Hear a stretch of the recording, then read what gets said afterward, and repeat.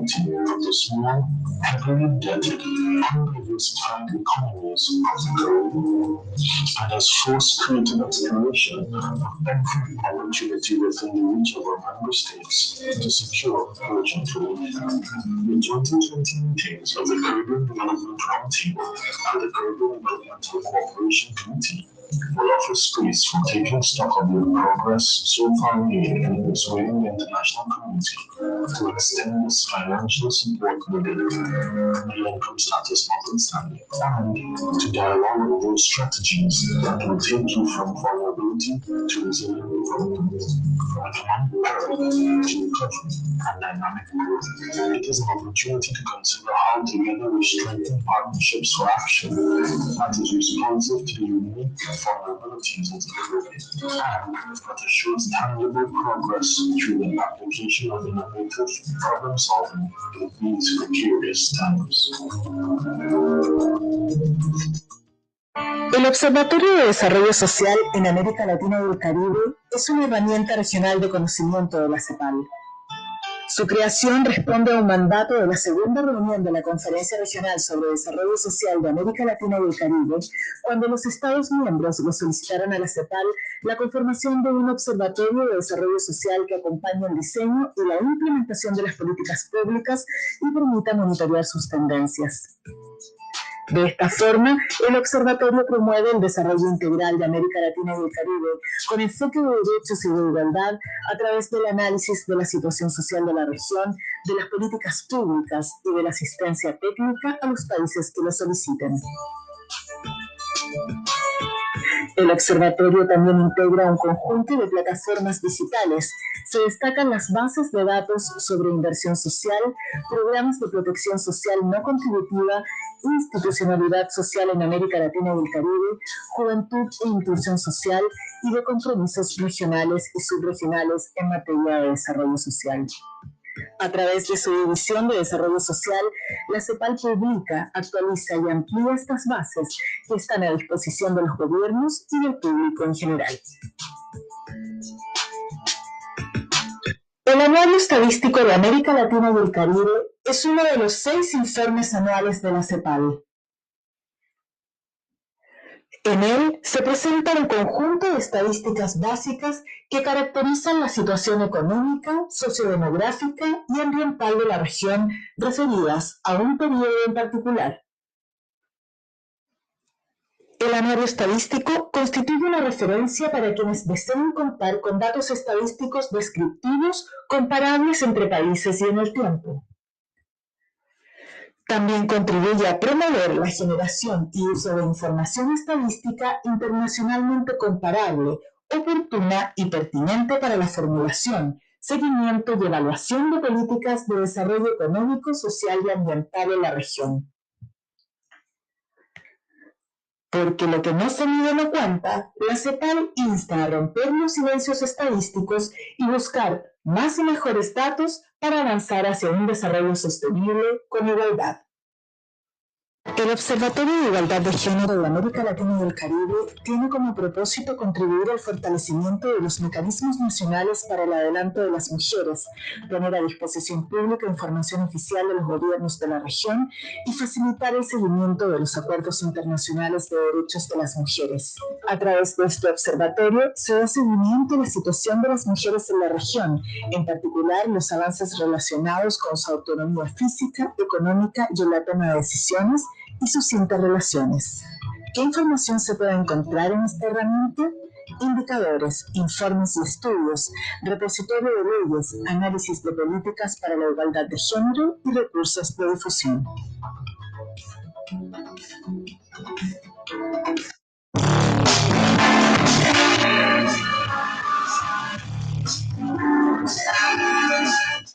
¿Sabías que, con información que entregan los países, la CEPAL creó un observatorio para conocer, analizar y difundir cómo planifican en la región de América Latina y el Caribe para lograr su desarrollo?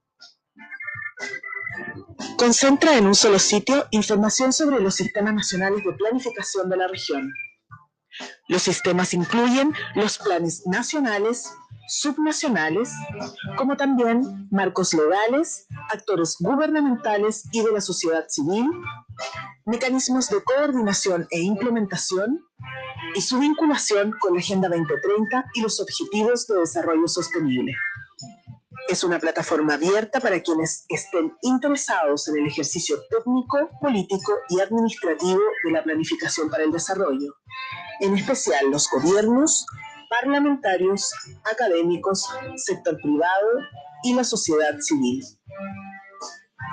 Observatorio Regional de Planificación para el Desarrollo, de la mirada al análisis y conocimiento sobre la planificación del desarrollo en América Latina y el Caribe. Te invitamos a explorar el observatorio, descubrir y ser parte de la generación de conocimiento para planificar el desarrollo en observatorioplanificación.cepal.org.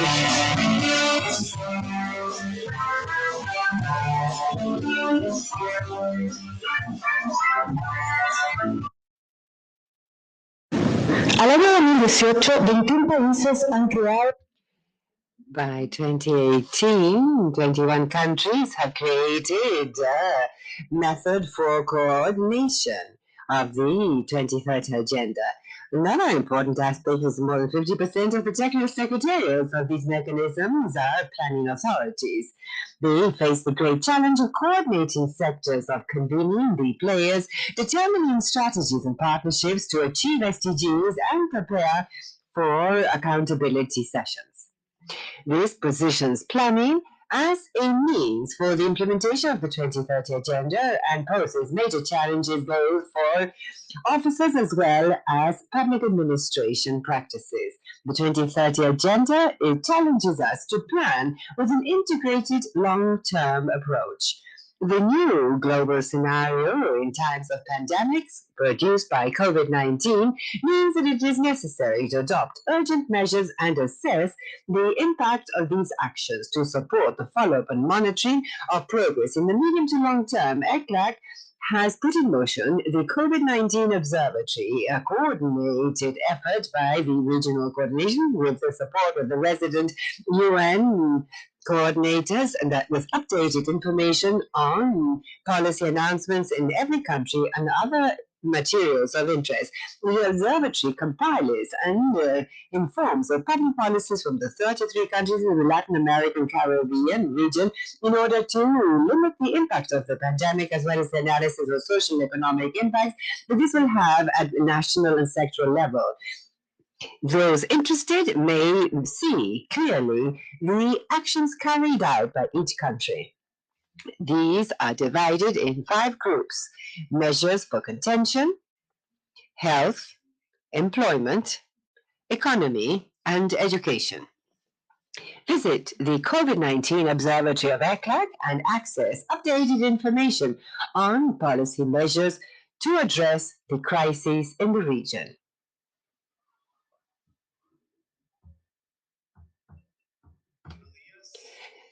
Good morning and welcome. We will now begin the opening ceremony of the 28th meeting of the presiding officers of the Regional Council for Planning of the Latin American Caribbean Institute for Economic and Social Planning, ILPES, of ECLAC. And first, we will be addressed by Raul Garcia Ruchaca, who is the Deputy Executive Secretary for Management and Program Analysis of the Economic Commission for Latin America and the Caribbean, ECLAC. Raul, the floor is yours. Well, good morning, everyone, and a special greetings for Isaac Alfi, the Director of the Office of Planning and the Budget of Uruguay, as Chairman of the Regional Council for Planning of ILPES, ministers, deputy ministers, and authorities of the planning offices in the countries of the region, my dear colleague Cielo Morales, Director of ILPES, ladies and gentlemen, friends. Above all, I would like to warmly welcome you to this 28th meeting of the presiding officers of the Regional Council for Planning of the Latin American Caribbean Institute for Economic and Social Planning, ILPES.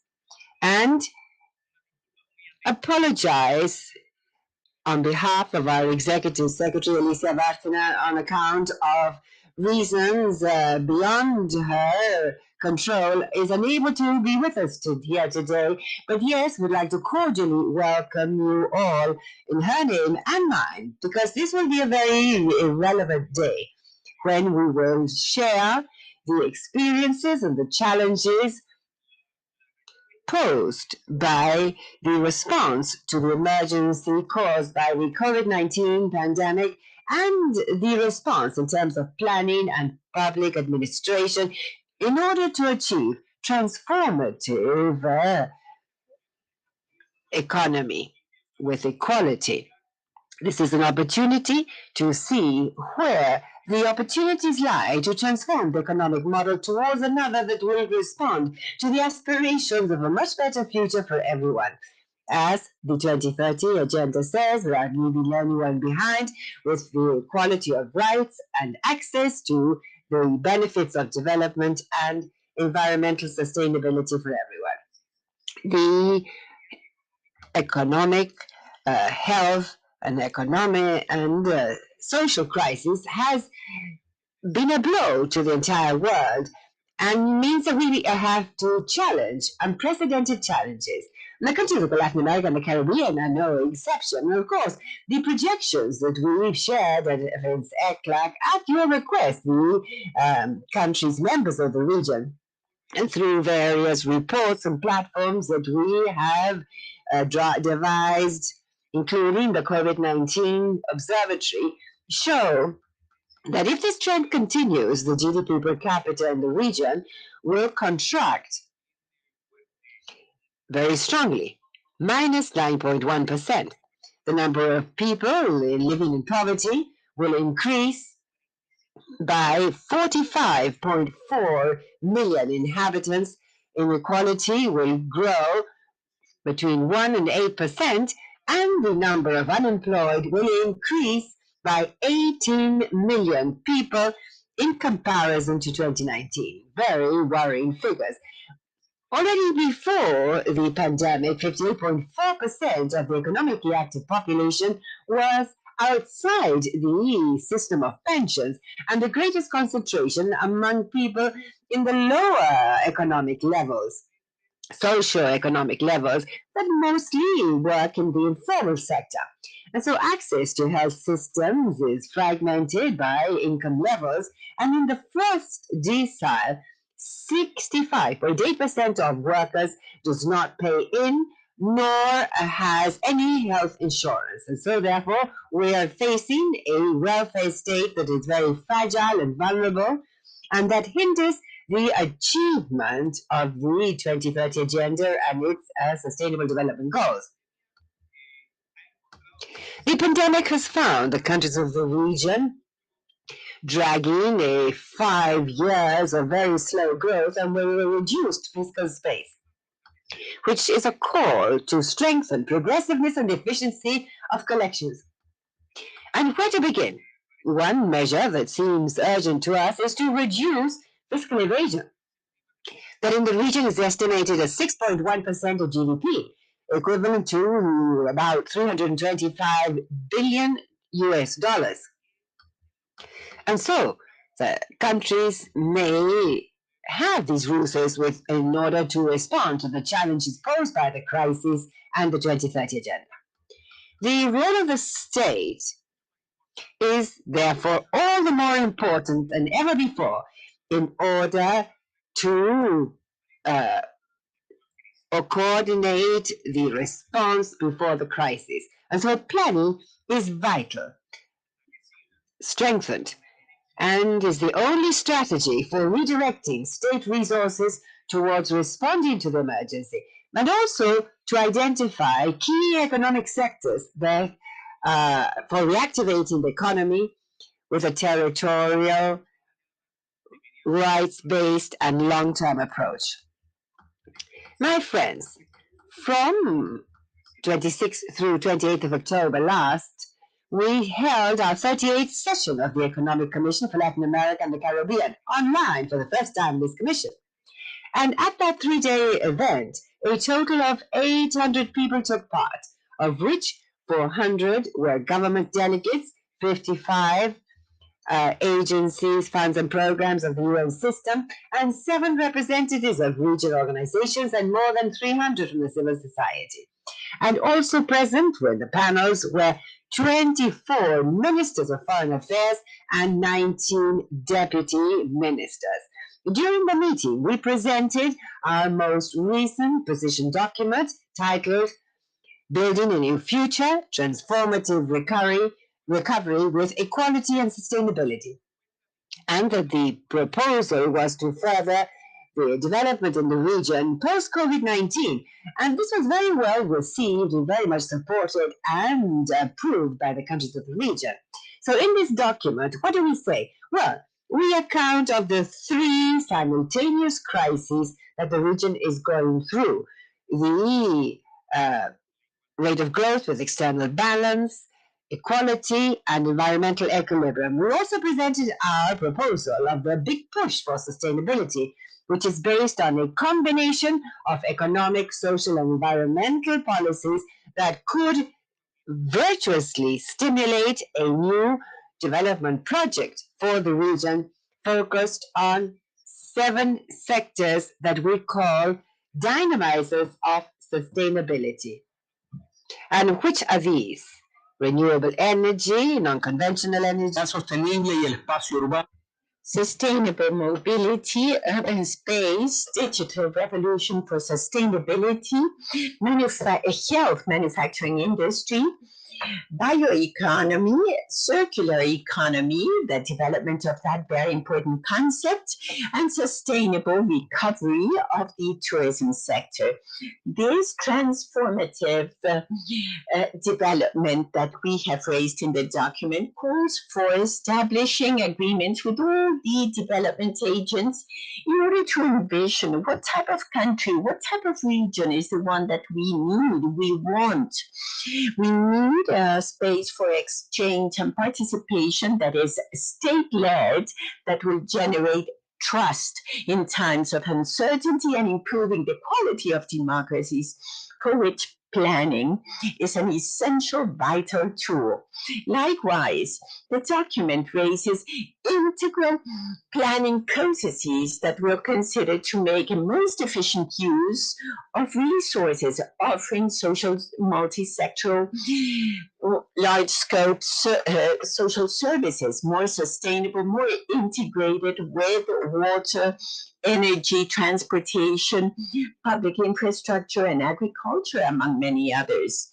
Now, this document also calls on strategic planning that will rethink, redesign policies, including aspects to promote sustainability, taking into account the new instruments and new players. It invites to urban planning, very important, to include coverage networks of residential household services and public transportation.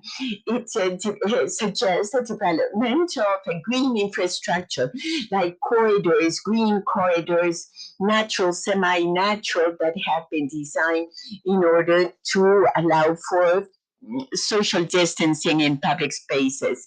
At the same time, post-pandemic recovery will call for more regional integration and more quality multilateralism, because the crisis does not know any borders.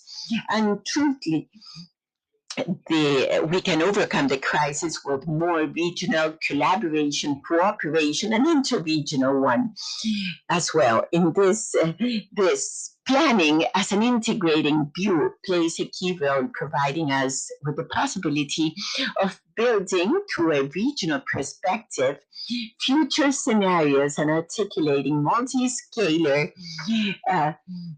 dimensions of the economic, social, and environmental areas to approach and address the challenges of climate change. This climate crisis that goes to a non-return, moves forward to a non-return path, and includes things like international migration, development of social infrastructure, global chains and trade development, and cross-border integration. All these are aspects of key relevance. The proposal of these 7 dynamic driving sectors includes more integration and nearshoring and reshoring and mobilizing territorial capabilities and intelligence to promote, or rather to limit, the dependence on products coming from Asia for essential products like health. To respond to these challenges in uncertain times, it is key to have comprehensive, flexible, and open integration, allowing us to foresee potential events with the citizen participation of public leaders, coordinate sectors and players, leverage territorial intelligence with the ability to learn and transform practices and methodology in order to formulate plans, policies, programs, and more robust projects responding to the needs, the existing needs, and those emerging from the population.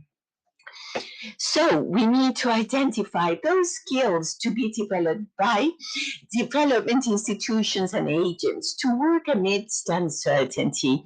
This is not going to be the last crisis to be faced by the region.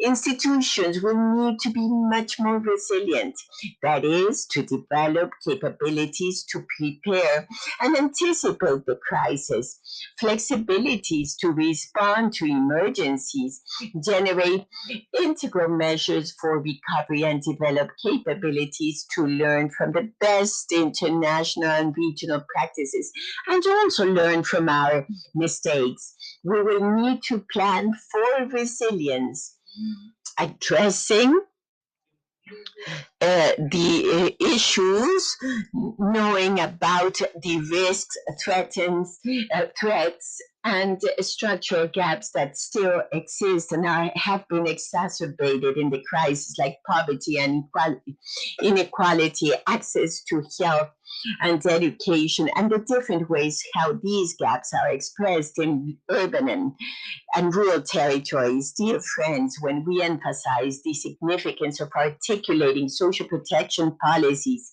and developing economic reactivation policies short-term vis-a-vis the pandemic, we are facing the multi-temporality of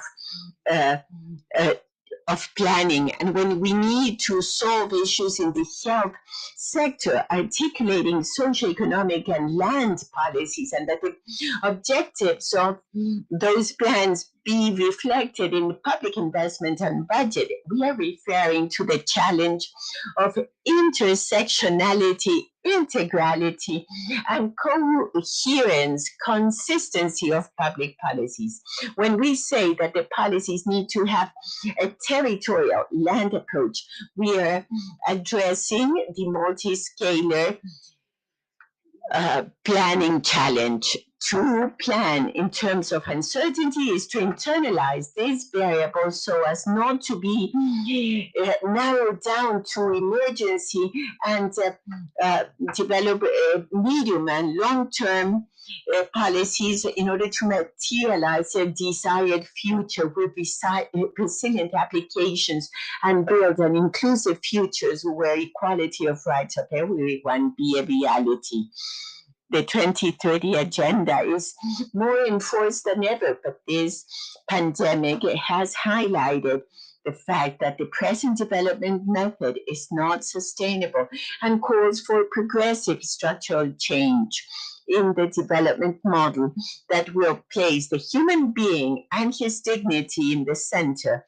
Carlos Matos, former Minister of Economy, and a colleague from ECLAC, from Chile, and One, Carlos Matos was answering the question, is it necessary to plan? He answered in the following way, and I quote him, it is important to plan because it's necessary to have a mediation between the future and the present, between the past and the future, because we need to foresee, although the forecast is impossible, because we need to have rapid action before emergencies, because we need mediation between knowledge and action, and because we require consistency of policies vis-a-vis partial policies. Now, it's not only formulating a plan and put it in a document. It involves a political and technical process in a collective and participatory manner for an all-inclusive future with equality at the center. You can count on ECLAC and DILPES in order to accompany you in this road of building a sustainable egalitarian future for our countries, our region. Thank you very much, and welcome all to this 28th meeting of the presiding officers of the Regional Council for Planning of the Latin American and Caribbean Institute for Economic and Social Planning. Now, we will give the floor to the Director of the Office of Planning and the Budget of Uruguay, Mr. Isaac Alfi. Thank you, Luis. Good morning, everyone. Thank you for taking time for this amidst this very unique situation. I welcome you to this meeting, this strange meeting. Yes, strange, but I'm convinced it will be useful, most useful. Our greetings to Executive Secretary of ECLAC, Alicia Barcena, to Director of INPE, Cielo Morales, and to all the colleagues that are here present. Special greetings to our colleagues from Panama, Guatemala, and Honduras that participate in spite of the emergency they are facing in their countries. We have three important panel meetings that bring together the different subjects like implementation of the 2030 agenda, the role of planning and the need of assessing, evaluating the programs and policies, so as to have long-term policies that will naturally, respecting nuances and emphasis of the different governments, will allow us to move forward to common objectives of every government. That's always to maximize the well-being of all inhabitants. Allow me to underscore this space for dialogue that is technical, political, and intergovernmental that we are having today. This forum is going to discuss the different challenges of planning and coordination and actions to be adopted in the post-COVID recovery. As we have learned, there's not going to be a day after. There's going to be an after. With what it's supposed to be called new normalcy. But for that, we need to leverage integration and consistency of public policies addressing economic growth that will reduce poverty gaps that have been installed for decades and will reduce them in a sustainable, permanent manner. These enormous inequality levels that we have in our region. With this, we need to have policies that are sustainable in time, sustainable from the financial standpoint, and sustainable from a social standpoint as well. Sustainability involves that we need to focus on the causes, origins of the problems, which basically are education and health, and not merely on symptoms that very often we can alleviate symptoms with mere cash transfers, but we need to have a long-term approach for development. Both things are key. Yes, it is key to have monetary relief, alleviation for vulnerable peoples, but it is key to consider that as a palliative measure and not a long-term solution. In this framework, the involvement of civil society in the scale that to the extent feasible needs to be stimulated. Planning is an opportunity for systematic interaction and collaborative work among different social agencies that will not only reflect common goals, interests, and commitments, but also that we learn from exchange, interchange, and we improve the final product, the final output. The strengthening and capacity of governments in all the areas of planning and public management to approach these challenges, which are basically structural gaps, is a priority task. I'm convinced that it's good to have an exchange of institutions today and capacity of response vis-a-vis the crisis. It needs to be a broad assessment without self-complacency that will surely improve the response of states before these situations and also before challenges that we've had for a long time. To know what has been done, what was right, what was wrong, what is the institutional groundwork to face the difficulties of this ongoing process. Because the challenge of 2030 continues to be there. It is a major one, and this really tested us all. It is necessary to say that recovery measures to be implemented through programs, plans, and policies be planned in a thorough manner to have to know that there will be limited fiscal capacity and other public indebtedness levels that will limit the ability to provide credits, at least in the amounts recommended by these circumstances. In view of this, we require instruments that will strategically approach public investments, generate mechanisms to promote private investments and to promote access to liquidity.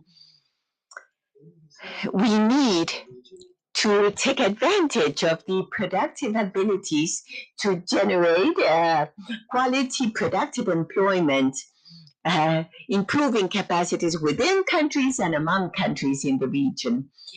The challenging times that we face call for our maximum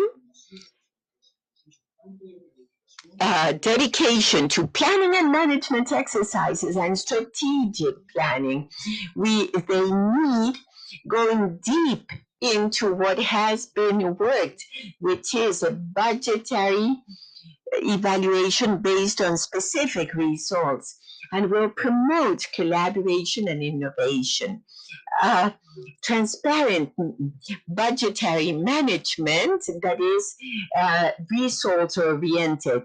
Of course, regularly it is indispensable to revisit them in order to improve them. To measure results and not to measure the expenditure is an ongoing task.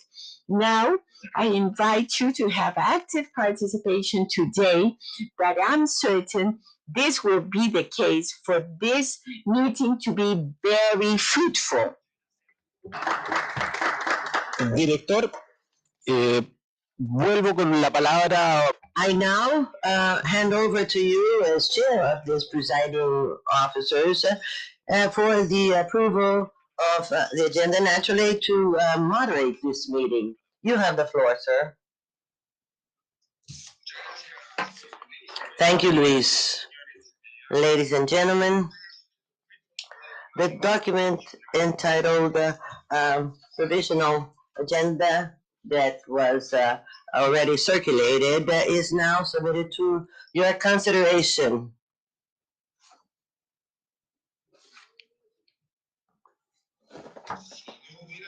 If there are no comments, it passes.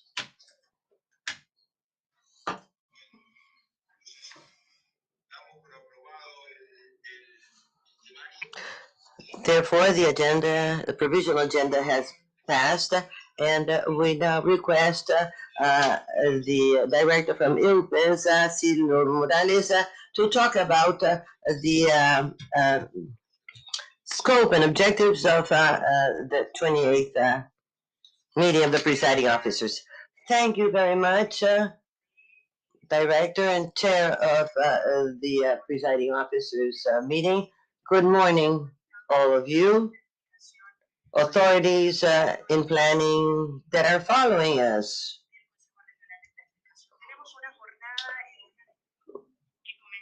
Today, we already started with the opening session, and this has been divided into three. First of all, we will hold a meeting from the Executive Secretary, Deputy Executive Secretary Mario Cimoli, who will be talking about the status of the region as it refers to COVID, its effects, as well as the proposals that the ECLEC has been bringing on as of March when we started with the lockdown. We will then hold a meeting to hold discussions on that presentation.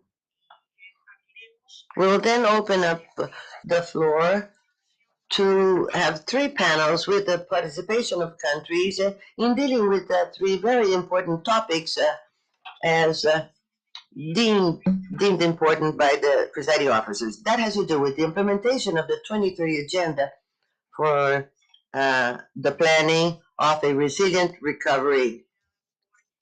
This is made up by participants and planning authorities from the Caribbean. We will then have a second panel. Each panel, by the way, will give the floor for the presentators for 10 minutes, and then we will open up for discussion for 30 minutes, and that is important in order to have a dynamic panel. We ask that you make short questions so as to give more opportunity for others to express themselves. After this panel, we will have a short break. We will then begin with panel number 2, entitled The Role of Planning and Its Territorialization in the Post-COVID-19 Recovery. This will be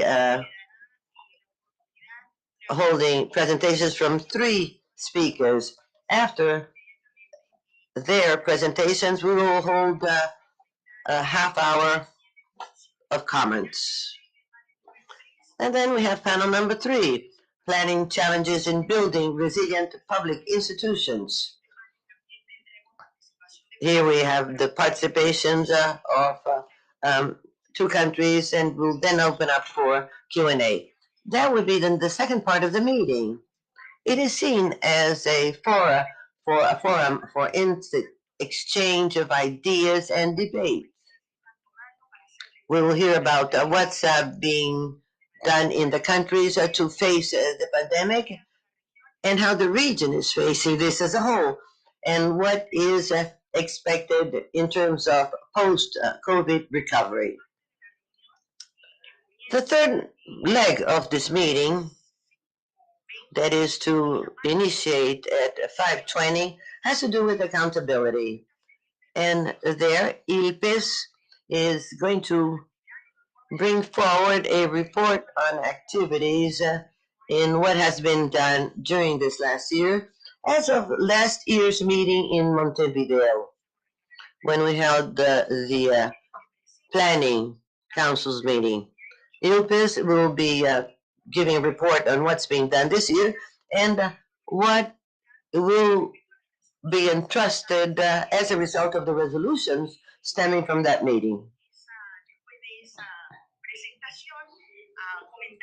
We'll hear the presentation, and then we'll hear comments by delegates, and afterwards we will put to the consideration and adoption of agreements.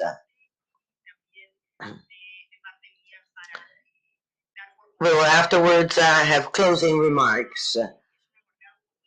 we have a long day ahead of us. I hope that you will enjoy it because this will help us to reflect, to exchange ideas in this excellent opportunity. Very well. I now hand over to you, Chairperson. Thank you, Cielo, for your presentation and for the summary of our day's work. I now call on Mario Cimoli from ECLAC, who will be making the presentation on the rural planning in the transformative post-COVID-19 recovery. Thank you very much. Indeed, it's a pleasure to be here. I wish to greet all of the authorities and colleagues here present. And I immediately will start out with this presentation. We have a lot of content to bring to you and to discuss. This is the moment for ECLAC and IRPES to bring in food for thought and for debate. This presentation was prepared by ILPES as entrusted by our executive secretary. The presentation has three parts. The first one has to do with the current situation, the crisis, its context. The second one has to do with how ECLAC and ILPES intend to build a process for the transformation of the economy, a recovery, and what will be the policies involved. And lastly, something that is very important for us.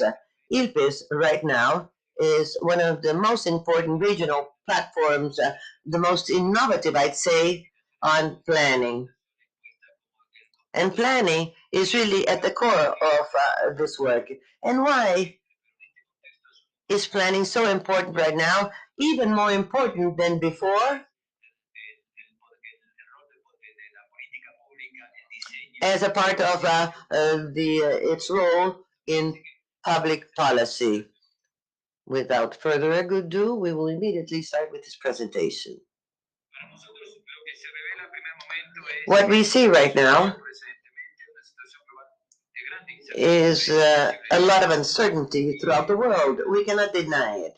With uncertainty, often it's important to step back to see what's happening, what are the criteria, what are the sources of uncertainty, and what are the changes that are completely changing this era. As Sapao well says, it's a very important change of era.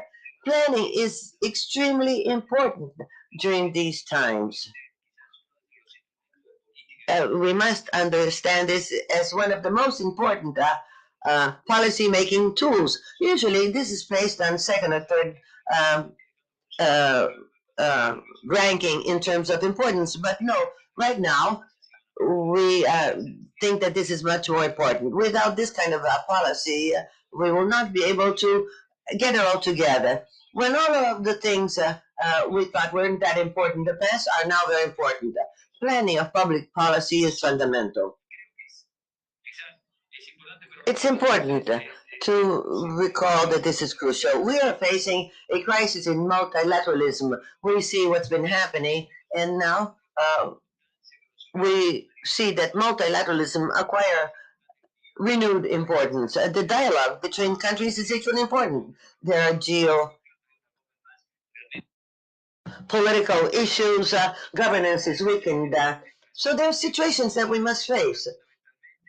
One of them is climate change, loss of diversity, migration, and many others. And all of the countries globally have to face social discontent. And this all requires an innovative policy where planning will be at the core. And what's happening in Latin America here, as you well know, we are facing special moments because our growth rate before COVID was not good at all. We were just navigating it, but with COVID, we've been hit so hard. Our growth rate has gone down, more poverty, inequality, and it hits many other variables that we thought could be consolidated, but with our structural situation, we're stepping back. And more than ever before, we realize that the development agenda is fundamental. It's a platform that we must face with seriously, but we must reposition this because of the pandemic. With this kind of a scenario, we must question ourselves, can we do all of this without planning? Can we do this without getting the ministers to talk to each other? Can we do this with just a finance ministry without the territoriality that we're thinking about? This territoriality didn't seem to be that important in the past, but right now it has acquired new importance. ILPES proposes, and we hope that now we all realize that the planning is really important, and we hope that it will require more priority. And why is all of this so important? Whatever scenario we think of, in trying to recover we've lost, it's going to be difficult. If we look at the growth rate in the past, and if we had better growth rate, or if the rate we had recently, either one of these will lead us to slow growth in the future.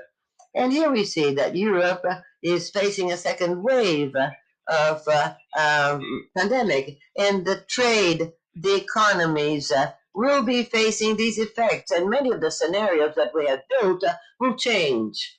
So how will we recover the growth rates? What we must find out is that whatever happens will not be enough. We don't just have to grow, we have to grow much, much more with planning, with public policies, with coordination. So we must have a model whereby this kind of situation requires thinking not just of one of the elements. This here is very important. We want to be clear here. We may go back to what we had in 2010 as GDP per capita. But if we lose this, it will affect the wealth of the population. It will affect poverty, inequality. And somehow the structural conditions in the region will be put to a test. Informality, for example, one of the specific issues in Latin America in facing COVID has to do with the dimension of that informality that used to be a mattress and now is being hit by the pandemic because everybody is being hit. Many people are outside of the labor markets. It's hitting more vulnerable sectors and the whole area of the economy that we expected to be free of these effects. Things are very, very complicated, and the variables are interesting. GDP goes down, poverty goes up, informality goes up. Now, can we think of a Latin America without informal sector, without the integration of the different ministries to see how to solve the issue of informality? This has to do with public policy, with finance, and with many others. Whatever variable we think of in red requires planning and multi-sectoriality. Only one of them will not be able to handle this. And here there are other topics that we have to think of. And we have thought that they couldn't be made better with structural change. But poverty will get to be 37.3%, and extreme poverty will come to 15.5%. And I repeat once more and again, this requires a coordination of a public policy. We cannot do this separately. This is really going back. In these topics, it becomes clear that there are sectors that continue losing. And this is very serious, not just because of an ethical or moral issue, but also because of our economy. Women, youngsters will face a strong exclusion, as you can see here. You can see the figures. They continue to be affected because of less access to labor markets because of their incomes, because of the informality. Many depend on digital platforms, and women, because this kind of situation, they are hit even stronger because of the background history of the bias against women. They're only devoted to the care system because they don't belong to the labor markets that men do. And this drama involving the poverty sectors is something that requires public policy with a lot of coordination. Internet. We all thought that internet was a way out. It is so, but we realize in the region there's much to be done. How will we manage the web or access to new technology when realize today that many of the measures that we have adopted before the pandemic have to do with technology and technological platforms? And it's important, yes, for health. It's important for the productive sector, for subsidies. Yes, indeed, it's important for all that. But the question is, can we do this without economic planning? No way. What we need to see is that internet that is a figure whereby 60% of the population uses internet, but not with optimum quality, leads us to believe. Why are we worried this? It's not that countries did not adopt these measures, but that they didn't have the necessary planning in the past. And I repeat once more, it's not a one spot, one single ministry policy. No. This becomes clear that we need all players involved. Teleworking, home office. Can we plan? We must plan. But how can we do this if the companies, the PPP, the public and private sectors are not involved? All of the ministries, almost 21% of the population is into this. But there are other big sectors in informal jobs that have no access to home office. And these are many variables that lead to even further inequality. And here, the youngsters become even more important. We realize that more than 33 million youngsters cannot do home schooling. Ilkes is quite sure about this. We know open data in order to do this. We realize that the youngsters and the more vulnerable sectors are completely outside of it all. Because when they did have internet, it was of poor quality, or perhaps with a cell phone. And the problem is that when they go into their school, things are completely different. In the high level schools, they have access to schools in their own territories. But how can we handle this? Once more, through planning and territory. When we look at one of these variables, we realize that what we're facing is one of the most important crucial issues, and that this must be figured out. We quite clearly see that there are tremendous fiscal efforts that the more developed countries are adopting. But this has caught us unawares without being prepared. It's something that was completely unexpected. And in this kind of issue, the governments have made many attempts. But if this intervention had been deeper with greater impact, we would have had a more fluid dialogue between the private sectors, the ministries, public sector, and the territories. Whichever policy we think about would have been much more effective if the territorial planning would have been at the core of it. But the countries have indeed intervened with fiscal efforts, tremendous fiscal efforts.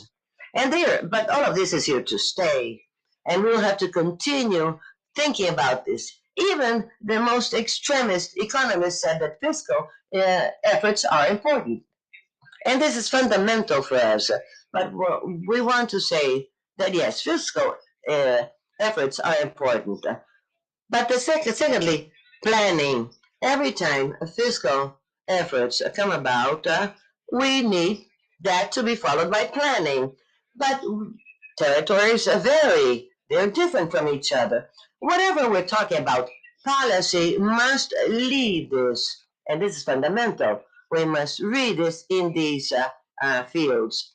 ECLEC has a series of proposals where many talked about policies that are so important, and each of these have been developed. Others have different criteria, but we wish to keep it all because it's important that we look at what's happening in Europe and elsewhere, and then we realize that these proposals, even if at short term, will have to stay here for longer, and we have to think more. And these proposals must be motivating for planning. We intend to have a longer basic revenue to help the poor people.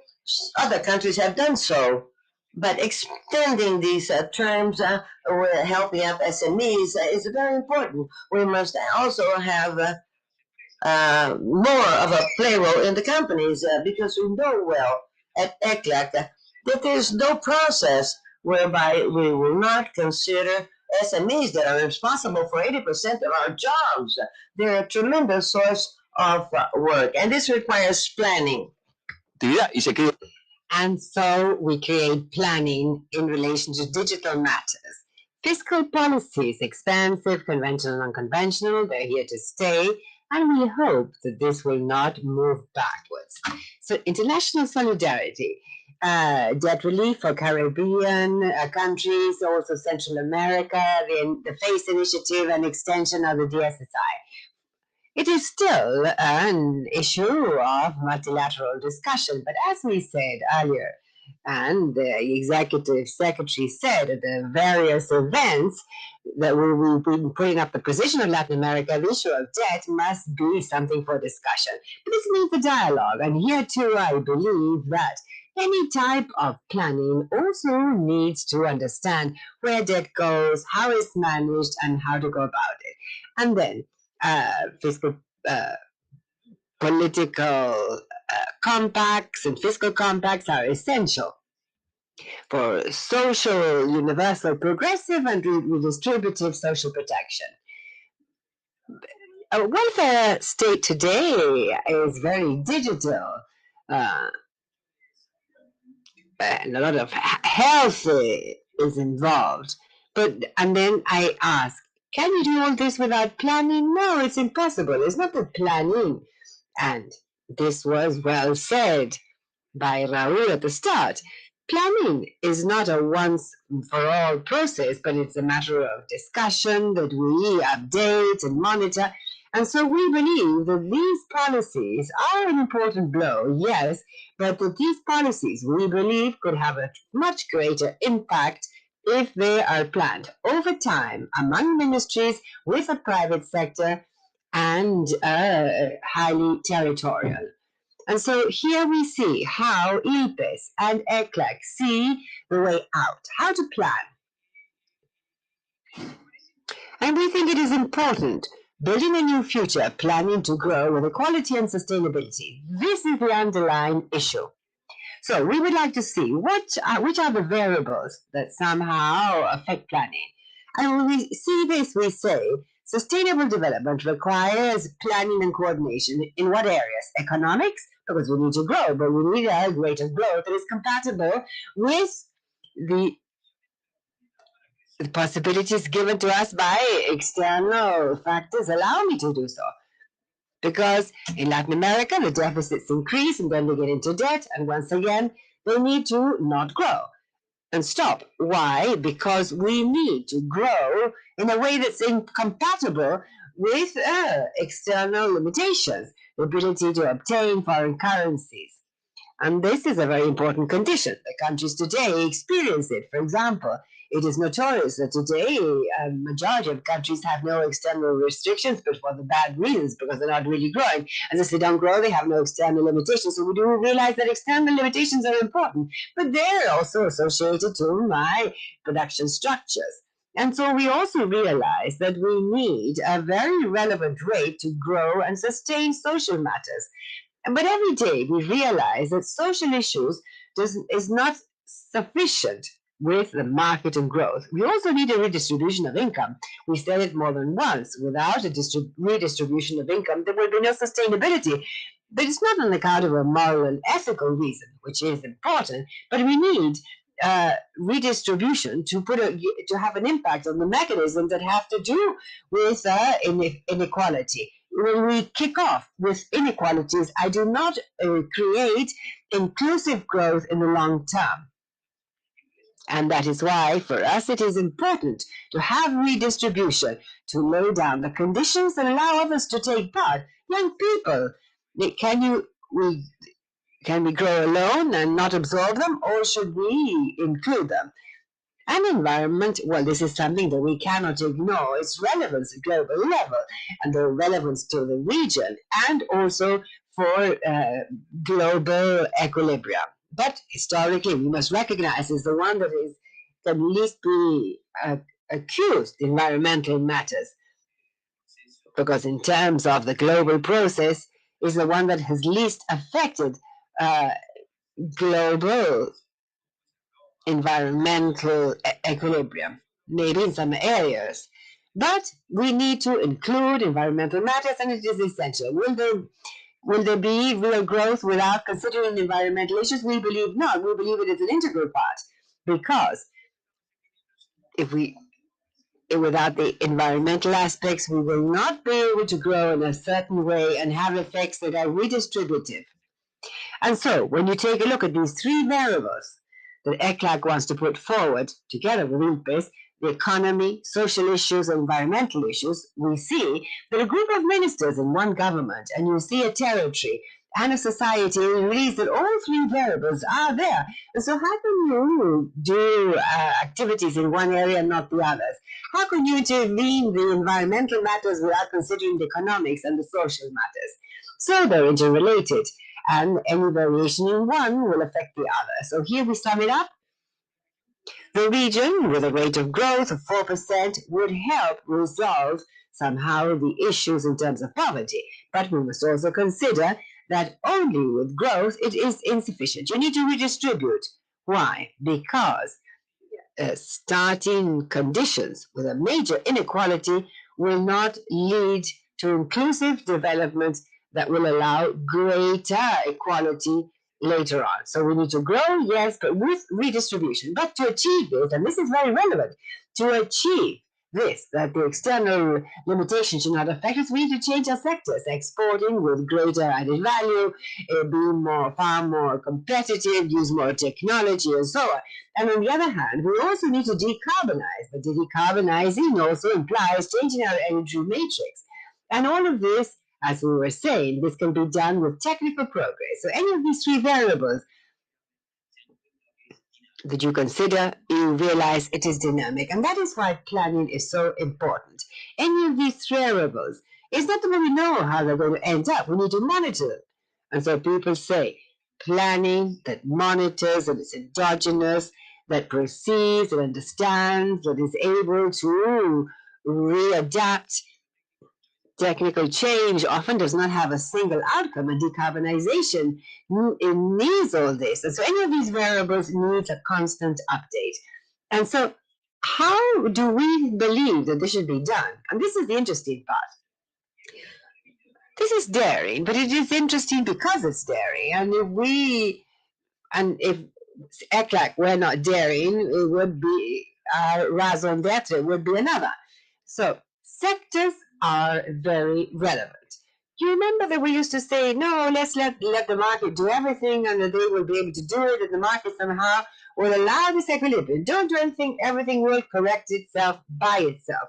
But now we realize, now that health is important, that we need to have means, we need to have some sort of molecule, we need some sort of process, medication. You remember the debate about the ventilators. So any model in real time. So we realized that territory was important, that sectors were important, and that we need to intervene these sectors. For ECLAC, the sectors are important. We always knew this. But they've not loved us because of this? Well, never mind. But Now that it's a virus that has made us realize this, well, it makes us sad, but it does reaffirm our position. And some sectors that are important.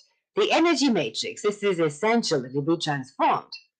Renewable energies, sustainable mobility, urban spaces, also important. Digital revolution, how is this going to be integrated? This is relevant. The health manufacturing industry, we've written this many times. This is important. Bioeconomy, which are our strategic resources. Circular economy and sustainable tourism. Read all this. You look at all this and you see here there are two essential things. This cannot be organized in the air. No, you organize this on the ground, in a country, in a process, capability.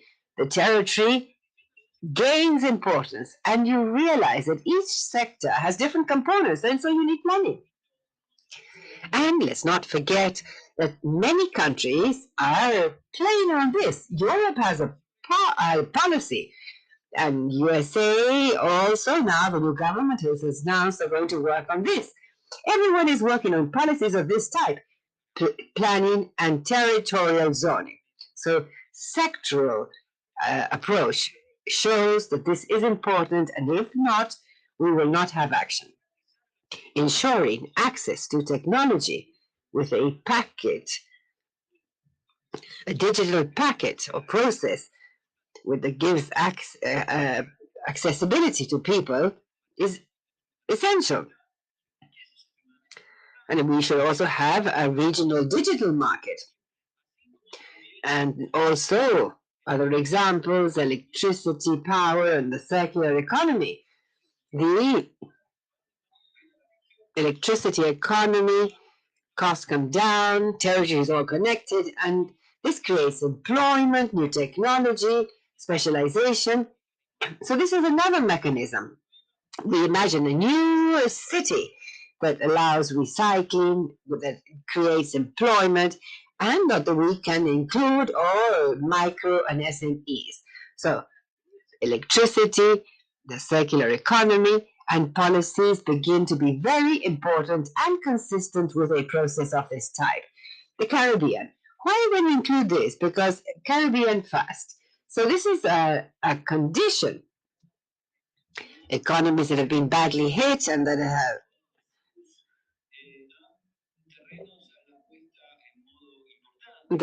very important. And we require here powerful planning. We know that the Caribbean economies are into this, and so we need to assess the risks, adaptation to climate change, economic diversification beyond tourism is essential to extend access to broadband and economic resilience, concessional funds, and relief funds. So in these sectors that we saw earlier, and also managing access to conditional funds and the debt and debt sustainability for the economies is something that we put up as of top importance. But multilateral action and the territorial, regional, specific action, all of this it means that planning is essential. And cities here play a very important role. And we know what's happening. So not planning right now, although countries are making a tremendous effort in terms of coordination, what we need here is being multilateral. And we need to combine this. And in fact, the digital matter here, in terms of being able to prepare and certain sectors, such as the energy sector, is important. So planning, and in a very important condition, is crucial. And so once again, territorial matters. We cannot do everything in the same way. This is a territory where a large share of the population lives under a continuous threat of natural disasters. The foreign debt, vulnerability.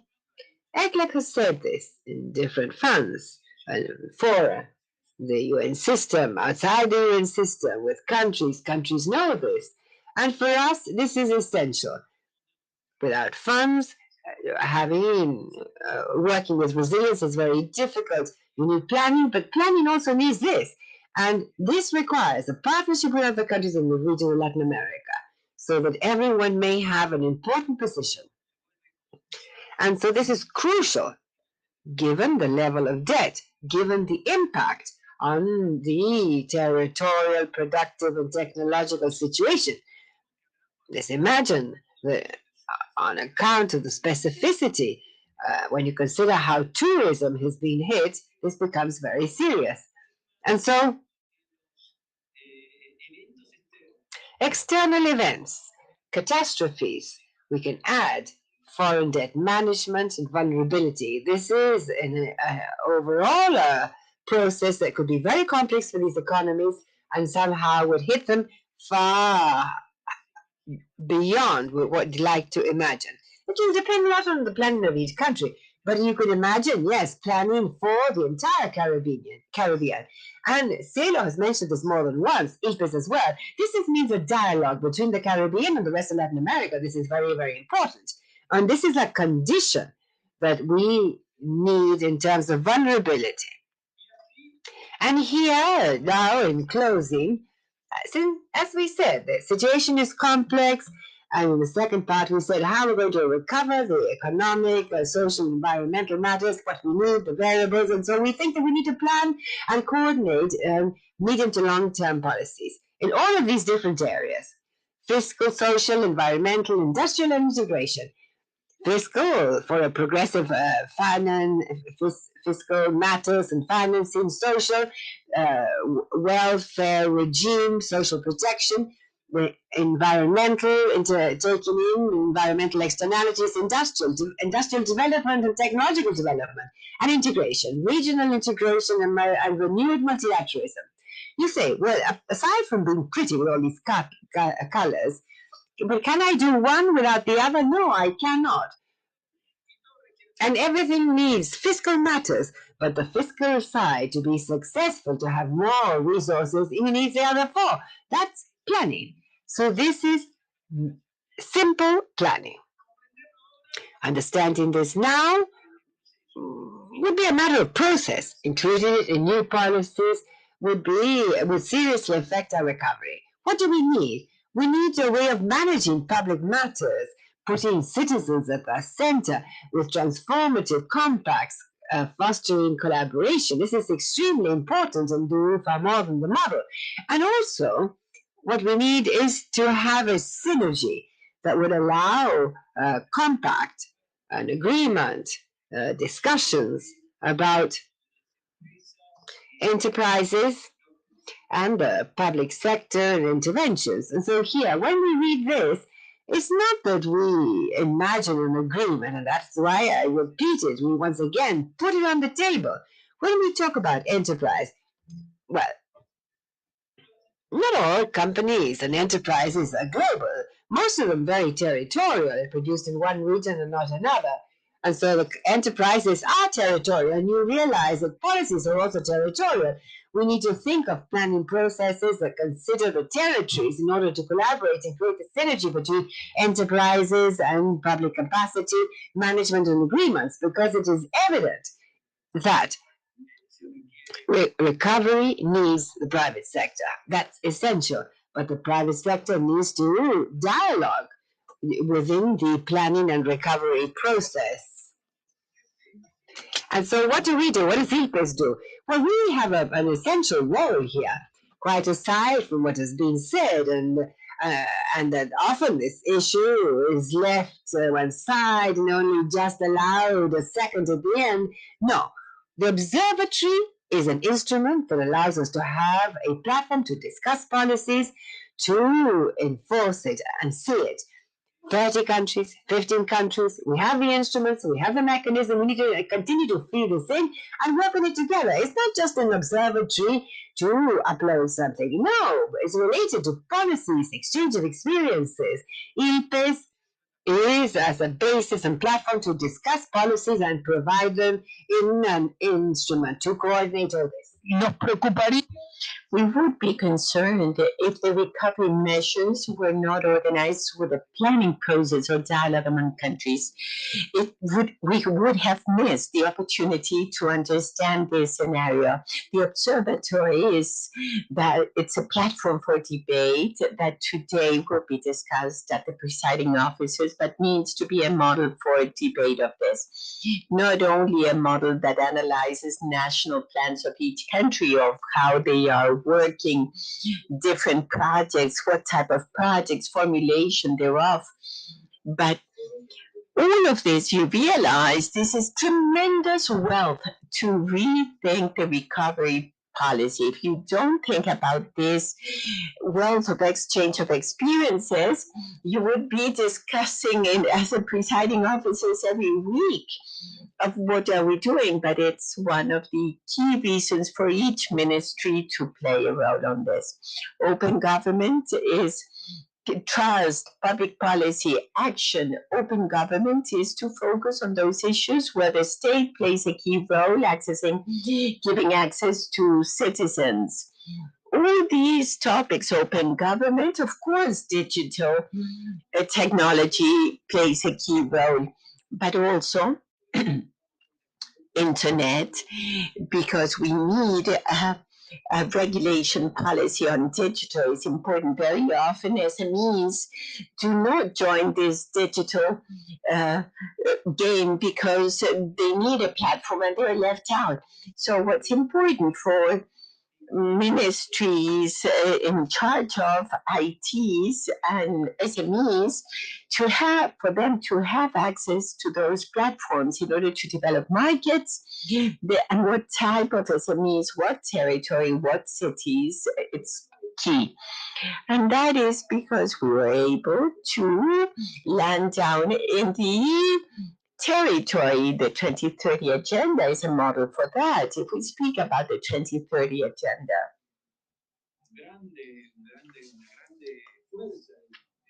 and in this I mean ILPES has tremendous strength there in the but if I don't go to the territory, I don't meet the city, the citizens, the enterprise, how they are in the territory, probably 2030 agenda has no purpose. Always territorial planning is more important than ever. We couldn't do it without it, and the observatory provides a tremendous opportunity to work on that. The observatory changes or assumes a relevance, but we think it should be greater. Why? And this is the reason for this meeting, because hopefully we get all the input from you, but without that debate of policy integration, of what countries are doing, of seeing planning in each one, how the recovery exercise is being planned, it would be something, that it's not a matter of having absolutely everything organized, but if there is not a coordinating process, coordinating the impacts of and the actions, the impact not only will be less, but it will be negative. We need required collaboration as we have few resources. We need planning of that type. ILPES. 58 years contributing to the strengthening of the region. No question about it. There's no place where I've gone to see to give a presentation and not find a student of ILPES, even in China. So that is an acknowledgement of the great significance. But we are interested in reinforcing those capabilities and get from you proposals along these lines. We believe that we are at a moment that what is done in ILPES is extremely important to have a recovery that will allow us to develop economy and really come out of the crisis, not only with an ideology component, but giving room to the private and market. But if we want to use each resource, each process today more than ever, that capability of ILPES is available to citizens. And your input at the same time, your proposals, mechanisms are equally important. Coordination calls for a fundamental aspect to modify our infrastructure. Without further ado, I think this is the subject. I repeated when I was thinking about this presentation. If this pandemic got to us to tell us that the planning was wrong, no.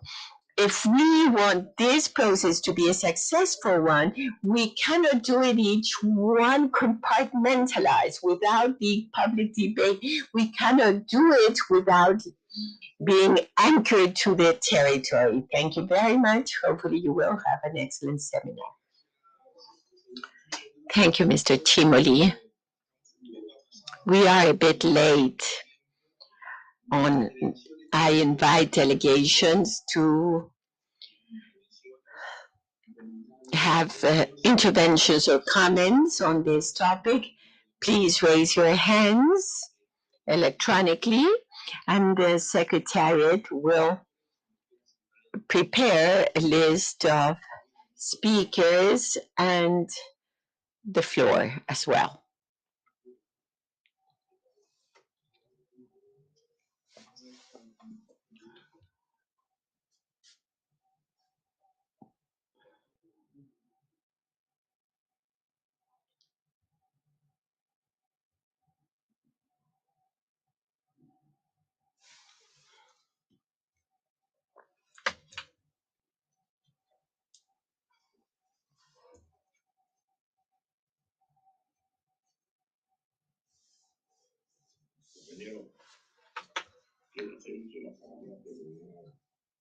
I would like to take the floor, and apparently I'm not seen. I pressed here. Sorry. Where?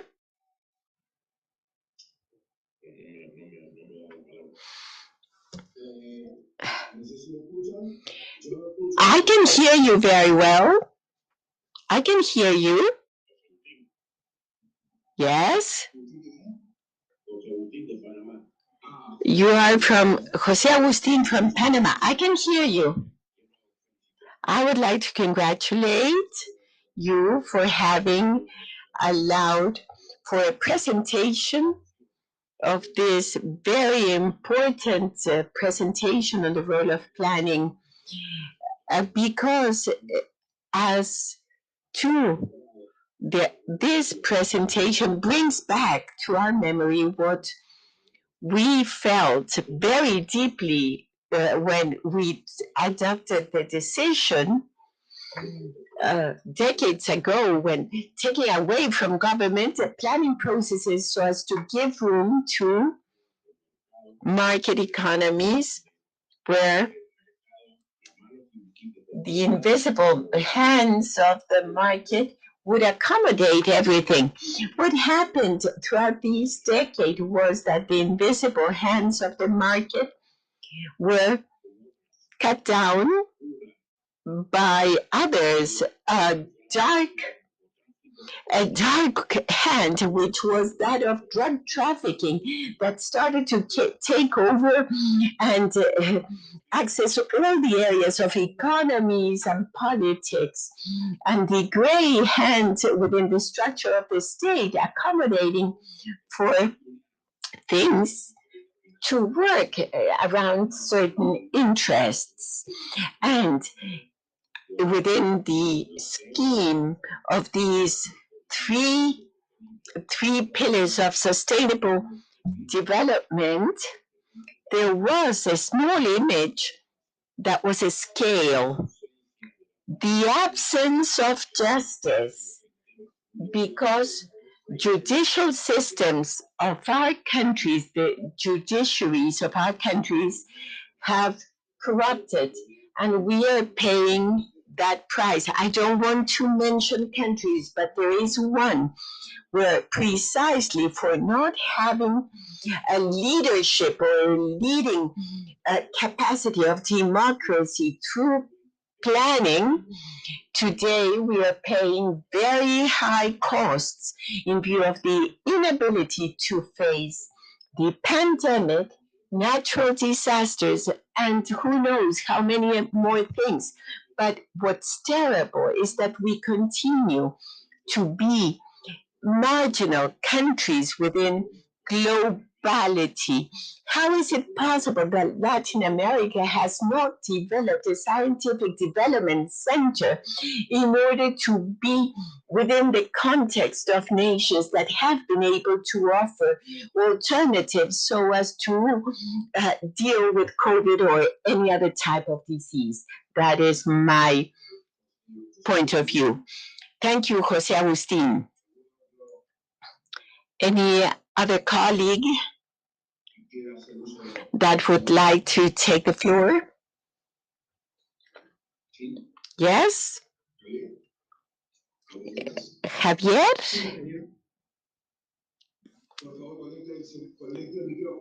Please turn on your microphone.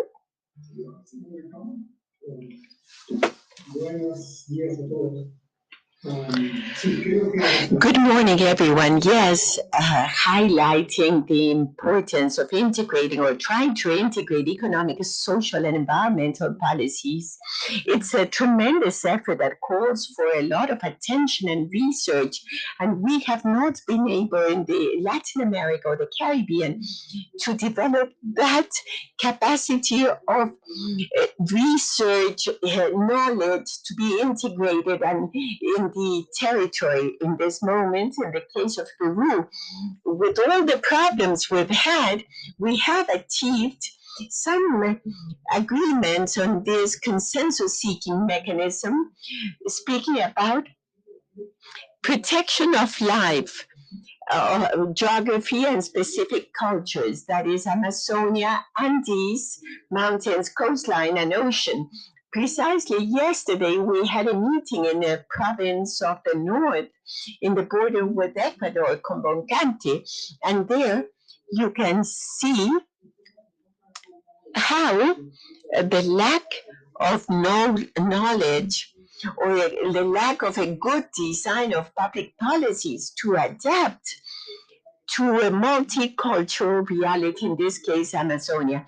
And it is there where you need to have the objectives, taking advantage of livelihoods and knowledge of local realities. I think the observatory could be a way of keeping us all in communication. All these territorial aspects also are key in order to implement policies in geographic areas still not well determined, because in the end you end in focusing in 26 geographic areas of one single province. So it's 26 different geographic communities, and we will try to do all that in 3 or 4 in order to approach health, primary health, timely primary health. And we are unable to go there because there are cliffs and areas that are disaggregated because there is lack of infrastructure. And so it involves several lines of action. I think to compare, I am referring to our national report that we presented to the forum in July. We reported what is happening in this regional report. We need to reprioritize and trying to understand different cultures and geographies. That is one point for contributing to the debate.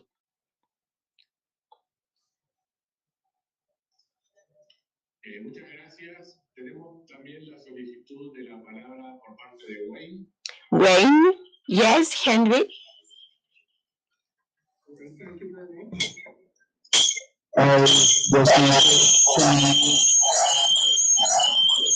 My apologies. Thank you very much, Mr. Chair. And I want to thank ECLAC and ILPES for a very comprehensive presentation. So I agree, just to give some reactions, I agree on the importance and even more so now, the importance of planning because of the high degree of uncertainty. Because of the pandemic, largely COVID-19, it's a very uncertain future we're looking at. And what planning does, it allows us to contemplate various outcomes, various scenarios against the backdrop of a multiplicity of inputs.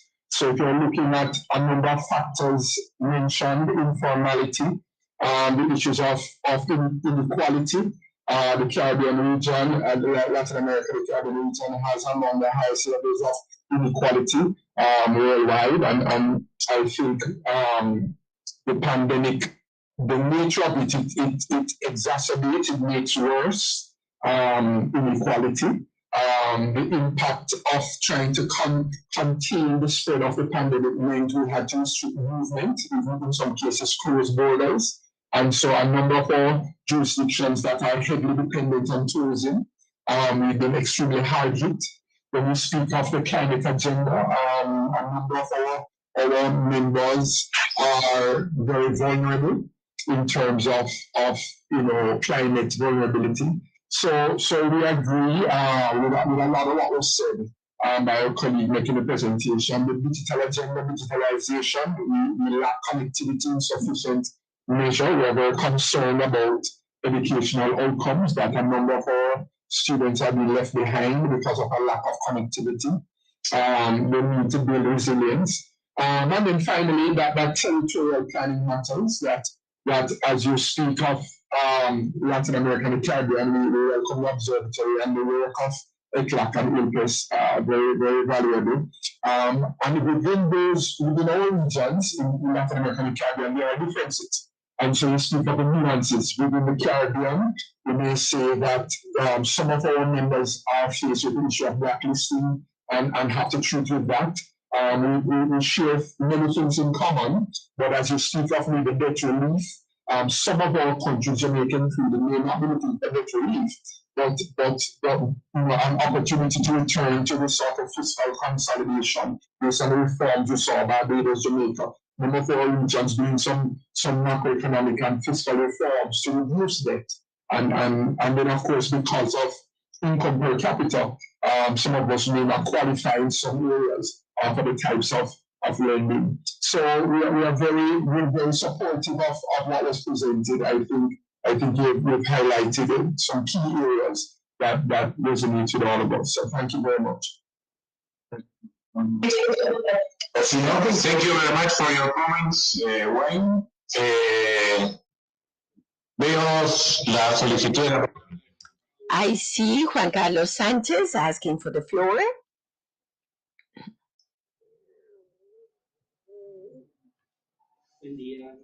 Good morning. Good morning, everyone. From Nicaragua, a fraternal greeting to all participants of this event. An applause to ILPES and ECLAC for this. As I heard the last intervention, planning needs to be linked to economic, social, cultural, environmental, and political rights, which at the end of the day needs to meet the human fundamental needs of citizens. We all agree, however, that it's necessary, it's indispensable to have planning. But studying the different countries, how different countries work, different ministries, and in an isolated manner, they are planning. Ministries of finance are planning the economic part. Social ministries are planning social planning. Ministries of the environment, of natural resources are on their own planning the environmental part.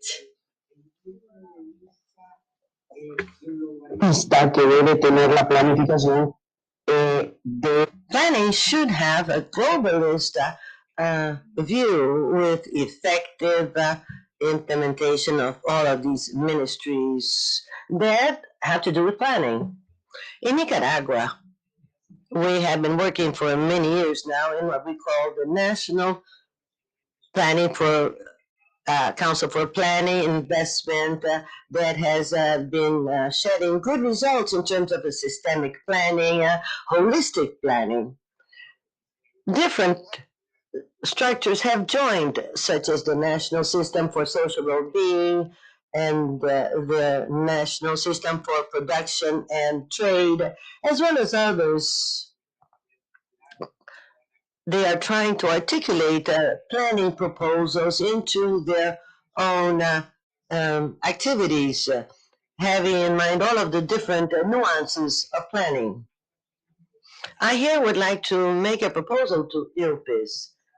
That is, that we could conduct a research together with our countries on the best schemes of coordination that may help us to achieve systemic, holistic planning that would include all topics: economic, social, environmental, cultural issues as well. Because after all, the initiatives in planning that will end up in projects, planning, and strategies will fall into a certain territory that has a certain culture. If we do not consider that culture in planning, in the end, it will just remain as pure paper. I do agree that strong leadership is needed, as we have in Nicaragua, that has been helping to articulate all these efforts. But I will recall the famous phrase that a weak leadership may ruin a solid strategy, but good leadership can indeed lead to victory. Thank you for allowing me to express my feelings. Thank you, Juan Carlos. I do not see any more requests for the floor. In that case, Paraguay apparently has requested the floor. Indeed. Mariana Cosoy, you have the floor. Well, Paraguay and then Argentina, I think. Paraguay, you have the floor. Yes, I sent a message through the chat. Can you hear me? Indeed. Go ahead.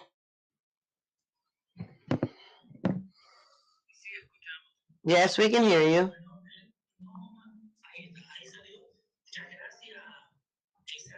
Thank you, Isaac, for allowing us to communicate through this forum, to communicate with our colleagues.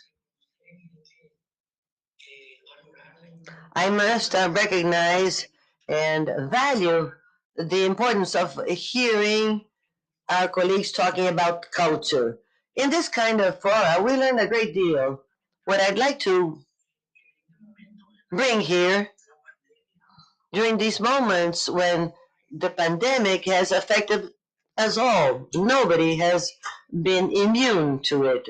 As country in Paraguay, we are also facing these issues, and it's difficult to believe that the resources will be enough for all. That means that we're very vulnerable. And as elsewhere, we cannot make mistakes when there are big needs but not enough resources. There's no limit to up to what extent we make mistakes. This kind of forum, such as ILPA, is very useful. We can take advantage of experiences from other countries and perhaps learn from what has already been done in other countries that have already been into it for longer. And I must recognize that Paraguay's technical secretariat has been working strongly with experts from ILPES to develop our own national development plan. But then we were hit by the pandemic. And during moments when we were asking for technical support, and we must thank as our country for ILPE's strong follow-up and assistance.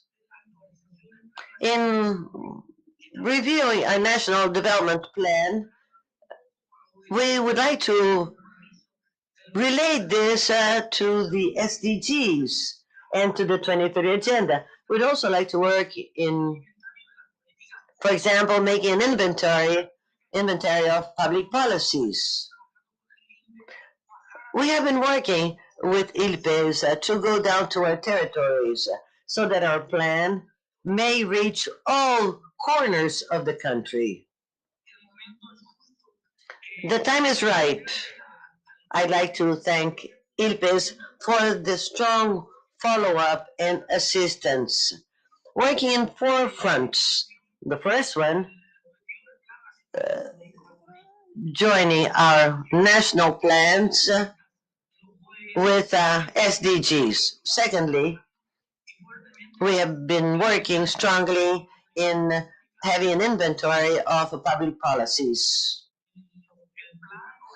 Often, the public policy inventory is not well known. We've also asked ILPES to help us in submitting this information in a didactic fashion so that other agencies may know what we're doing and participate in this endeavor. And then territorialization of the development plan. So I'd like to take advantage of this space, this forum, to express my gratitude to ILPES because we've been working on different fronts. Right now, we really need to get a hold of our policies and have them articulated with all other experts and systems.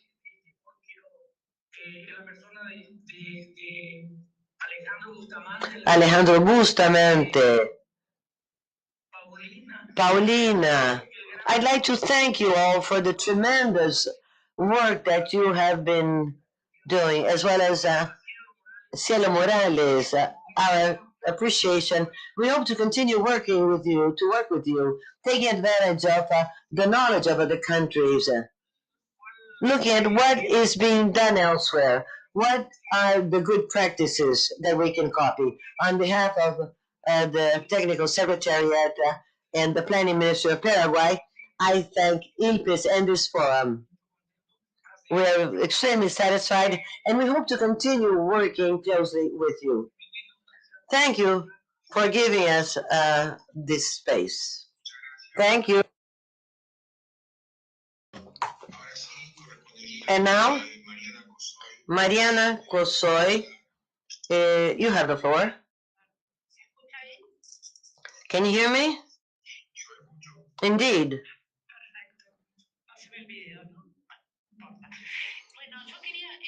I would like to speak on behalf of Argentina to bring greetings to the Executive Secretary, to the Deputy Secretary, to ILPES Director Cielo, to the Chair of the Presiding Officers, and all colleagues and authorities present in this forum. In the presentation, I'd like to talk about territorialization. Here, President Alberto Fernandez, for the first time in Argentina, created a ministry on territorialization. That under the belief that we cannot have single policies for all territories because there are regions that have their own peculiarities and diversity. Therefore, the creation of this ministry is indeed following the ideas that we just heard about. And not just this ministry, we're also talking about the creation of alternative capital. I'm not saying that Buenos Aires will no longer be capital, but we're talking about other alternative capitals so that the national cabinet may travel to different territories so as to be able to balance out our urban systems.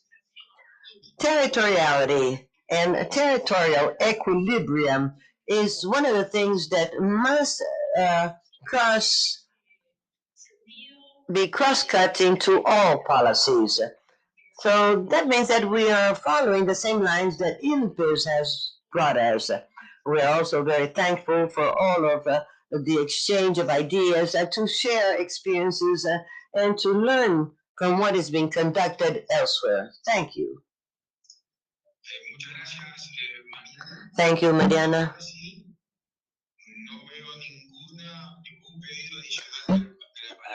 No one has requested the floor.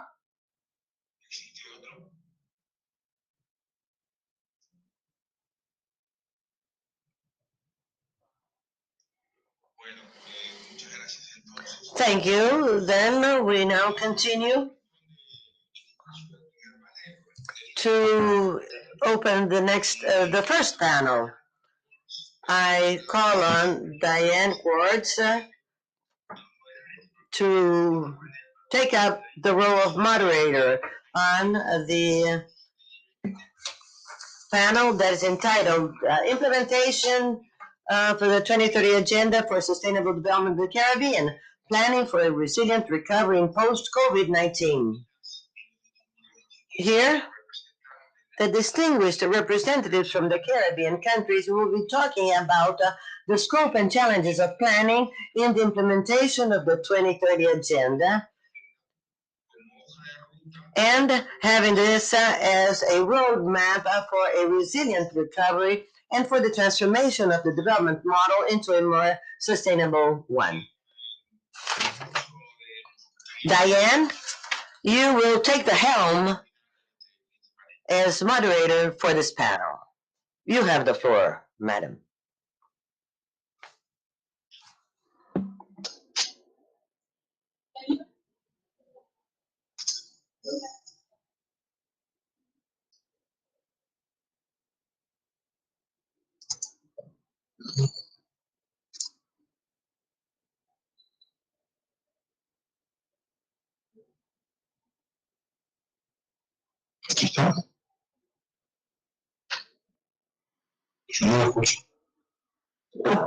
I was having difficulty meeting. Thank you very much, Mr. Chair.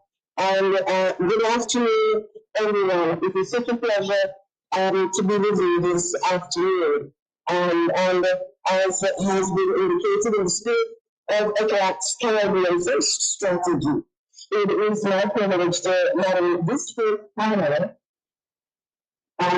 which will address implementing the 2030 Agenda for Sustainable Development in Equilibrium, planning for resilient recovery in a post-COVID-19 context. As with the rest of the world, COVID-19 has brought unprecedented challenges to the Caribbean sub-region, exacerbating existing inequalities, as has been mentioned by Dr. Remy, from access to education services, food insecurity, vulnerability of women and girls, it increases in gender-based violence, rising poverty, it increasing unemployment among those working in the informal sector in particular, and the tremendous challenge posed to our governments already burdened by high levels of public debt and debt servicing. As planners, it is essential that to begin to explore first how we survive the crisis, and then how we plan to overcome the tremendous challenge to development that this pandemic has caused.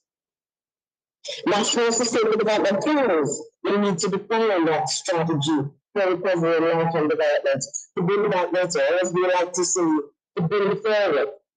Situating that effort within the Agenda 2030 framework and reflecting national circumstances and priority needs, always taking into account the status of Caribbean countries as middle-income, heavily indebted, highly vulnerable small island developing states. And let me quickly mention a few key elements that we should always keep in mind with shaping an integrated planning framework to build forward. The planning tradition embraces a multidimensional approach to knowledge generation and application. We therefore need to shape an integrated response and strategy for recovery and development among all stakeholders, promoting collaboration and synergies across sectors, integrating the three dimensions of sustainable development, and ensuring cooperation and governance at all levels. So integrated development planning is a critical tool for community or coordinated action. The application of science and technology should also become a fundamental pillar in planning for resilient development. COVID-19 has demonstrated the importance of research and innovation in addressing this health crisis. For the Caribbean, this means, for example, greater investment in indigenous capacity for collection, data collection, and analysis. The importance of ICT in advancing risk resilience proceeds also cannot be overstated. We need to be exploring new multi-hazard risk assessment methodologies with the use of geospatial technology and new horizons for measuring vulnerability. Most importantly, however, the strategy towards resilient recovery and development requires truly anticipatory planning processes at the national level if we are to ensure that as the countries of the Caribbean build forward, they leave none of their citizens behind. In this regard, we're privileged to have three very distinguished planners of the Caribbean on our panel this afternoon, and I will introduce all three of them at once so that when we begin their presentations, we'll proceed uninterrupted. First, we have Ms. Gloria Joseph, Permanent Secretary in the Ministry of Planning and Economic Development. A member of the Public Service Board of Management, celebrated for expertise in strategic planning, communication, project management, training, and employee engagement, among other talents. She has served as both Chief Personnel Officer and Permanent Secretary in the Ministry of Planning of Dominica, and is most proud of her role leading the development of Dominica's 12-year National Resilience Development Strategy and National Development Framework, which served as the foundation for the resilient recovery of Dominica's economy, following the devastation brought by Tropical Storm Erica in 2015 and Hurricane Maria in 2017. And she remains committed to the national effort to make Dominica the first climate resilient country in the world. Then we have Dr. Henry Henry, Director General of the Planning Institute of Jamaica, the government agency responsible for leading the process of policy formulation on economic, social, and environmental issues and external cooperation and management. He joined the Planning Institute 4 years ago, following an illustrious career in the private sector as Vice President of Government Affairs for the Scotiabank Group, in government, as a senior advisor to both the Ministers of Finance and Agriculture, in academia, as a lecturer in economics at the University of the West Indies, Maryland, and in international development, as the World Bank representative in Jamaica. He is currently chair of the Jamaica Social Investment Fund and serves on several other boards, and the firm is dedicated to Jamaica's development. And finally, we have Dr. Carrie Grenard, an economist currently serving as macroeconomic advisor in the Ministry of Planning, Finance, Planning, Economic Development, Physical Development of Grenada, and as chair of the Technical Working Group of the National Sustainable Development Plan 2035. She previously held senior positions at the Caribbean Development Bank and the Eastern Caribbean Central Bank. Her expertise is in the area of public finance and general macroeconomics, with a focus on economic growth and sustainable development, and she has published in these areas. Our panelists have been invited to share their unique national experiences in planning for recovery post-COVID-19 based on two guiding questions. How have the 2030 Agenda and Sustainable Development Goals contributed to your country's emergency response, and how do you think they can support post-COVID recovery and transformation? And secondly, do you think the SDG targets, which have been described as ambitious, need to be reviewed in light of the COVID-19 experience? And if so, do you have any ideas or tries? These are the panelists that we have to discuss the challenges facing the Caribbean this afternoon. I'm very happy to have our three, and I give the floor first, without further ado, to Ismail Joseph, Permanent Secretary in the Ministry of Planning and Economic Development of Dominica. You have the floor. Thank you very much, Diane. It's so good to see you today. And it is my distinct pleasure to have been invited to serve on the panel, and also to hear from my colleagues and to learn from everyone in the region what we're doing in this global pandemic, which is impacting heavily on us, particularly as small island developing states. We realize that COVID-19 presents us a turning point, a great opportunity to revisit our individual agendas, development agendas, and to be able to plan sustainably for the future of our countries and of the region, and hopefully that we can have lessons that we have learned that we can share to the field. My presentation today, and thanks for the invitation to present on the panel, as always, I would like to share the presentation. Yes, and I'm hoping that, yes, good. So let me know if the presentation is up front.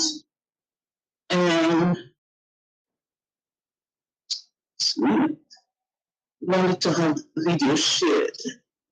Just give me a moment.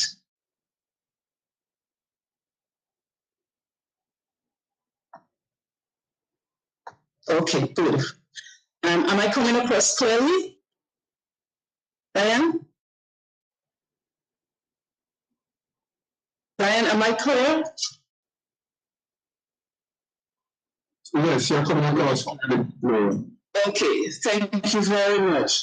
So we're looking at the topic that was presented for discussion, implementing the 2030 Agenda for Sustainable Development in the Caribbean, and looking at planning for resilient recovery in the post-COVID-19 context. I will speak to the fact that our small island developing states in the Caribbean region, CARICOM, the OCS in particular, and in the LAC countries as well, states have always had a challenge for implementing the 2030 Agenda. The challenges that we have faced surround the ability to mobilize the resources, both financial and capital resources, due to the fact that we have a limited fiscal space. And it makes it very challenging to implement all of the targets and to be able to ensure that we are advancing the SDGs. However, the commitment remains that it is the only way out for us to ensure that we have sustainability and longevity as island states. Another challenge that we face is having the technical capacity to implement, that is on the human resource capacity end. We also have a consistent battle with socioeconomic shocks. And I'm certain that we are well aware of the fact that Dominica, in particular, is still in the recovery stage from Hurricane Maria of 2017, and now confronted with the pandemic that we are facing.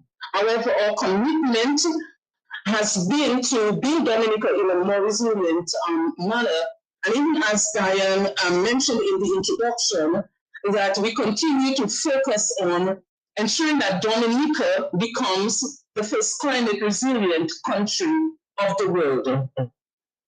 We battle with a range of natural disasters, which are also exacerbated by climate change. There is also the challenge of competing national agenda, which priorities plans and programs of governments. And during the Agenda 2030, because of the nature of our government systems and the elections of governments are elected into office for a period of 5 years. It is possible that you could have a change of administration, which may result in a change of national focus. Fortunately for us in Dominica, our government has remained consistent in returning to power over the last 5 terms, and so this has not shifted much of the agenda. However, certain priorities take forefront. The ability to mobilize valuable partnership is also one of the challenges that we face in achieving the SDGs. So our preoccupation has been with post-disaster recovery, and the attention has been on survival at the very core, which means that we focus on food security, ensuring that we have resilient agricultural practices, and the investment made in agriculture returns the results that is anticipated. In that, we are able to be subsistent in the production of foods and meats, and also to have surpluses that we could trade. Secondly, our focus has been on employment and livelihood in the post-disaster recovery situation. The establishment of social safety nets that caters for the vulnerables among our population. Building the economy is prime for us. I believe that from the data that we have presented, Dominica was on a great trajectory of achieving high-level economic performance. Even post-Hurricane Maria, we had done so many interventions that we were on a good path. However, every succeeding disaster presents a challenge. In 2017, we lost 226%, the equivalent to 226% of GDP. And we were just in a recovery mode from Tropical Storm Erika 2 years before in 2015, when we had lost over 93% of GDP. So the survival is a key thing for us, and returning our country to the path of economic resilience has been primary for government. The infrastructure, rebuilding our infrastructure in sustainable ways, and building our public-private sector partnership has been also foremost.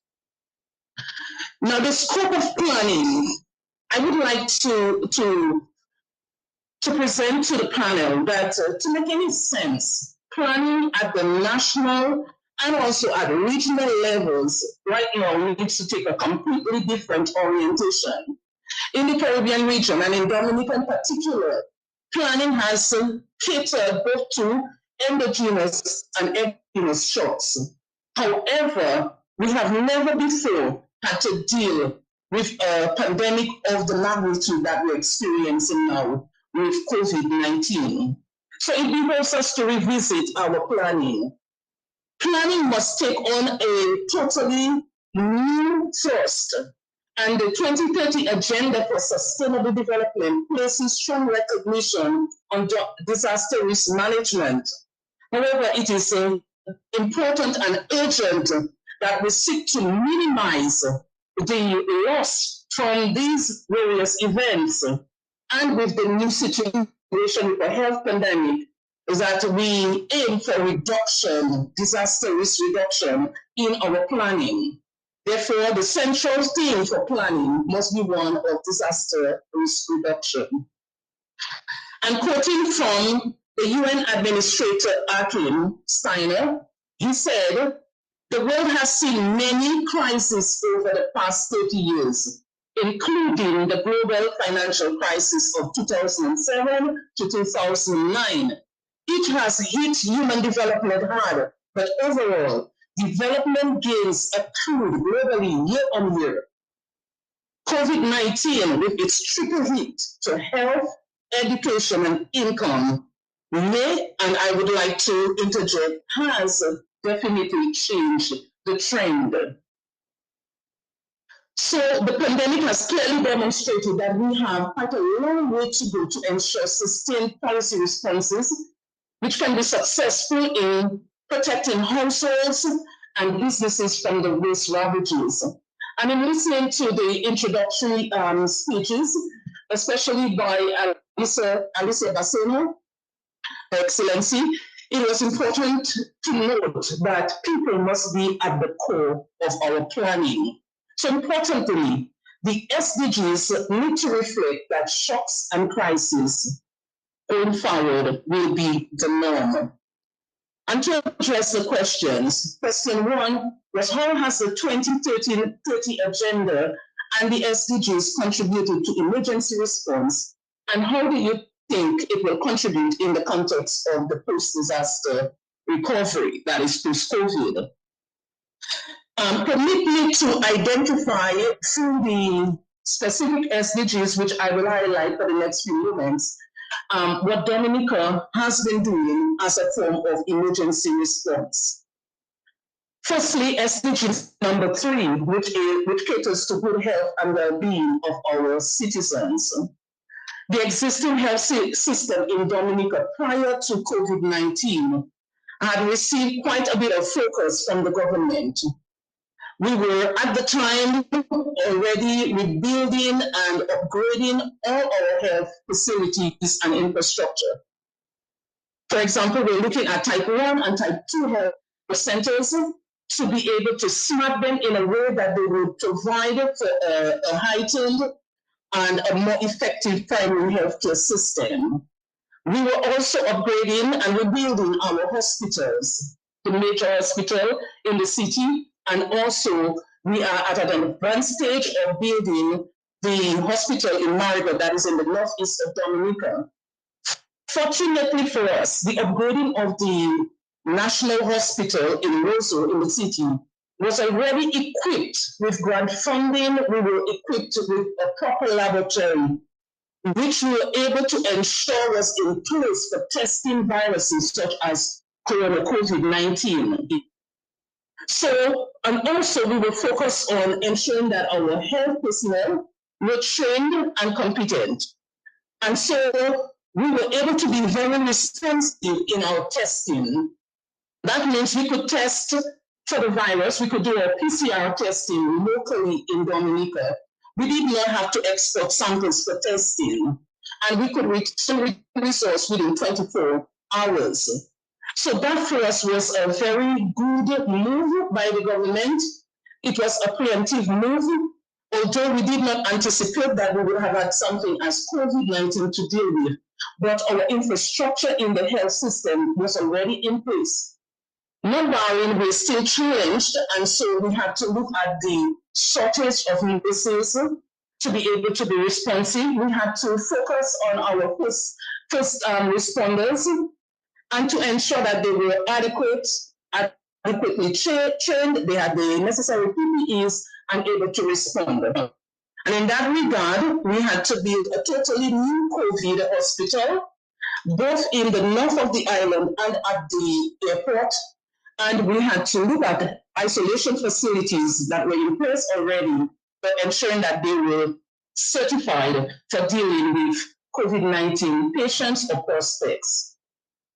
So Dominica's approach has been the training of health professionals and first responders, procurement of PPEs and PCR test kits, construction of isolation facilities, securing of quarantine facilities, certifications of hotels and guest houses for quarantine purposes, distribution of PPEs, work from home wherever we could, encouraging the private sector in that vein as well.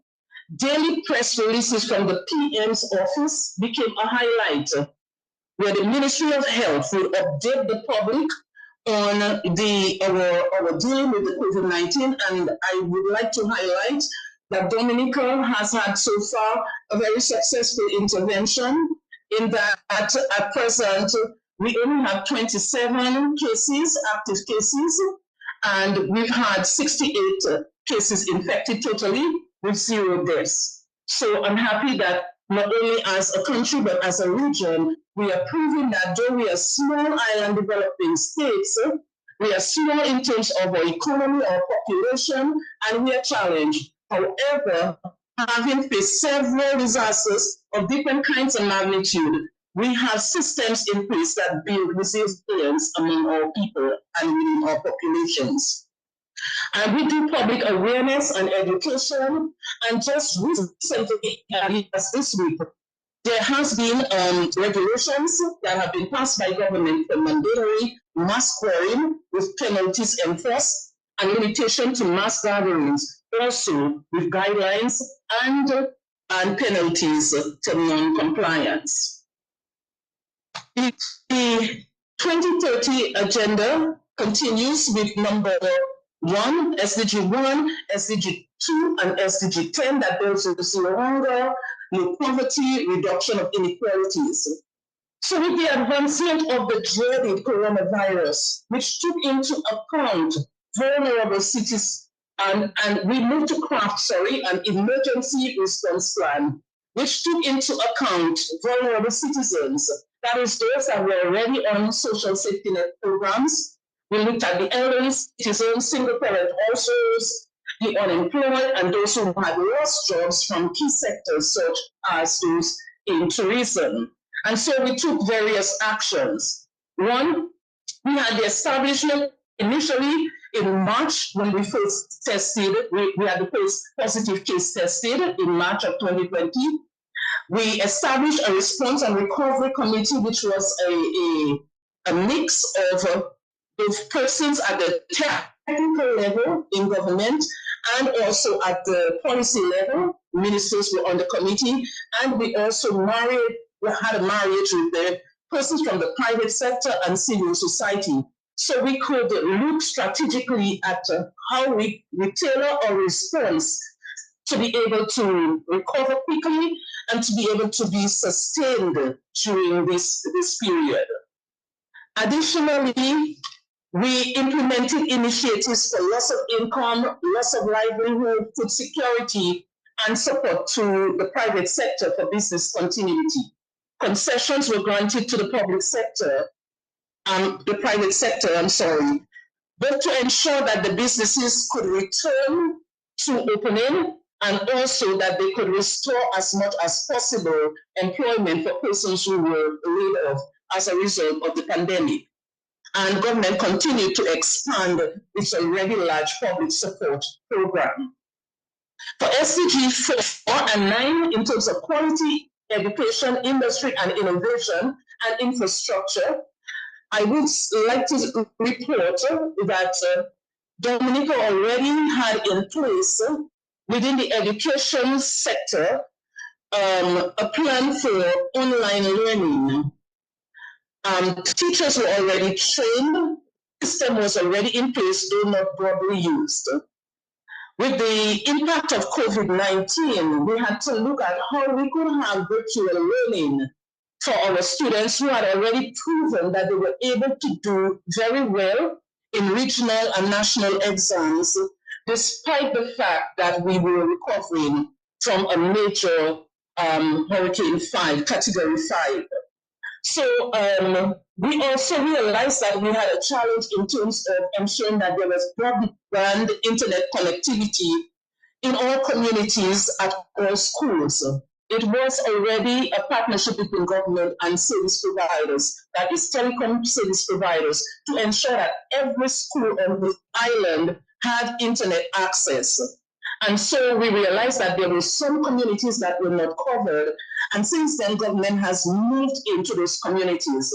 In particular, the Kalinago territory was a focus area, where because of the way in which the settlements are structured, it would be a very challenging thing for any service provider to be able to provide service across the board. However, government was able to ensure that we had some access, we're still working on it, and that schools were provided with PPEs and the information that would be necessary for them to sustain education.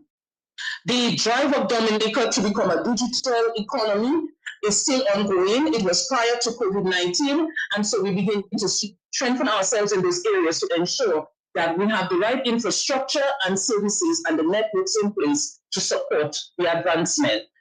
I will move on much quicker. The SDGs have shown us that it is necessary to focus on number 6, which is clean water and sanitation, which is optimal for ensuring that we have the right hygiene and sanitation in place to ensure that our people's safety takes front and center. And so we focus on sanitation facilities, public standpipes, and ensuring that soap and water is available in high traffic areas. The most challenging would be SDG 8 and 11, decent work and economic growth and sustainable development of cities and communities. We continue to experience a challenge because of the number of job losses that we suffered as a result of COVID. However, I must say that in the public sector, although Dominica has multiple challenges, there has been no layoff of employees and no reduction in salaries and wages. And we continue to encourage the private sector to do the same. Question number 2, quickly.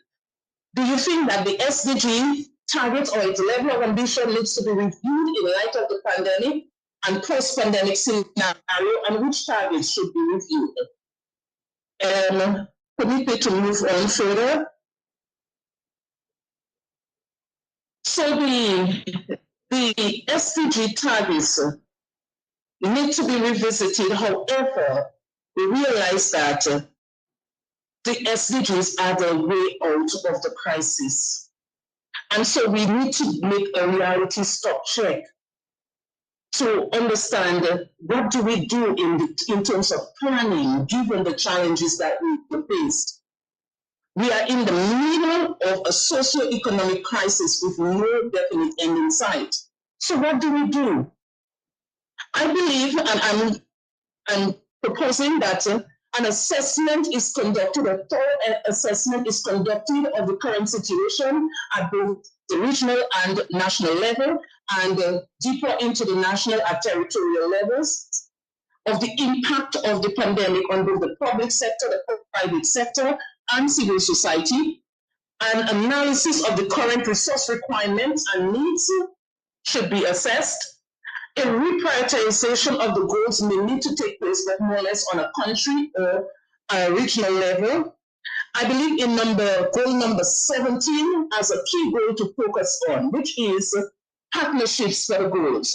We realize that because of the multiple socioeconomic challenges that we have within the region and the cost of managing the pandemic and the cost of providing vaccines to persons infected or to the population would be very high. Therefore, it is necessary for us to have partnership for the goals so that we can be able to mobilize the financial, technical, or technological resources which would be essential at this time.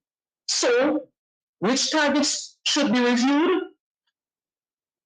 I'm looking at goal number 17, highlights stronger and more practical need for global cooperation, particularly in light of the fact that the Caribbean countries, though they are more prone to disastrous climatic events, are not producers of the emission of CO2 and greenhouse gases and creating global warming. Yet we are victims to the impact of climate change and also of the global pandemic. So there is a need to urgently address the imbalance, and that I believe can be achieved by looking at goal number 17, partnerships for the goals. Thank you very much. Thank you very much, Gloria, for a very comprehensive and really rich presentation that has given us a very clear picture of what is happening in Dominica. I think one of the key takeaways from the presentation, I think, is mentioned very early when you speak of the need to ensure that planning focuses on disaster risk management. I think for the Caribbean, this is extremely important.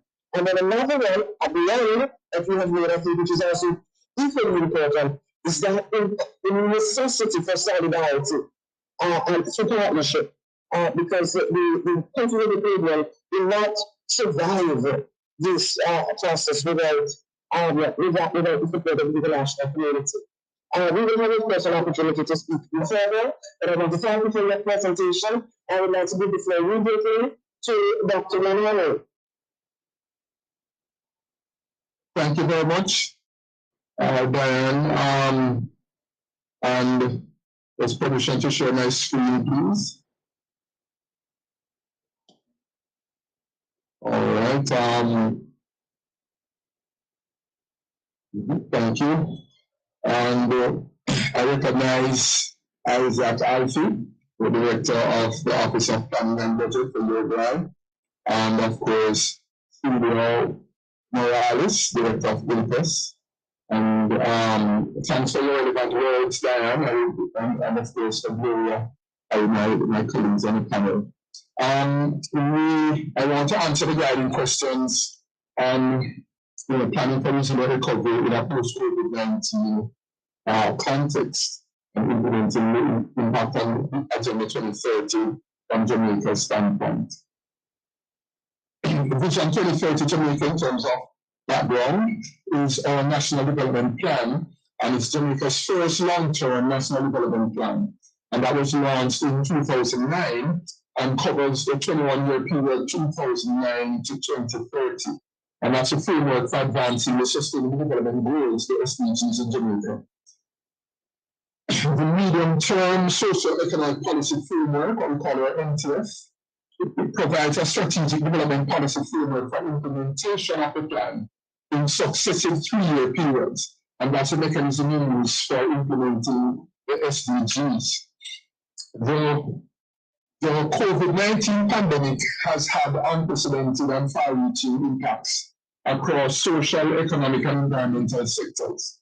The containment measures employed by the government of Jamaica, similar to the global response, resulted in multiple cross-sectoral impacts as the economic fallout impacted livelihoods and income security and spurred a major transition in the education sector from face-to-face to remote learning. With declines recorded for all industries except producers of government services, the Jamaican economy contracted some 10.4% in new value added for the January to June 2020 period, compared to the similar period in 2019. And for fiscal year 2020-2021, the economy is expected to contract within the 10 to 13% region, with the COVID-19 containment measures identified as the main proponent of the contraction. The framework for economic recovery from the impact of COVID-19 includes its containment and enabling framework for the reopening of the economy, accelerated recovery of employment and economic activity to pre-COVID levels, and for Jamaica to emerge economically and socially stronger through policy initiatives that boost competitiveness, increase productivity, enhance resilience, and improve the social safety net. I like Brian's term, we recover forward.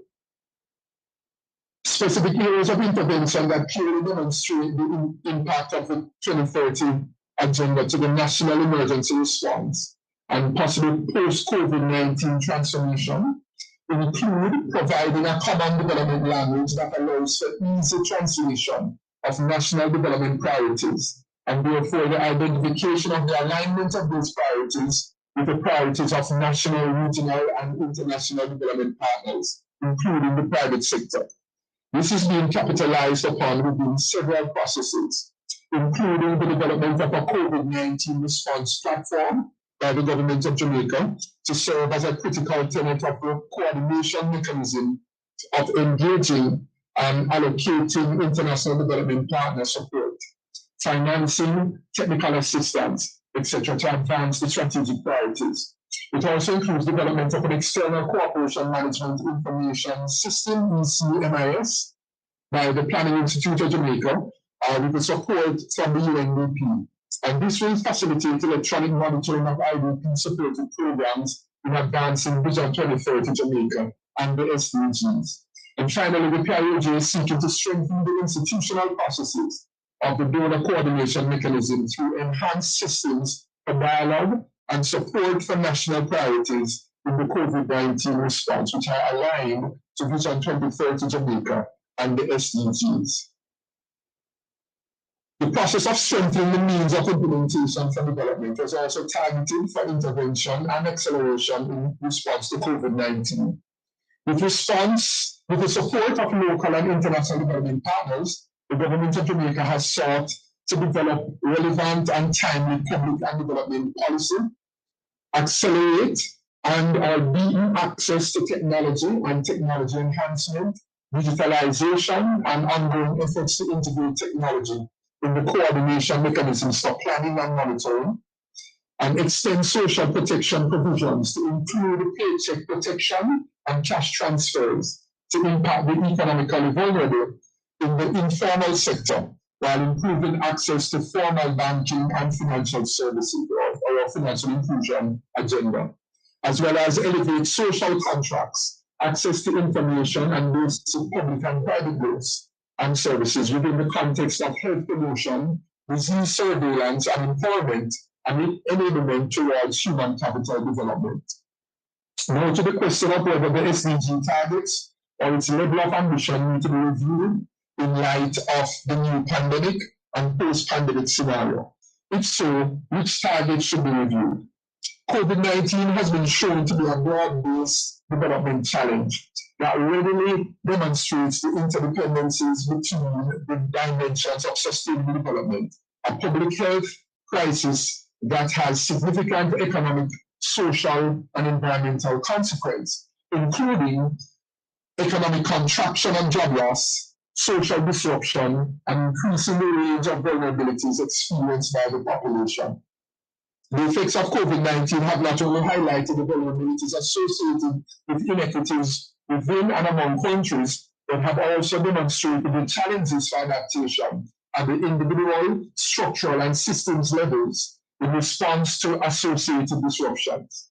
It has also demonstrated the fluidity of vulnerability within market-driven societies, where income and social security vary and change rapidly in response to variances in employment and business competitiveness and profitability, highlighting the relevance of Jamaica's approach to social protection, which utilizes a life cycle approach, recognizing that vulnerability is a characteristic of social organization and the availability and access to capital within temporal states.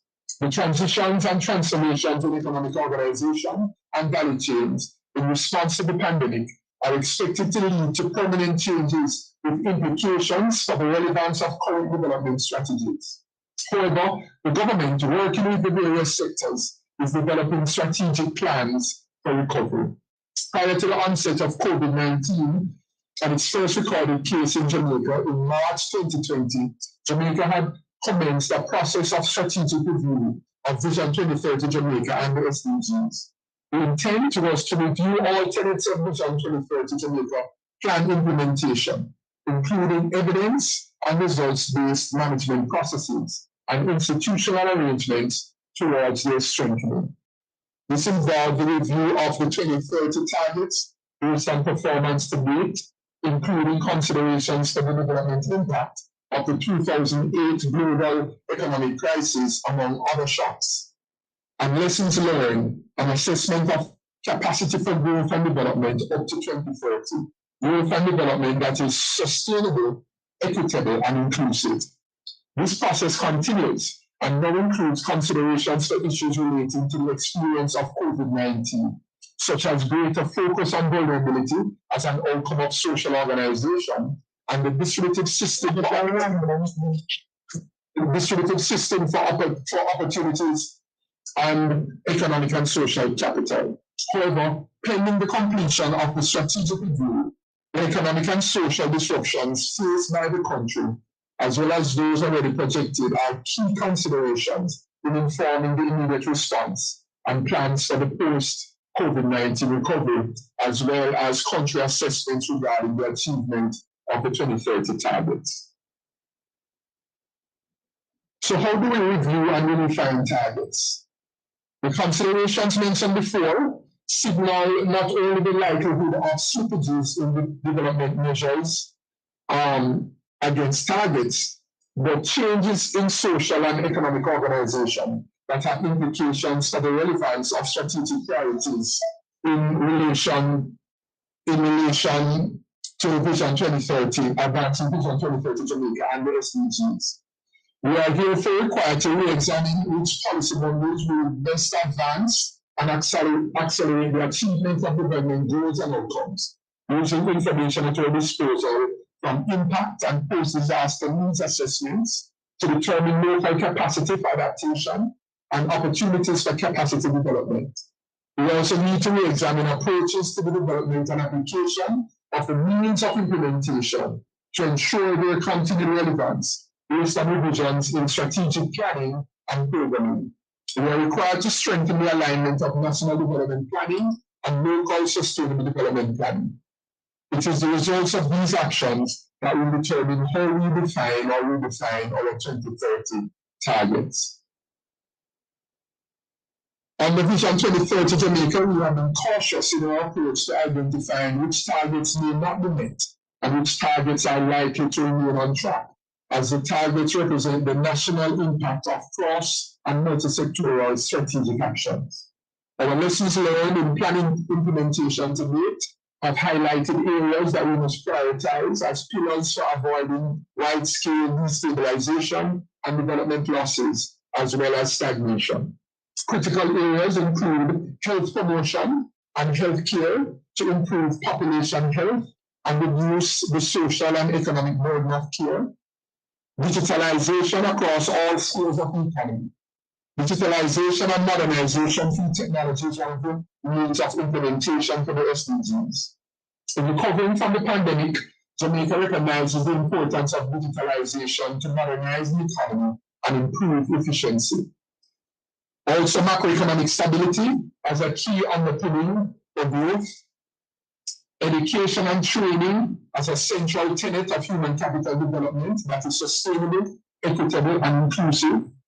Social protection, including poverty reduction to support income and social security and promote social inclusion. Safety and security. The negative effects of crime and violence on growth and development have been documented, and periods of uncertainty, such as that surrounding COVID-19, can negatively impact safety and security. And environmental protection and management, including climate considerations and enhancing the resilience of the built environment through sustainable urban and rural planning and strong infrastructure. So in closing, the government of Jamaica, through its recovery strategy and approaches, is committed to rebuilding with resilience. Building a resilient economy that can thrive in the realities of a pandemic is critical, recognizing that rebuilding efforts must include considerations for future events with similar impacts. Thank you very much. Thank you very much, Dr. Truly profound and extremely valuable contribution to our debate this afternoon. I took note in particular of the importance that you put on technology for planning and monitoring. This is extremely important.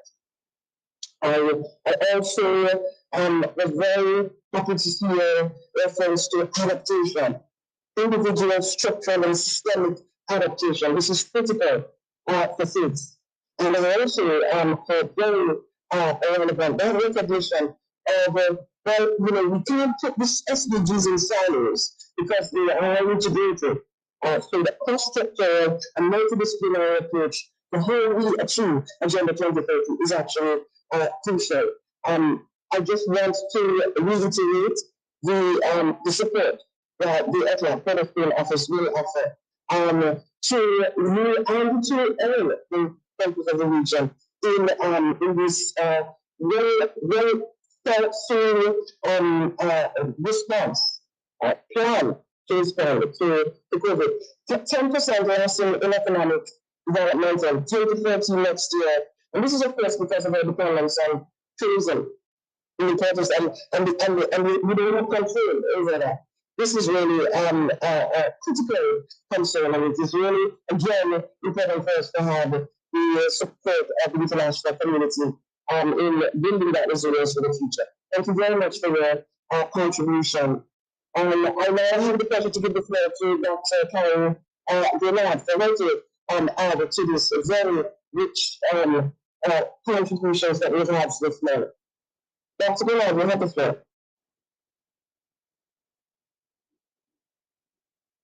Good afternoon. Good day to all, and thanks very much for the invitation. Just let me start by giving a special greeting to all of those who might have been affected or have had family members affected by COVID-19. A special greeting to you.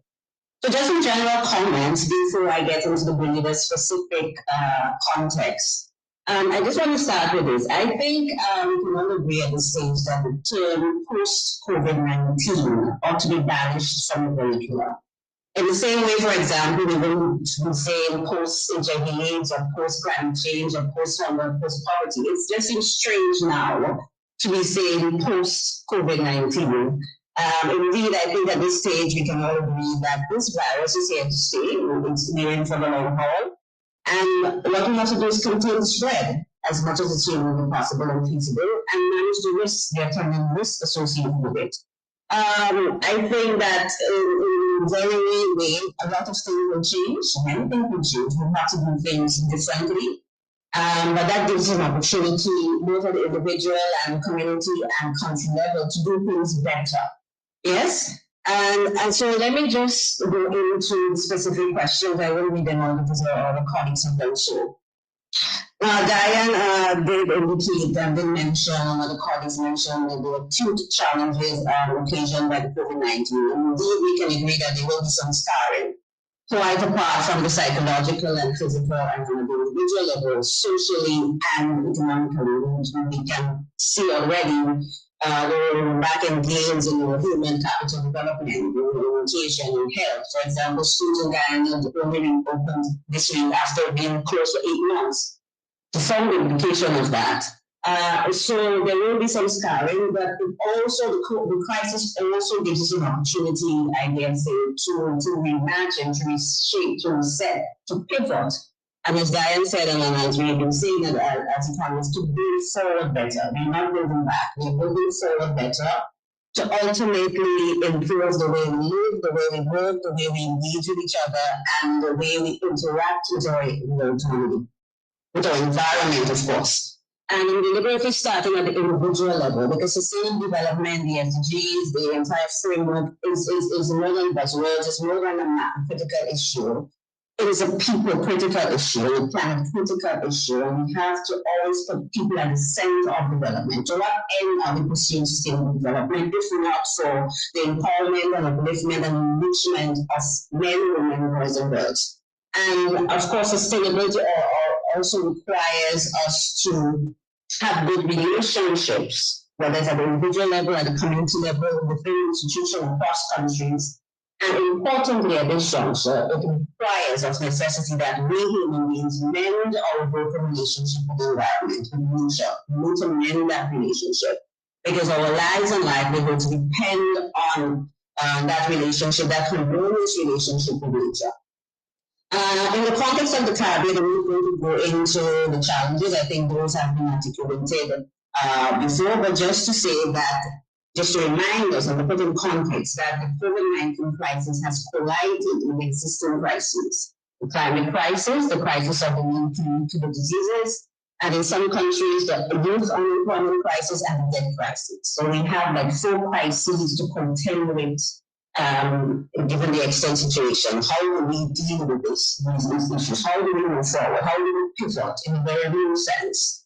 How do we create a future Caribbean economy and society in which these development challenges, whether it's poverty, vulnerability, gender inequality, income inequality, profound weaknesses in our health and education systems, COVID has exposed holes in our social safety net, dramatic holes, alarming holes in our social safety nets, and the weaknesses in the delivery of social services and our social protection systems, ecosystems in general. How do we address these very real problems that affect real people in real communities in Caribbean countries. And importantly as well, how do we adopt a new sort of sustainable development model to bend the course of development in a very real sense towards sustainability? Importantly, I think we must jettison the external economic model that we have that, in my view, isn't rooted in moral value, that prioritizes profit over people, that perpetuates gender and income inequality, that is inconsistent in many cases with environmental sustainability, and that imperative to build resilience.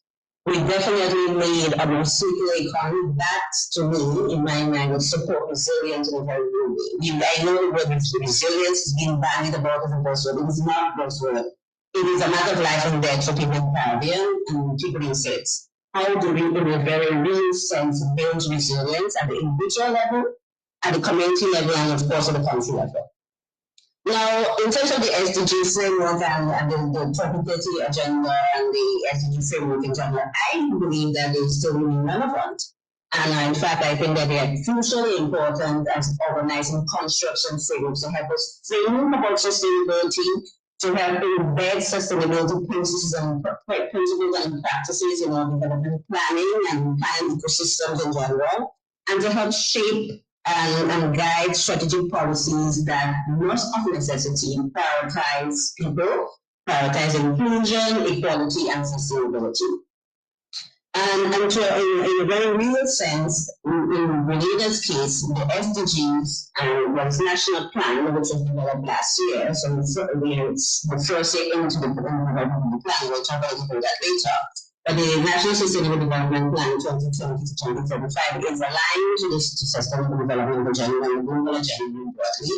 And it has been anchored for the policy responses of the government of Grenada to cushion the socio-economic growth of COVID. For example, there was a stimulus package that was rolled out in August, quite along the lines of Dominica and many countries in the Caribbean to support and preserve employment, to protect those that have been directly affected by COVID, whether it's in the informal sector, the tourism sector, buses, really the agricultural sector, farmers, much along the lines of what Dominica explained. So there was a stimulus package to sort of cushion the effect on those that have been most affected. There have been policies that have been formulated to be rolled out to support the nature positive economy that we want for Grenada. We really want to ensure that our economic development policies and programs are aligned squarely to resilience building and are consistent with the utterances of this environmental sustainability imperative.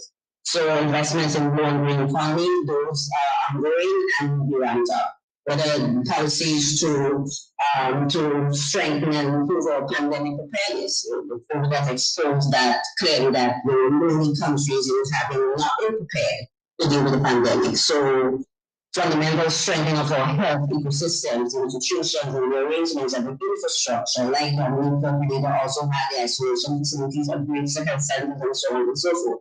The education system as well, making it nationally relevant for the 21st century. We are in the third decade of the 21st century, and still the education system is not up to par to that reality. So significant investment in education, in training, as well as significant investment to improve, to mend the holes in our social safety nets that COVID has exposed, and to fundamentally improve the delivery of social services and improve social protection ecosystem more generally. And of course, the government is very committed and has prioritized digital innovation and digital adoption and technology across various spheres of the economy and society, whether it's in tourism, commerce, health, and education. This is absolutely important because the economy and society of the 21st century is a digital economy. And we have to get on board, all countries have to get on board with that reality. So I think that the 2030 agenda is providing a good framework and construct to guide and shape policies that prioritize sustainability, to prioritize people and planet and peace and inclusion and equity. I mean, what other framework is there? You know, for thinking about sustainable development in a very real way, to embed sustainable development principles and practices in your planning ecosystems and your development processes more broadly. But let us be clear, and I will get to the review and come to whether or not the SDGs and entire framework should be reviewed. Let us be clear, the agenda and the framework, they are not perfect, they are positive, but they are not perfect, and they will never be perfect because they have been conceptualized and developed by human beings, and we are inherently imperfect. Perfection is God's domain, so they will never be perfect.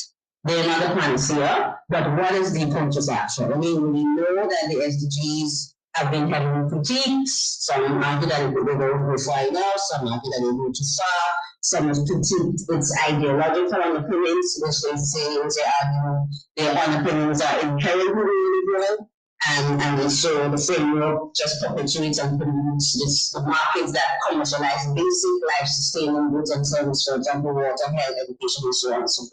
Some of the critiques, they are valid, nonetheless. This is in my mind, the only sort of framework we have to think about and deal with sustainability and to anchor sustainability policies. And so what exactly should be reviewed and how do we go forward? Now, I think say before COVID, we all know that many of the targets were already off track. I think the World Bank has projected that global poverty rate will be about 6% in 2030, so that target will be missed. So certainly some targets will be missed. We can definitely see impacts in human capital development, in education and health, gender equality, some loss in gains there, income growth, and so on. So definitely targets have already been missed, but all is not lost.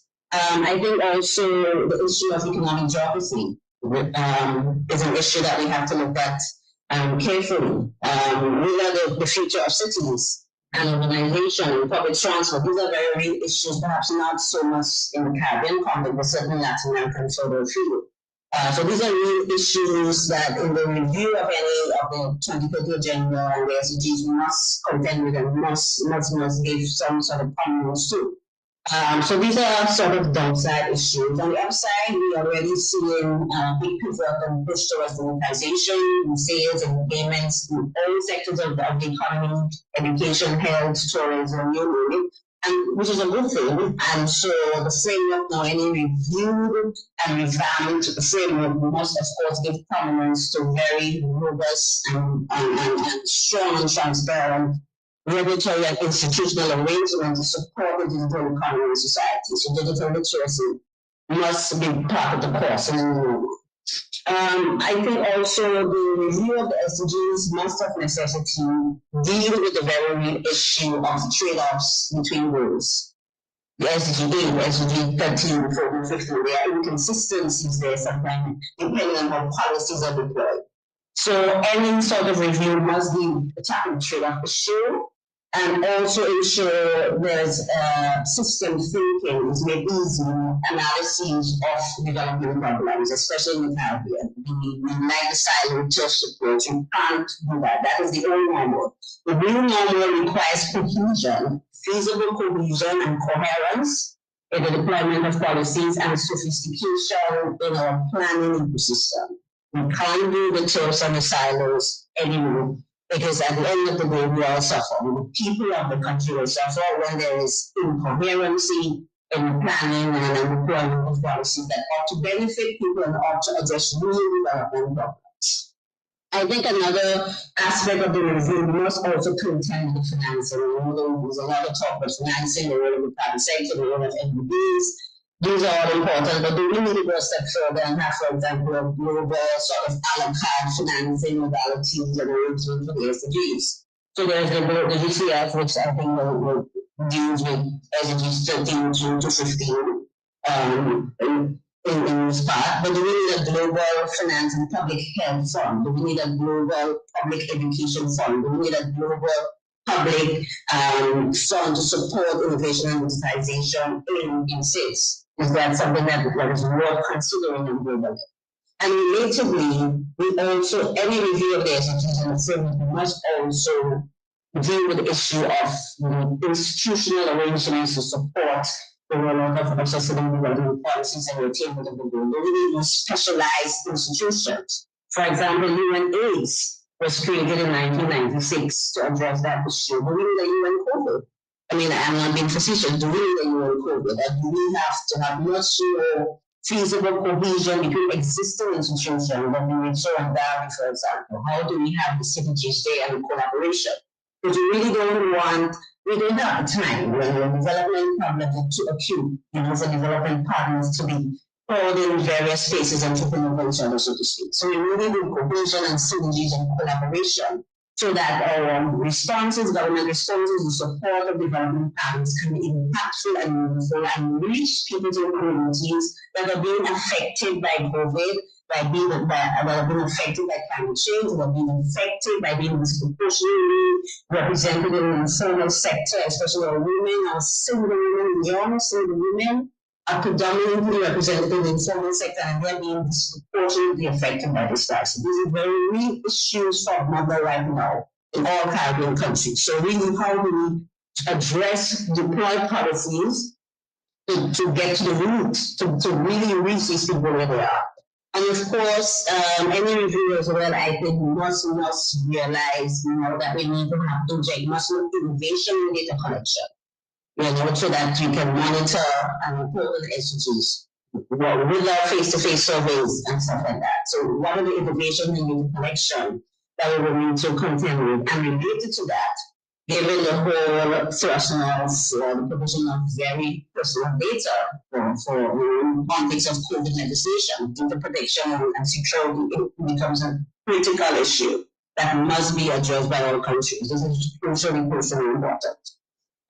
Finally, before I wrap, I just want to, I think, quite apart from the VNRs, I think some more VLRs, voluntary local reviews, should be done, especially in Caribbean countries and communities, but we really need to localize the SDGs. We really need to mainstream the SDGs and sustainable development practices and principles of sustainable living in general in our communities. How do we do that? How do we mainstream the SDGs in the school curricula? How do we embed in the psyche of ordinary Caribbean people the importance of sustainability and the importance of living in a sustainable way? What lessons can a community in Dominica learn from our community within and so on and so forth? In the context of Grenada, just to wrap up, so the National Sustainable Development Plan was presented in the Parliament in 2019, so in the first year of implementation and COVID strong. So, there's a lot of reprioritization and a lot of rethinking. The broad strategy has not changed, but certainly the path to get there definitely has to be tweaked. It's being tweaked. Front-loading of priorities to prioritize, for example, digital take-up, agriculture and food and nutrition security, and pandemic preparedness, fundamentally improving our health systems and institutional arrangements. And just before I close, I really want to stress the point about implementation. Because policies, strategies, goals, they cannot self-implement.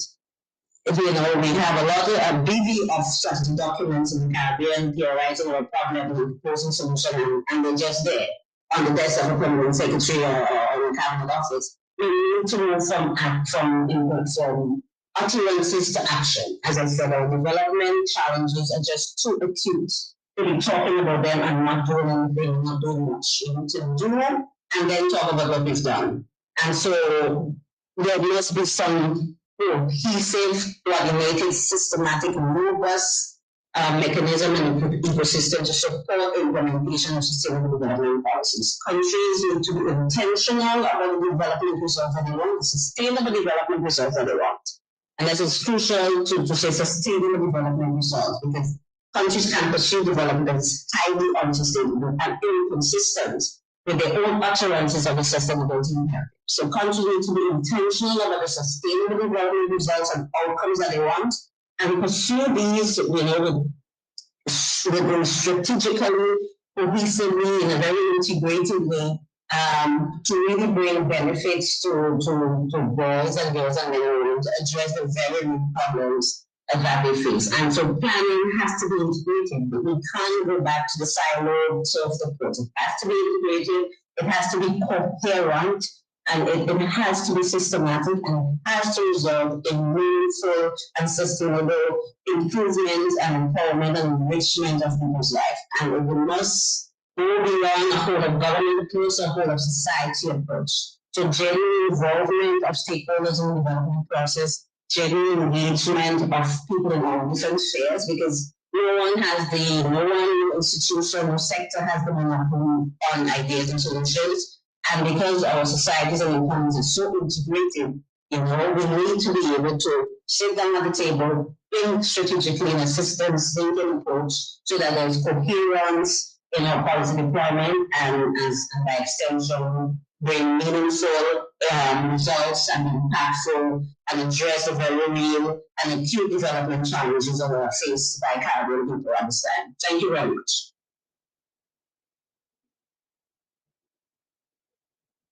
Thank you very much, Dr. Gennard, for that thoughtful, enlightening, and provocative presentation. I'm sure you had everyone sitting on the edge of their seats. I just want to highlight a couple of things that really resonated with me. The fact of the multidimensional vulnerabilities that the Caribbean face in terms of climate, LCDs, the high levels of unemployment among our youth, the heavy indebtedness, the degrees of informality that make people really vulnerable. And I like the fact that you emphasize the social aspect so much, because really SDGs Agenda 2030 is a people-centered strategy, and therefore we need to ensure that the well-being of our people are given greatest attention. I thought that was really extremely important. I love the emphasis we gave to economic geography. And even though we spoke of the big cities, there's a fact of Caribbean settlements being largely on the coastline. And that also increases our vulnerability to climate change. And so the issue of climate geography is a very real one for the Caribbean. And the emphasis we place on data and on digitization, these are absolutely crucial for the resilience building. The questions of a global trade financing body and the need for trade-offs, the emphasis we place at the very end, and the need for an institutional framework that ensures coherence and a coordinated approach is extremely important. And the very last one I want to highlight, the idea of voluntary local reviews, extremely important to ensure that we truly indigenize the SDGs at the local level. These are extremely important, valuable ideas that we have put into the discourse. I want to thank you very much for this contribution, and I would like now to open the floor to any participants, everybody listening who wants to contribute to our dialogue. I think you will agree with me that it has been extremely rich from our two panelists. The floor is open. You can either go into the chat or you can, I think you raise your hand in the chat if you wish to participate.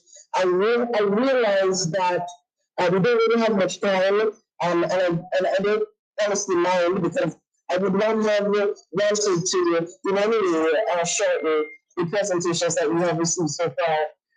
If you have no one taking the floor, I would hand back to our chair.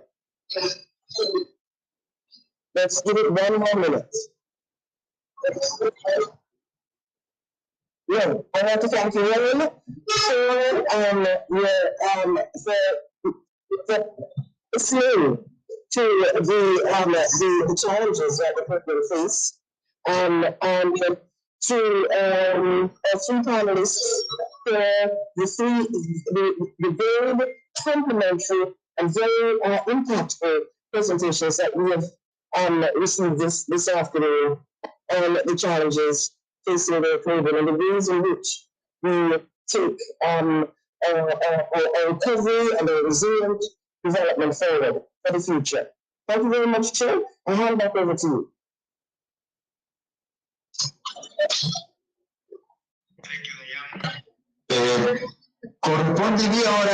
Very well.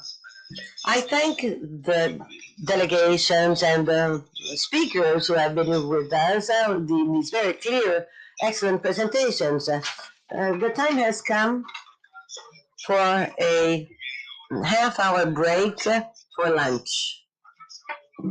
We are 25 minutes behind schedule.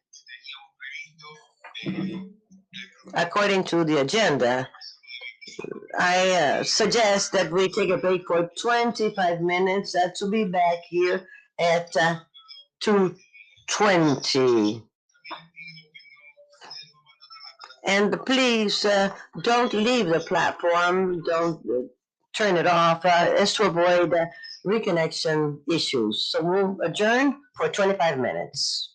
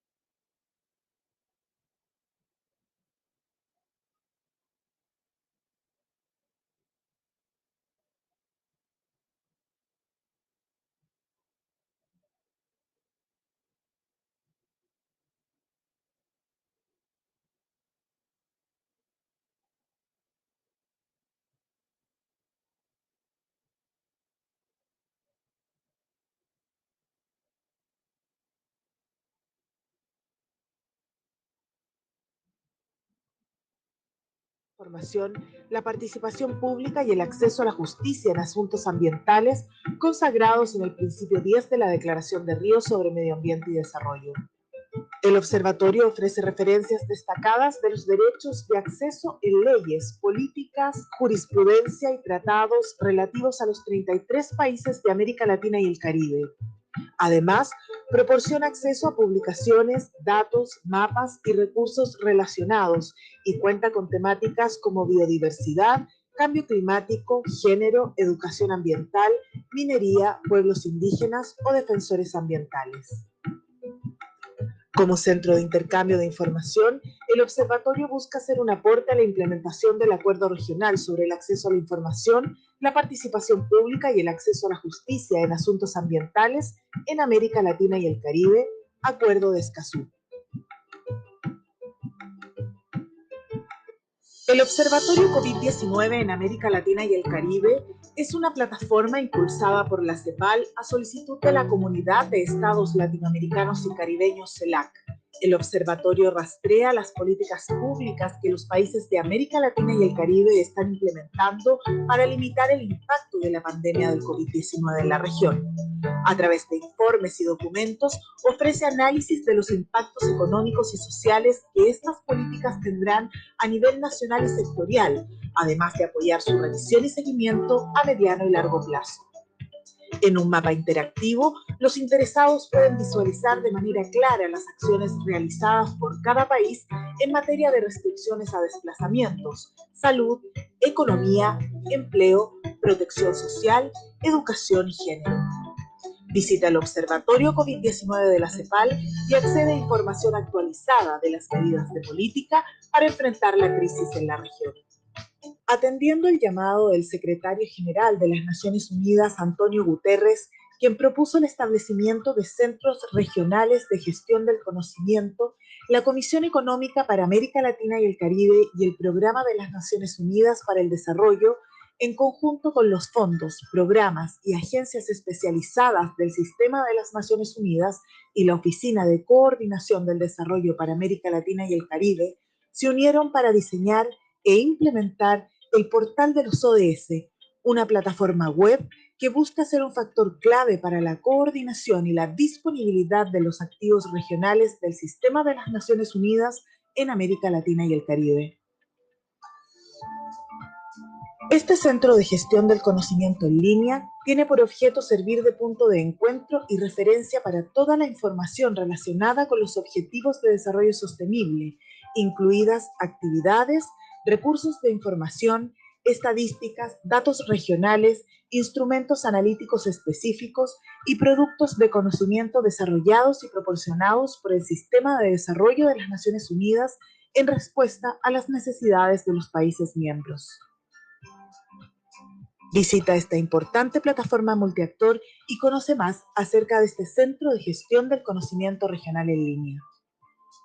In the very year that the United Nations launched the Decade for Action to ignite a more purposeful understanding of the part of the international community towards advancing the 2030 Agenda for Sustainable Development, the world has confronted unprecedented change in the spectrum of COVID-19. The multidimensional impact of this pandemic has served to dramatize the true scale of the vulnerability of the small, heavily indebted, undiversified economies of the Caribbean, and has forced creative exploration of every opportunity within the reach of our member states to secure urgent relief.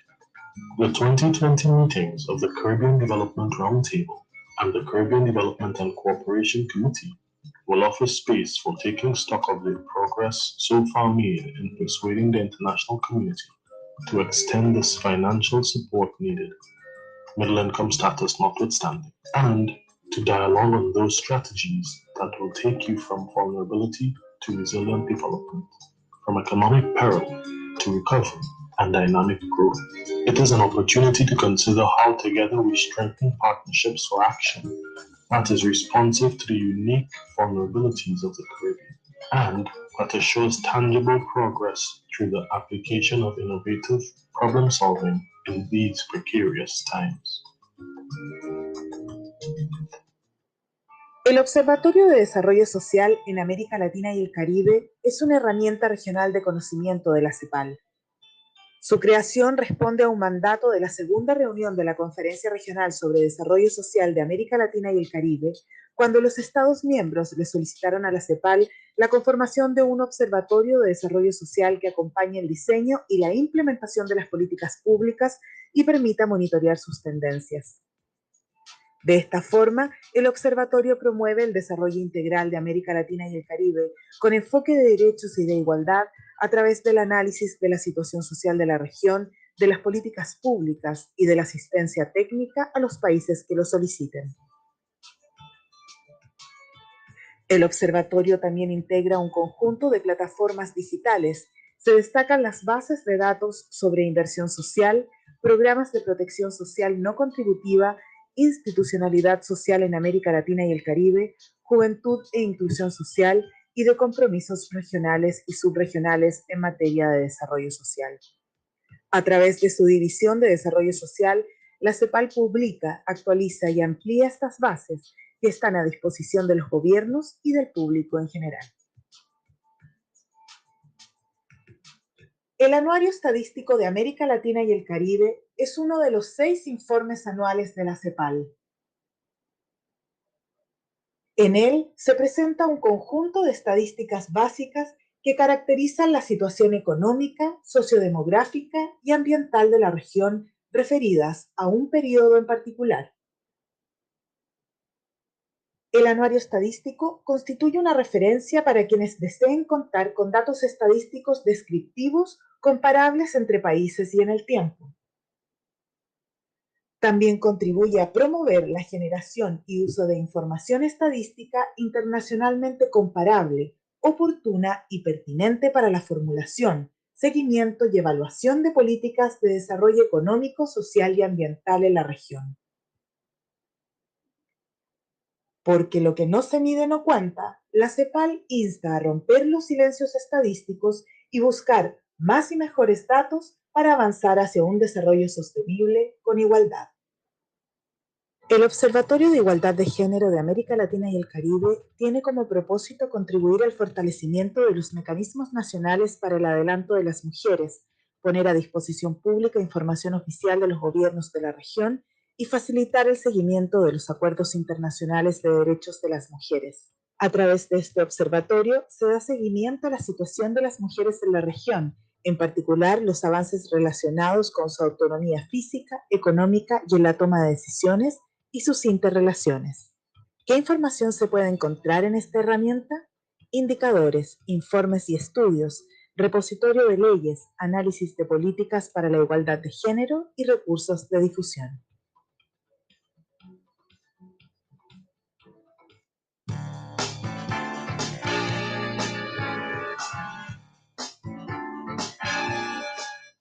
¿Sabías que, con información que entregan los países, la CEPAL creó un observatorio para conocer, analizar y difundir cómo planifican en la región de América Latina y el Caribe para lograr su desarrollo? Concentra en un solo sitio información sobre los sistemas nacionales de planificación de la región. Los sistemas incluyen los planes nacionales, subnacionales, como también marcos legales, actores gubernamentales y de la sociedad civil, mecanismos de coordinación e implementación y su vinculación con la Agenda 2030 y los Objetivos de Desarrollo Sostenible. Es una plataforma abierta para quienes estén interesados en el ejercicio técnico, político y administrativo de la planificación para el desarrollo, en especial los gobiernos, parlamentarios, académicos, sector privado y la sociedad civil.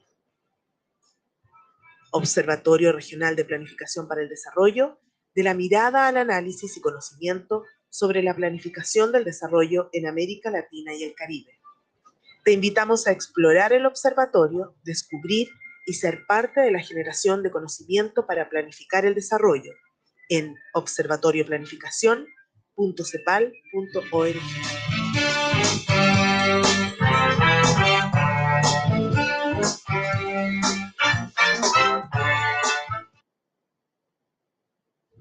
Al año 2018, 21 países han creado o designado un mecanismo coordinador para la implementación y seguimiento de la Agenda 2030 a través de una resolución o decreto. Otro aspecto importante es que más del 50% de las secretarías técnicas de estos mecanismos son las autoridades de planificación. Tienen el gran desafío de coordinar a los sectores, de convocar a los actores, de definir las estrategias y alianzas para el logro de los ODS y prepararse para los procesos de rendición de cuentas. Ello posiciona a la planificación como un medio de implementación de la Agenda 2030 y plantea grandes desafíos tanto para los funcionarios como para las prácticas de la administración pública. La Agenda 2030 nos desafía a planificar con una visión integrada y de largo plazo. El nuevo escenario global en tiempos de la pandemia provocada por el COVID-19 hace imperativo tomar medidas urgentes y evaluar los impactos de estas acciones. Para apoyar el seguimiento y monitoreo de avances a mediano y largo plazo, la CEPAL ha puesto en marcha el Observatorio COVID-19, un esfuerzo coordinado por la Comisión Regional con el apoyo de los coordinadores residentes de las Naciones Unidas, que presenta información actualizada sobre los anuncios de política de cada país y otros materiales de interés. El observatorio recopila y pone a disposición tanto las políticas públicas que los 33 países de la región latinoamericana y caribeña están tomando para limitar el impacto de la pandemia, como el análisis de los efectos económicos y sociales que éstas tendrán a nivel nacional y sectorial. En un mapa interactivo, los interesados podrán visualizar de manera clara las acciones realizadas por cada país. Estas están divididas en 5 grupos: medidas de contención, de salud, empleo, economía y educación. Visita el Observatorio COVID-19 de la CEPAL y accede a información actualizada de las medidas de política para enfrentar la crisis en la región.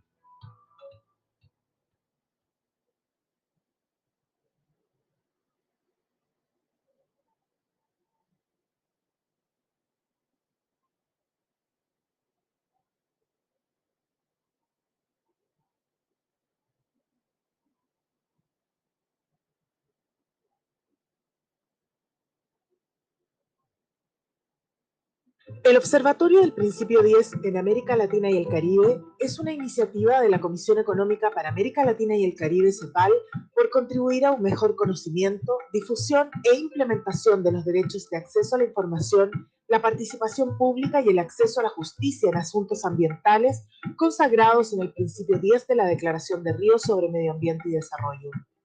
El observatorio ofrece referencias destacadas de los derechos de acceso en leyes, políticas, jurisprudencia y tratados relativos a los 33 países de América Latina y el Caribe. Además, proporciona acceso a publicaciones, datos, mapas y recursos relacionados y cuenta con temáticas como biodiversidad, cambio climático, género, educación ambiental, minería, pueblos indígenas o defensores ambientales. Como centro de intercambio de información, el observatorio busca hacer un aporte a la implementación del Acuerdo Regional sobre el acceso a la información, la participación pública y el acceso a la justicia en asuntos ambientales en América Latina y el Caribe, Acuerdo de Escazú. El Observatorio COVID-19 en América Latina y el Caribe es una plataforma impulsada por la CEPAL a solicitud de la Comunidad de Estados Latinoamericanos y Caribeños CELAC. El observatorio rastrea las políticas públicas que los países de América Latina y el Caribe están implementando para limitar el impacto de la pandemia del COVID-19 en la región. A través de informes y documentos, ofrece análisis de los impactos económicos y sociales que estas políticas tendrán a nivel nacional y sectorial, además de apoyar su revisión y seguimiento a mediano y largo plazo.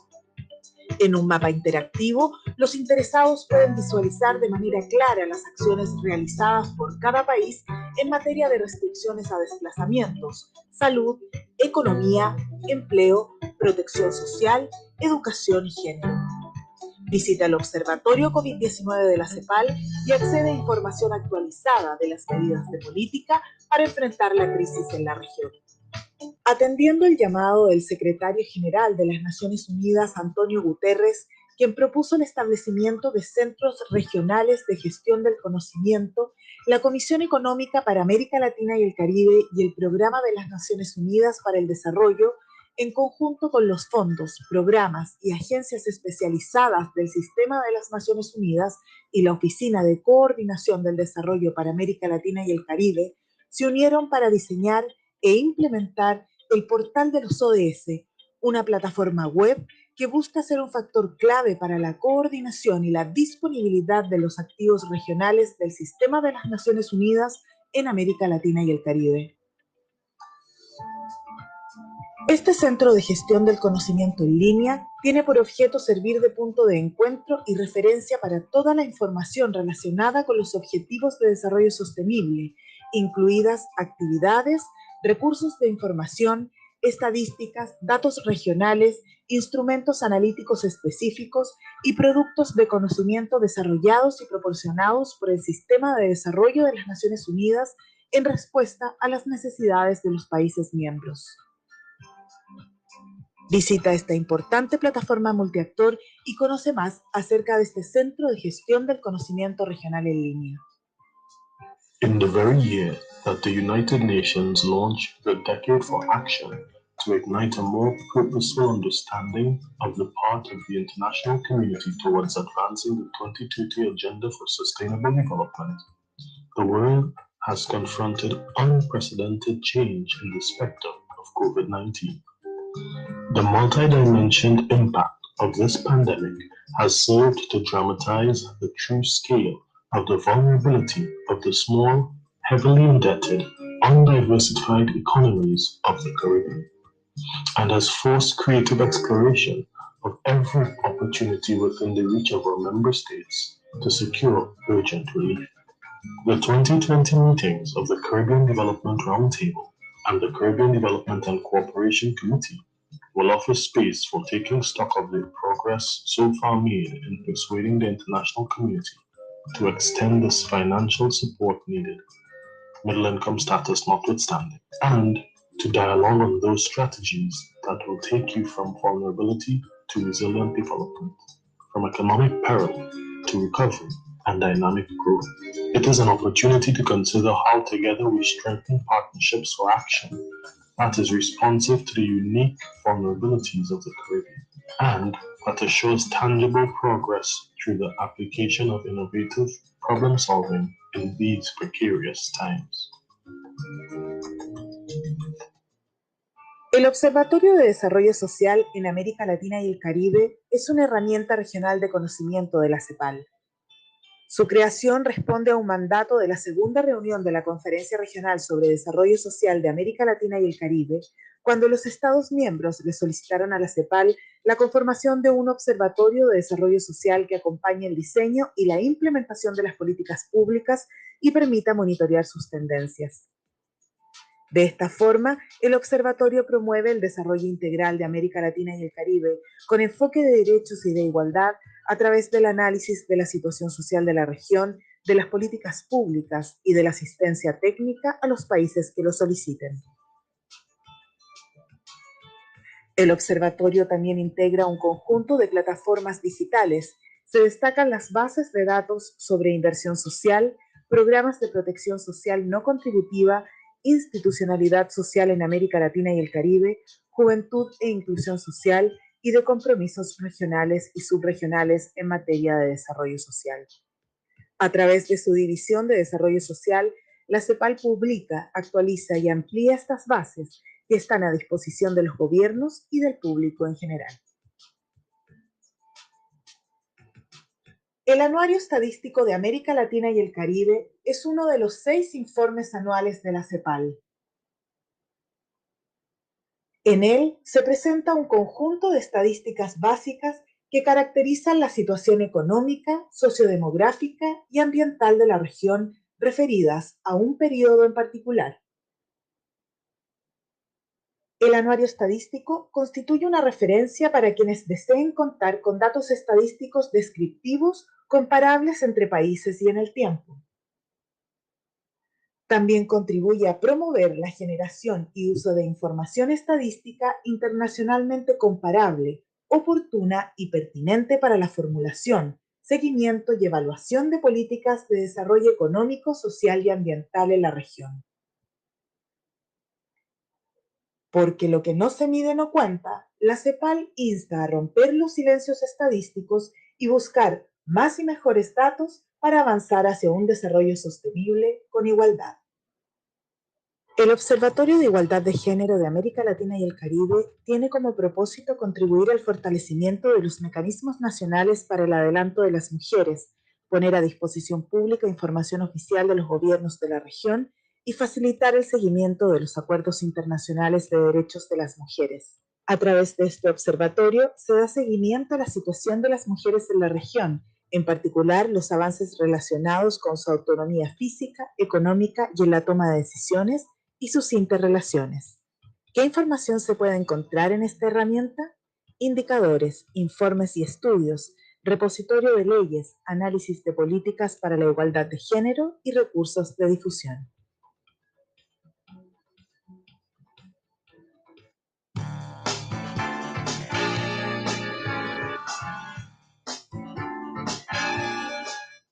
¿Sabías que, con información que entregan los países, la CEPAL creó un observatorio para conocer, analizar y difundir cómo planifican en la región de América Latina y el Caribe para lograr su desarrollo? Concentra en un solo sitio información sobre los sistemas nacionales de planificación de la región. Los sistemas incluyen los planes nacionales, subnacionales, como también marcos legales, actores gubernamentales y de la sociedad civil, mecanismos de coordinación e implementación y su vinculación con la Agenda 2030 y los Objetivos de Desarrollo Sostenible. Es una plataforma abierta para quienes estén interesados en el ejercicio técnico, político y administrativo de la planificación para el desarrollo, en especial los gobiernos, parlamentarios, académicos, sector privado y la sociedad civil. Observatorio Regional de Planificación para el Desarrollo, de la mirada al análisis y conocimiento sobre la planificación del desarrollo en América Latina y el Caribe. Te invitamos a explorar el observatorio, descubrir y ser parte de la generación de conocimiento para planificar el desarrollo en observatorioplanificación.cl. www.cepal.org.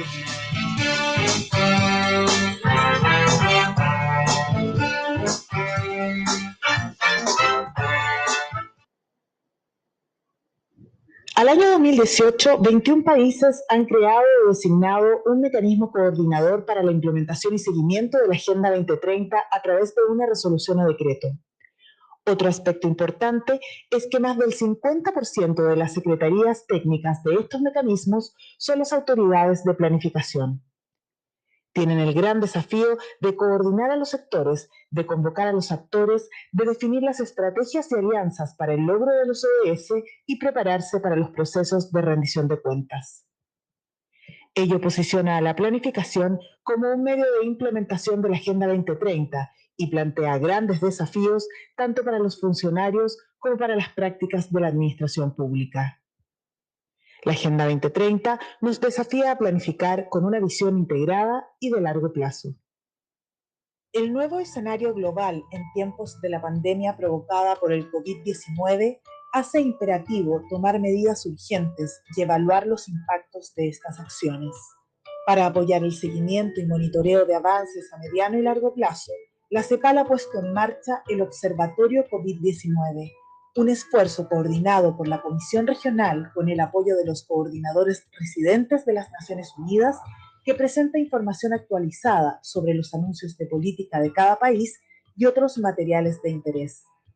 El observatorio recopila y pone a disposición tanto las políticas públicas que los 33 países de la región latinoamericana y caribeña están tomando para limitar el impacto de la pandemia, como el análisis de los efectos económicos y sociales que éstas tendrán a nivel nacional y sectorial. En un mapa interactivo, los interesados podrán visualizar de manera clara las acciones realizadas por cada país. Estas están divididas en 5 grupos: medidas de contención, de salud, empleo, economía y educación.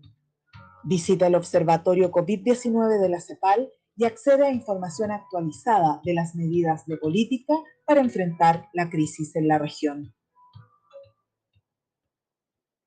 El Observatorio del Principio 10 en América Latina y el Caribe es una iniciativa de la Comisión Económica para América Latina y el Caribe, CEPAL, por contribuir a un mejor conocimiento, difusión e implementación de los derechos de acceso a la información, la participación pública y el acceso a la justicia en asuntos ambientales consagrados en el Principio 10 de la Declaración de Río sobre Medio Ambiente y Desarrollo. El observatorio ofrece referencias destacadas de los derechos de acceso en leyes, políticas, jurisprudencia y tratados relativos a los 33 países de América Latina y el Caribe. Además, proporciona acceso a publicaciones, datos, mapas y recursos relacionados y cuenta con temáticas como biodiversidad, cambio climático, género, educación ambiental, minería, pueblos indígenas o defensores ambientales. Como centro de intercambio de información, el observatorio busca hacer un aporte a la implementación del Acuerdo Regional sobre el acceso a la información, la participación pública y el acceso a la justicia en asuntos ambientales en América Latina y el Caribe, Acuerdo de Escazú. El observatorio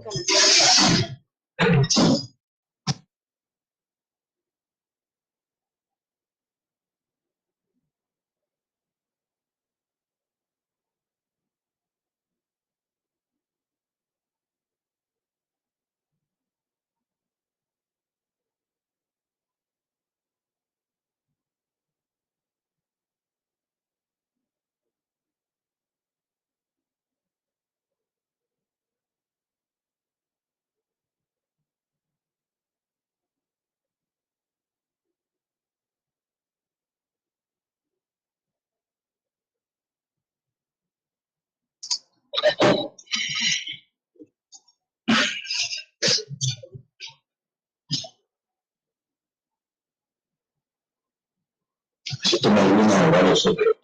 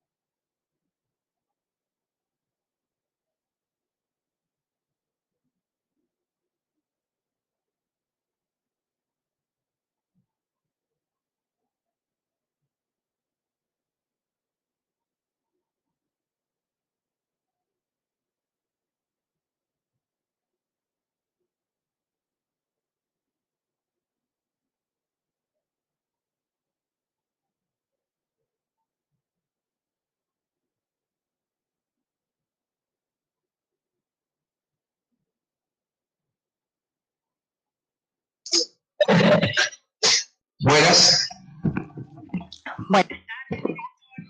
Good afternoon.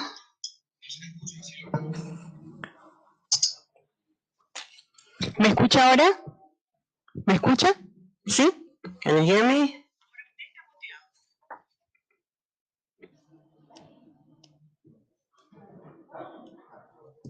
Parece que está muteado. No. No, ahora sí lo estoy escuchando.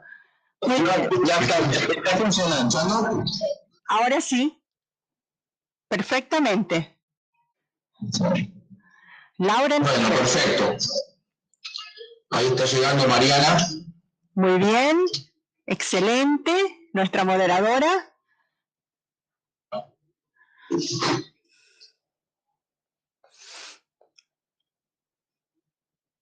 Bueno, si estamos...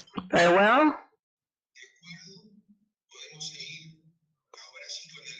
We may now continue with our afternoon's work, and we will go into the second panel on the role of planning and its territorialization in the post-COVID-19 recovery. I invite Mariana Cosoy as moderator. She is Director of Management Strategy and Land Use Policy from the Ministry of Territorial Development in Argentina. You have the floor, Mariana. Thank you. Good afternoon. My name is Mariana Cosoy, and I am honored to be moderating the second panel on behalf of Ricardo Kingsland, who was originally the moderator. This panel has to do with the role of planning and its territorialization in post-COVID-19 recovery. Here, we will hear about the relevance of planning recovery with a territorial focus to try to diminish inequalities and to achieve sustainable development. The importance of these topics on territory and planning have already been mentioned in the beginning of the day by the Deputy Secretary of ECLAC, Mario Cimoli. We will now hear the presentations of Mildred Granadillo de la Torre, Vice Minister of Economy and Planning from Cuba, Luis Arturo Mesa Ochoa, Under Secretary for Planning and Programming from Guatemala, and Pavelisa, Vice Minister for Planning from the Ministry of Economic Affairs, Planning and Development from Dominican Republic.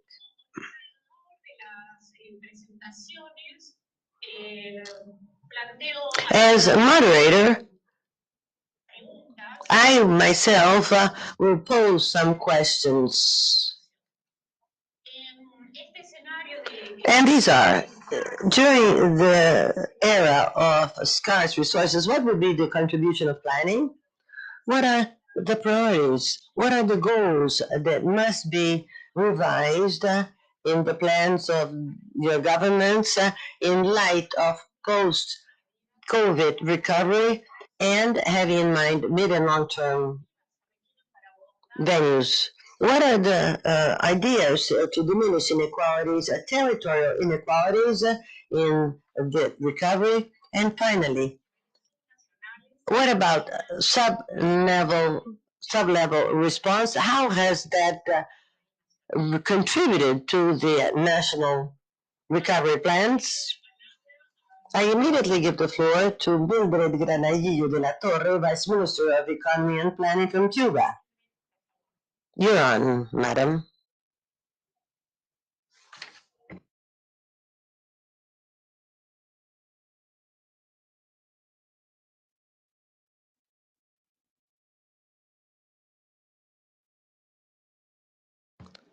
Thank you, Mildred.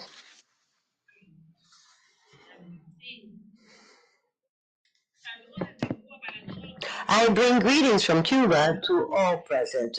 We find that this is an excellent space to exchange experience between our countries, and the encouragement that we are all into. I'm sorry, the audio went off. There's no audio.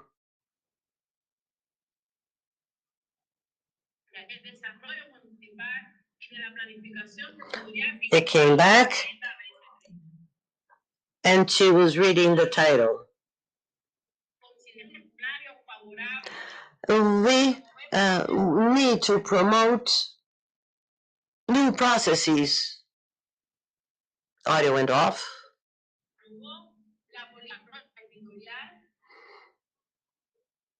I'm sorry. There's no way to interpret when the audio is so interrupted.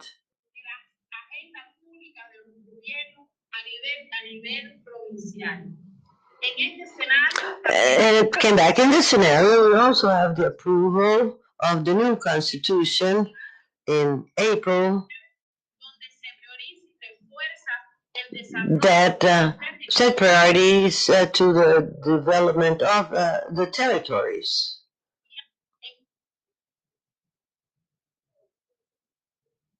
No sound.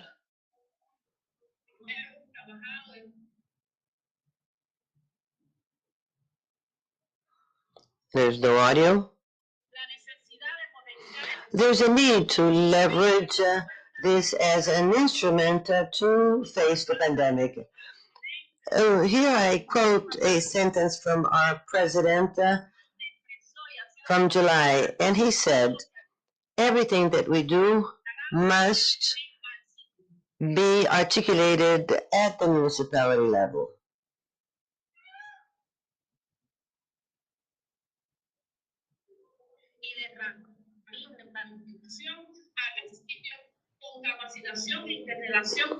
This must be done through training of the governors at local levels. Audio's off.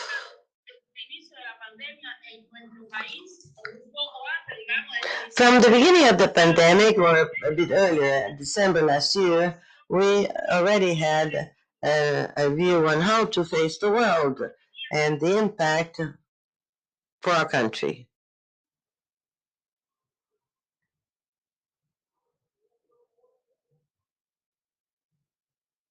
No audio?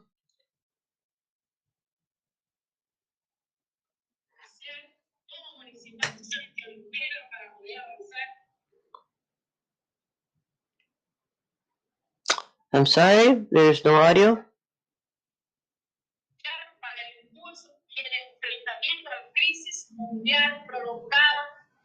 In facing this very long crisis due to the pandemic.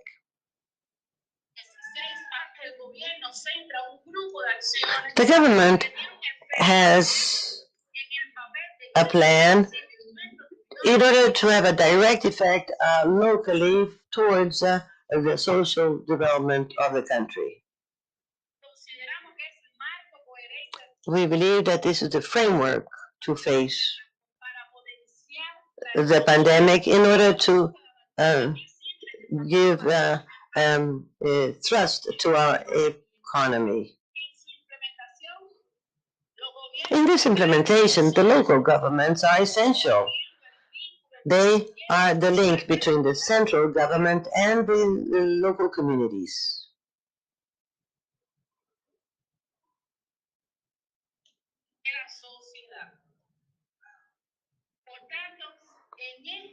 Therefore,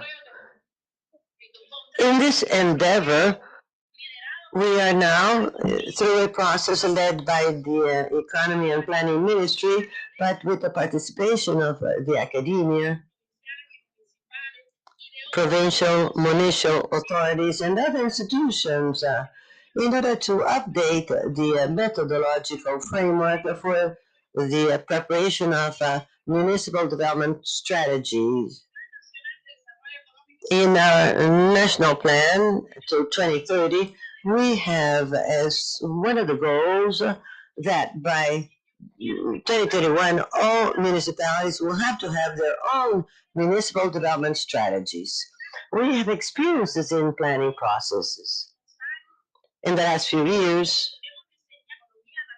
we have designed for our economy a series of aspects, indicators that are used to allocate resources in each municipality.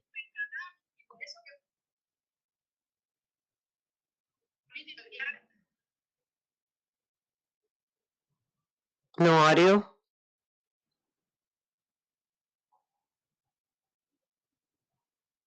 I'm afraid there's no audio.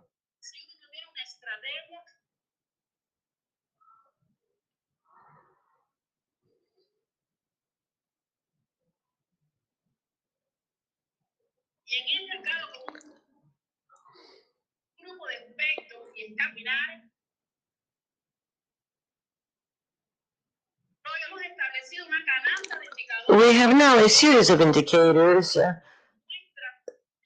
that show the differences we have between different territories. There are some municipalities that have more capabilities and that use appropriately their resources.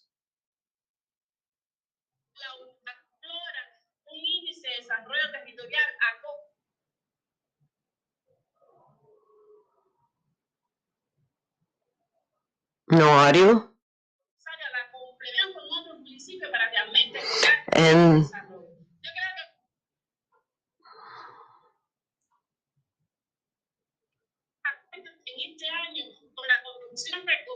this year, we have seen that the municipalities have more autonomy.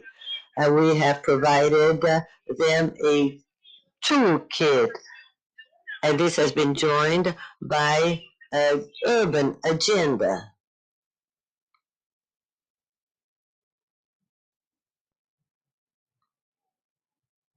No audio?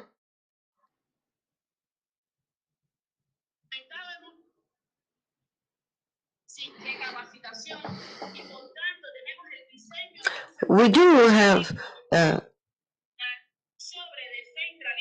second plan for decentralization and for financing territorial development.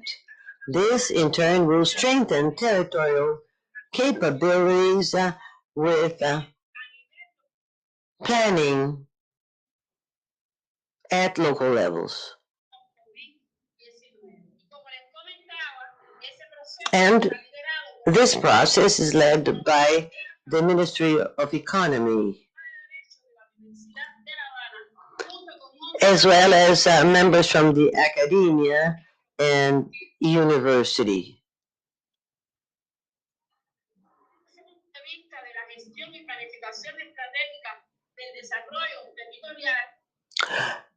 The strategy for territorial development planning has adopted measures in view of COVID through coordination from municipal levels. But let me say that we have been working physically in these municipalities.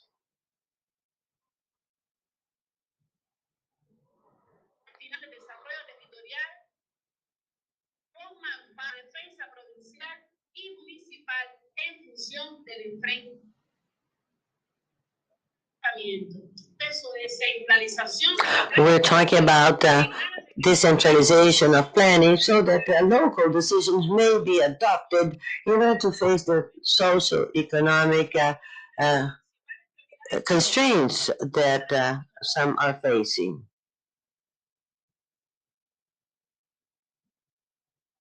No audio? I'm sorry, the sound really goes on and off.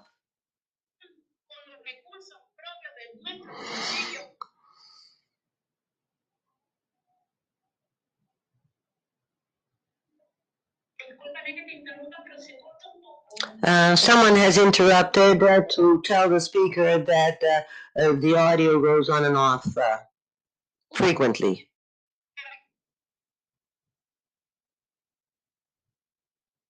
It's still off. Miss Adriana? Miss Mildred?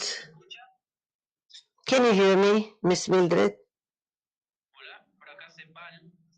I am from ECLAC. Can you hear me, Miss Mildred? We are trying to call you by phone in order to improve the connection because your connection is really being interrupted all the time and we cannot hear you. Did you hear me, Miss Mildred? Yes, I can hear you loud and clear.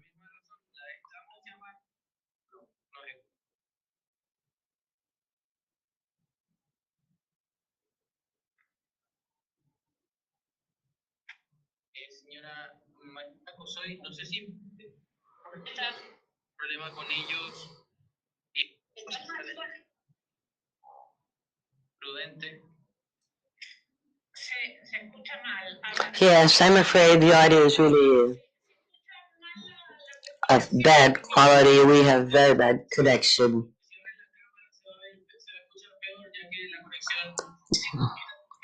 Please do not open up, turn on the visual display. No camera, please. Let us try to have audio communication by phone.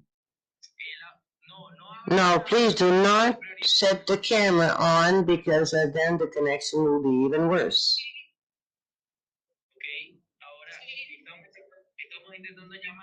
We're trying to call you, madam.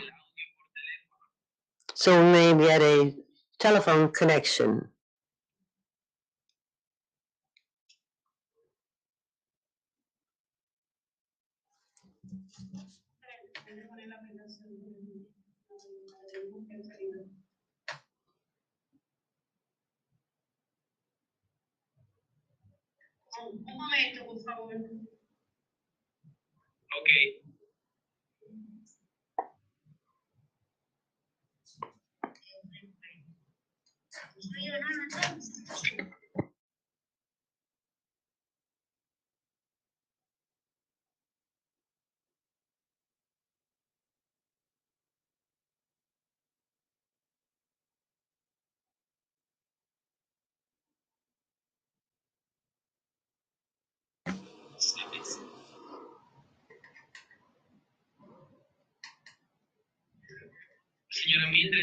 Miss Mildred, we will call you to your cell phone.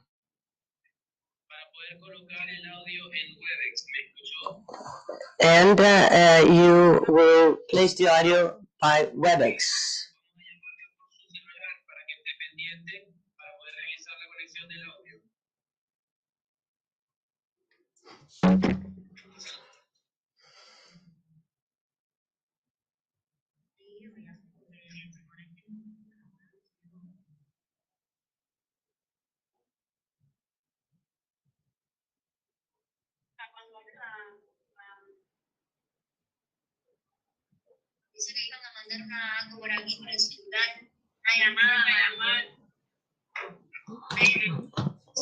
They're going to call her by phone.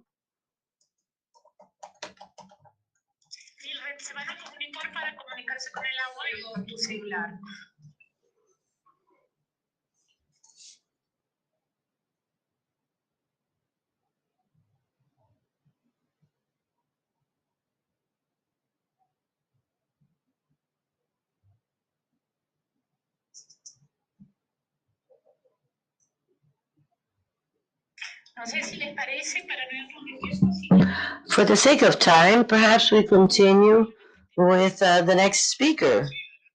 Yes, certainly. That's a very good idea.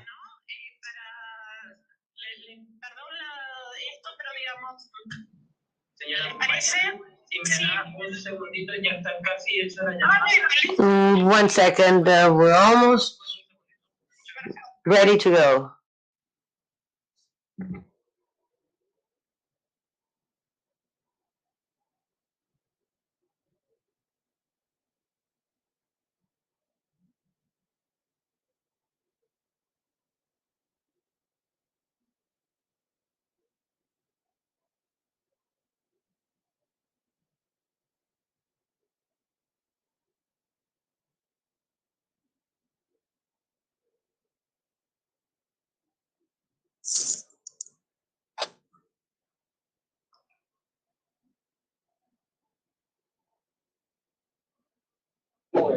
Cuba, ¿nos escuchan? Nuevamente probando. Cuba, can you hear us? Once again, testing.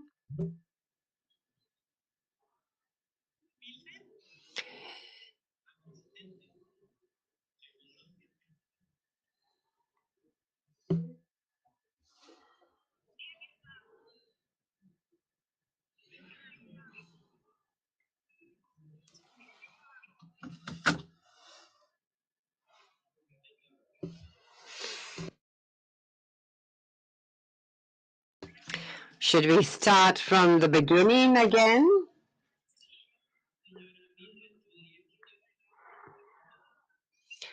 There is an echo now. He's asking her to disconnect the computer audio.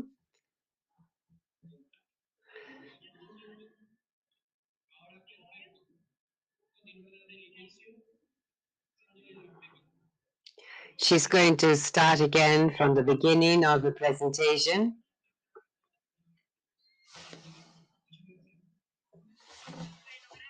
Well, thank you, and we apologize for the technical issues.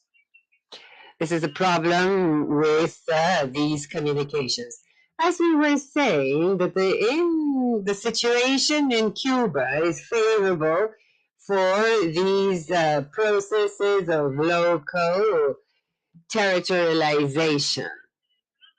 As part of the National Economic and Social Development for 2030, a special policy based on adapting government public agendas at municipal level as well as provincial level. We also have in our favor the recent Constitution of the Republic that was adopted in April 2019 and that strengthens territorial development, backing decentralization and municipal autonomy processes. In that context, with the COVID-19 pandemic, we believe that it was absolutely necessary to enhance local development as a tool for response to the pandemic. We would like to mention what was said by the President in the middle of the year when he says, everything that we do must be on the basis of the municipalities. And so,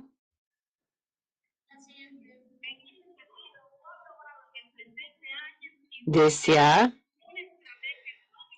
an economic and social strategy was adopted to drive forward the economy and respond to the crisis produced by COVID-19. 16 key areas in the strategy, and each one considers engagement by municipal and provincial governments for development. The strategy is a roadmap that we believe is the coherent framework for transformations to be implemented by the country in order to respond to the visible challenges imposed on our country.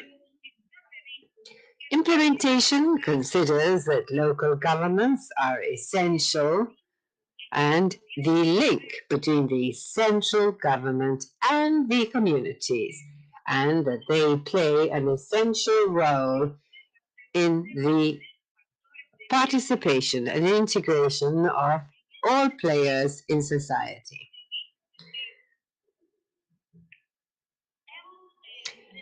And so we have a process to train, exchanging experiences in order to update and draft guidelines to develop development strategies at municipal and provincial level. In the past, we have assessed what's done we've been able to have a development strategy for not only the short term, but also the medium to long term. That is the development approach that we have considered in our plan, the National Economic and Social Development Plan from now to 2030, very much linked to the 2030 agenda. Together with a group of experts from the territories and members of the central government working on the design of the Index of Territorial Development as an indicator that we consider provides us information and where we should focus our activities to promote development at each municipality. We've assessed the potential capacity available at municipal level and have identified municipalities that with endogenous resources can further their potential. We have other municipalities that don't make the most of this because their development index is below their capacity. And we have other municipalities where the capacity is low, and so it is necessary to work together with other municipalities in order to together achieve development. This strategy also involves social aspects, institutions, the environment, and so it is truly an integral strategy that includes each key aspect considered in the National Plan for 2030. And in this process, we've also believed it is necessary to connect with national plans and provincial and municipal plans for urban zoning as a tool to develop comprehensively. And we have formed a new network that is a vital tool to be considered by our country and each territory. And so there we have a toolkit to support what is being done by each government level, always within the idea of making municipalities as the key players. Also, we have a diploma course offered nationally and led by the Ministry of Economy and Planning, specifically on decentralization and financing territorial development, because we believe that what we have foreseen to be developed and exchanging with each stakeholder, the municipalities and the government, will without a doubt strengthen territorial capacities with a view to promote planning, management, and other processes at local level within the framework of the socio-economic reactivation post-COVID-19. So, based on this strategic planning for territorial development, we must say that coordination teams at provincial level have continued to work on this throughout this extensive period affected by the pandemic, always with the idea of responding to the national plan that was adopted by the government at the start of this year, and where there are more than 500 measures to be complemented among all our provinces and territories with the engagement of universities, scientists, research centers, and others in order to successfully address the effects and minimize the impact of the pandemic. So these provincial coordination teams have worked together with our provincial and municipal governments, our councils for municipal defense, and we've doubled efforts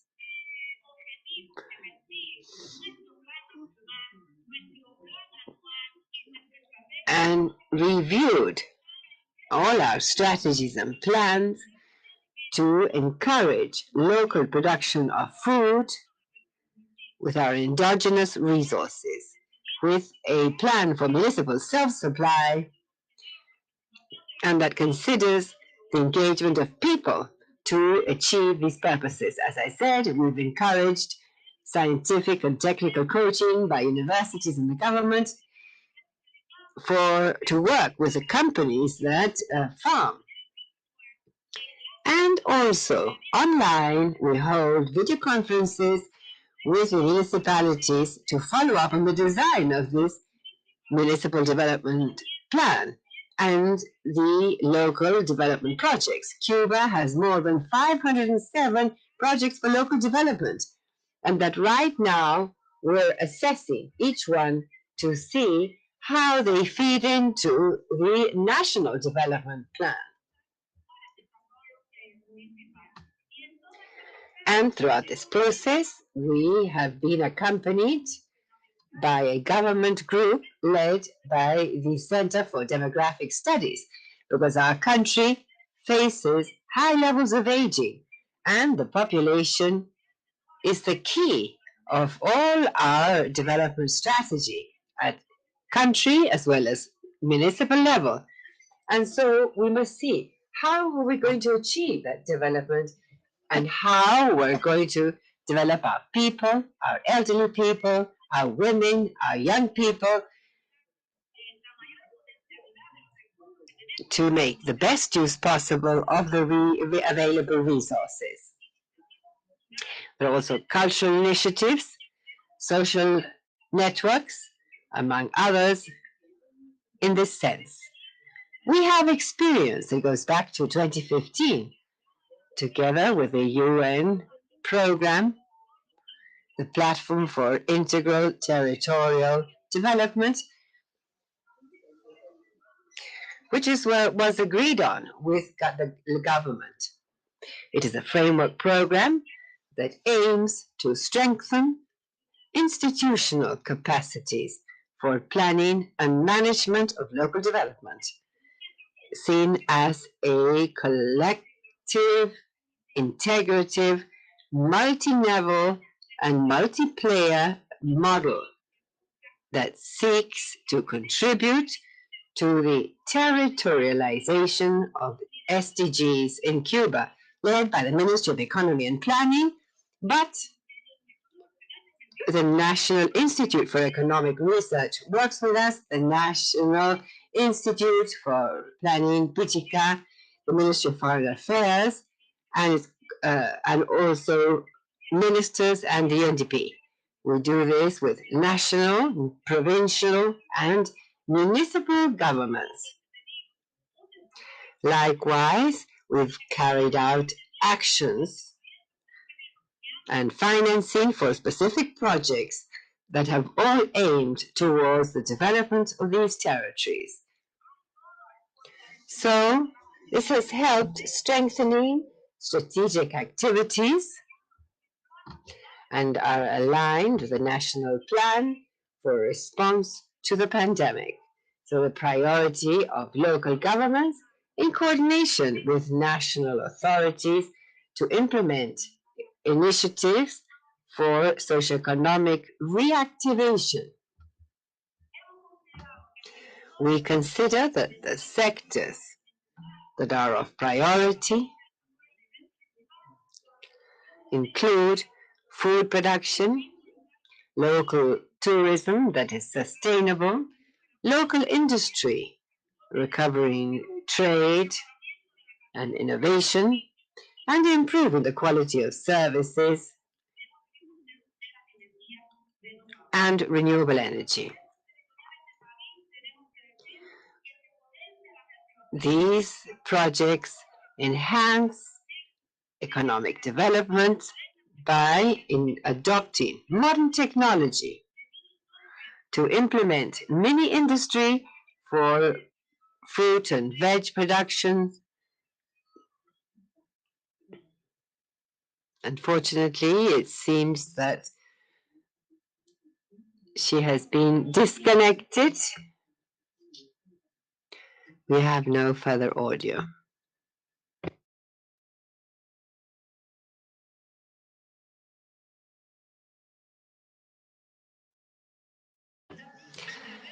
She now continues the national group for the 2030 plan and contributing to the design of territorial development policy recently adopted and that will be passed with a special decree. An integral part of the plan for socioeconomic response to the pandemic that will be implemented in Cuba for an 18-month period. The Territorial Development Index to measure territorial activities, identifying the gaps between municipalities, and laboratories to follow up on the attainment of the SDGs in 4 provinces of the country, Del Rio, Santo Espíritu, Artemisa, and Cienfuegos. Also, a set of tools for territorial development and municipal autonomy with regard to planning, financing, measuring, governance, e-governance with a gender perspective, partnerships between local governments and academia through universities in the territories, highlighting centers for strategic planning for integral development at provincial level.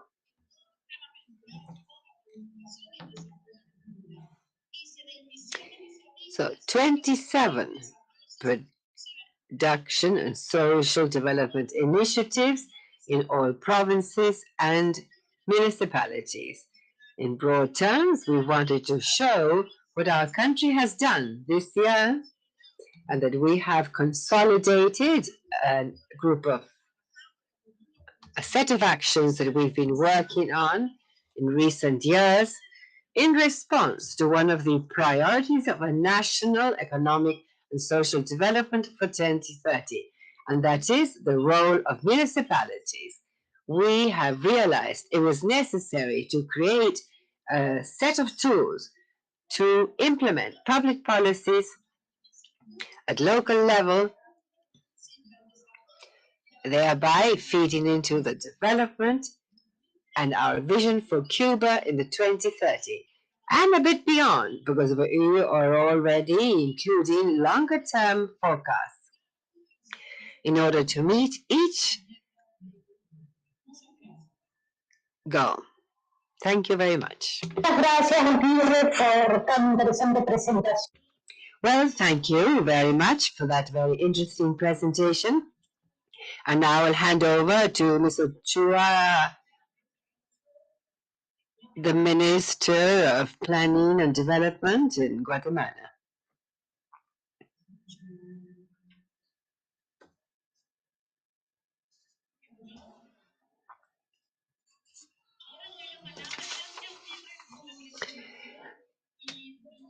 Once again, I would now like to recognize Engineer Luis Mesa Ochoa, Undersecretary for Planning and Programming for Development in Guatemala. Please confirm that you can hear us.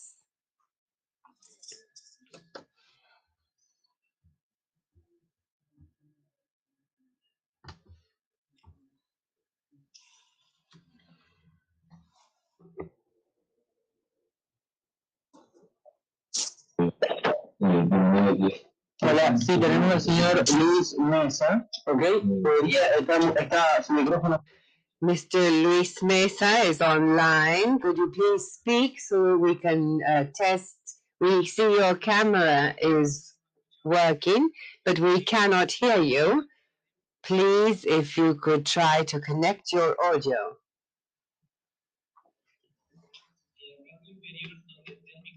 The lower part where you have your microphone, there is an arrow. Audio options, go to settings, and there on the microphone you could select and please watch the indicator to make sure that your microphone is working. Le confirmamos cuando escuchemos.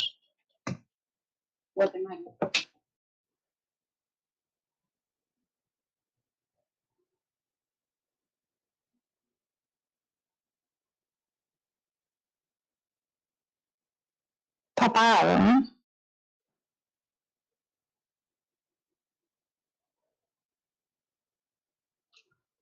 Bueno, señora Mariana. What we could do is perhaps move on to the next speaker. Well, in that case, we will recognize Pavel Isa Contreras, the Vice Minister for Planning, Ministry of Economic Affairs of the Dominican Republic. Yes, thank you very much, Mariana. It is a pleasure to be here. It's my first time in a setting such as this, and I'm very pleased to share with you.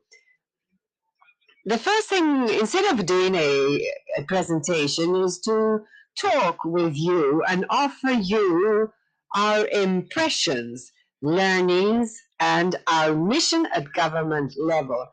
This new government in Guatemala, we came into office in August. How we see recovery and how we see planning and recovery ahead. For this, I will merely talk about 8 main items. First of all, the philosophy. I believe this is important in line with what Mario Cimoli mentioned. First, development is not a personal adventure. We have insisted on this repeatedly, and it's an important part of the government program. It is a collective effort that requires a deliberate effort. It will not occur systematically looking at the macroeconomy and waiting for markets to resolve. No, it must be an agreed on effort. And I underscore this includes industrial policies or production policies. Now, for collective public action to be effective, planning plays a key role because it ensures that actions will be coherent, consistent, and orderly, and that we can measure impacts.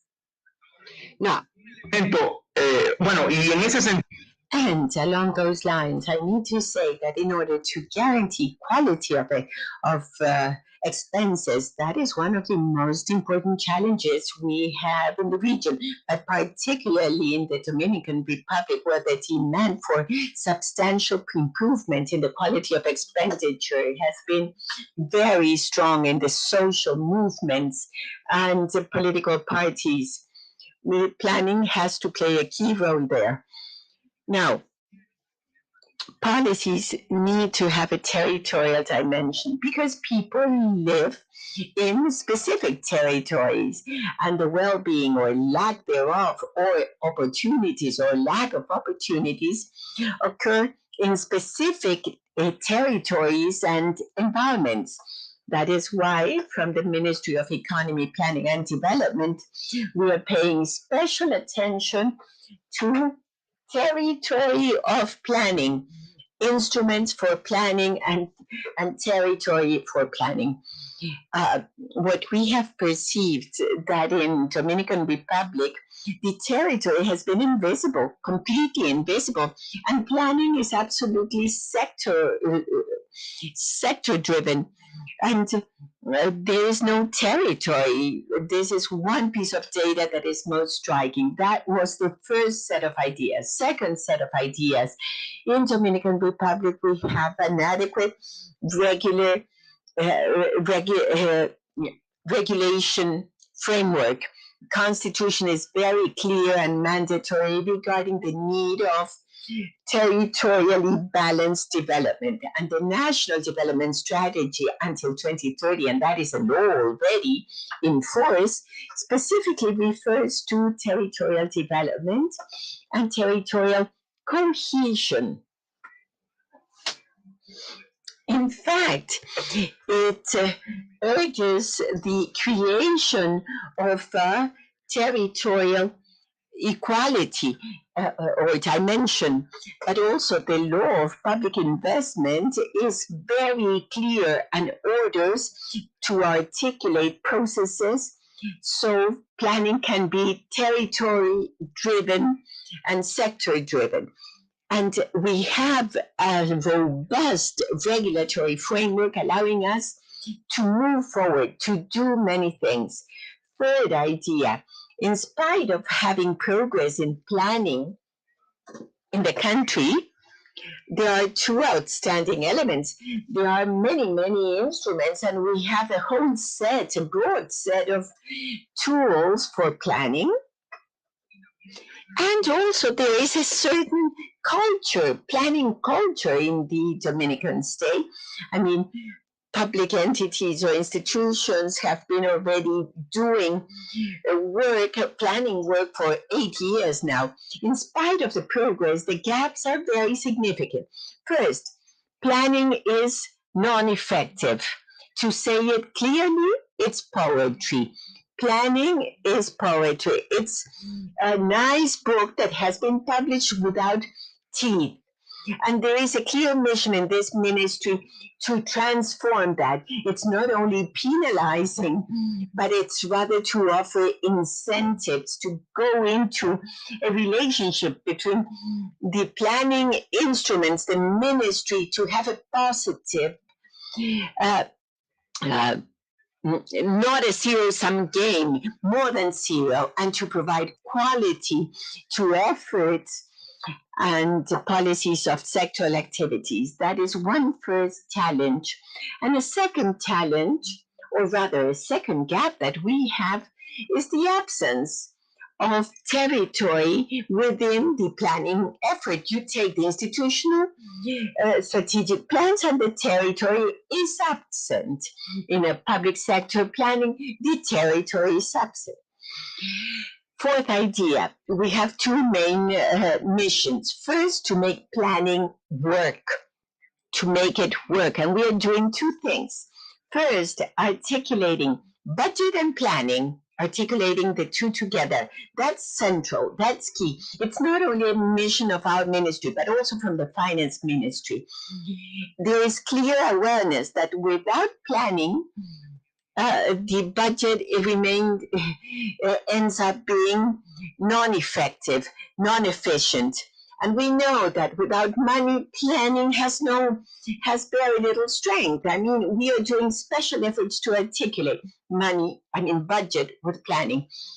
And the other point is that we are trying that planning be outcome-based or results-based. What public entities have done is plan in a backward fashion. First, you have a production and then you have the goals. No. We need to start. What are the results we want in social terms? More maternal mortality, coverage of bandwidth, education, just to say those things. And based on that, we need to see what are the necessary products to get those outcomes, what are the inputs to get those outputs, what is indispensable. We need to change the dynamics. It's the entity said, this is what I can do. And I will see what general objective of the National Development Strategy I can link to. No. It's the other way around. It has to be also based on territory. I mean, instruments for planning need to be territorially based. We need to have a method to fill in the gaps and to comply with the demand of the national legislation to have something effective. And that means strengthening the planning skills of the districts or municipalities, because territory not only should be visible centrally, but not top down, but rather bottom up, and promoting planning from municipalities, from districts, with participation, because the law says that it be done by development municipal councils, district councils. So that is one strong idea of the new government. And the challenge is very big because the national territory, or rather there is tremendous political administrative fragmentation. We have almost 400 municipal entities in a country of 42,000 kilometers. So there are no intermediate levels of government. We only have central government and local ones, which are autonomous. So how to link, how to join these two levels, that is one of the tremendous needs. And at the same time, strengthening planning abilities from bottom up. Fifth idea, I think the health crisis has made evident that territories operate in a very different manner. And for that reason is that certain territories have had certain impacts on some and different ones in others. Different epidemic impacts by territory because they're very different and therefore they call for different responses. The virus came into the territories connected to abroad because of the major tourism poles or major urban centers. And then it spread to the main cities of the country, while in the more rural areas, the incidence of the virus has been much less. Where there has been greater infection contagion is where you have population density territories or where you have more economic activities. So the responses have been differentiated from the past government. In the case of responses for limiting the spread urban, the lockdown was very much concentrated in urban areas, and the effort in the rural areas, the effort was focused in production so as to have the food chains fully operational from the farm to the consumption, to the consumer. So there was a strategy. It was completely the opposite to urban areas. That is to lock down production in urban areas and promoting production in rural ones. Sixth idea, national or rather local responses have been very weak. Very much responses have come from the central level. And that is related to the fact that local governments are very weak. There is a major prevalence of the central government, and there is a fragmentation of local governments. There are no major partnerships or articulations making a difference. Also, I must say that responses have been differentiated in social protection issues. Responses have concentrated in urban areas insofar as health, social protection, protection of the employment, and cash transfers in order to support consumption. Seventh idea, with this I will be sticking to time allotted.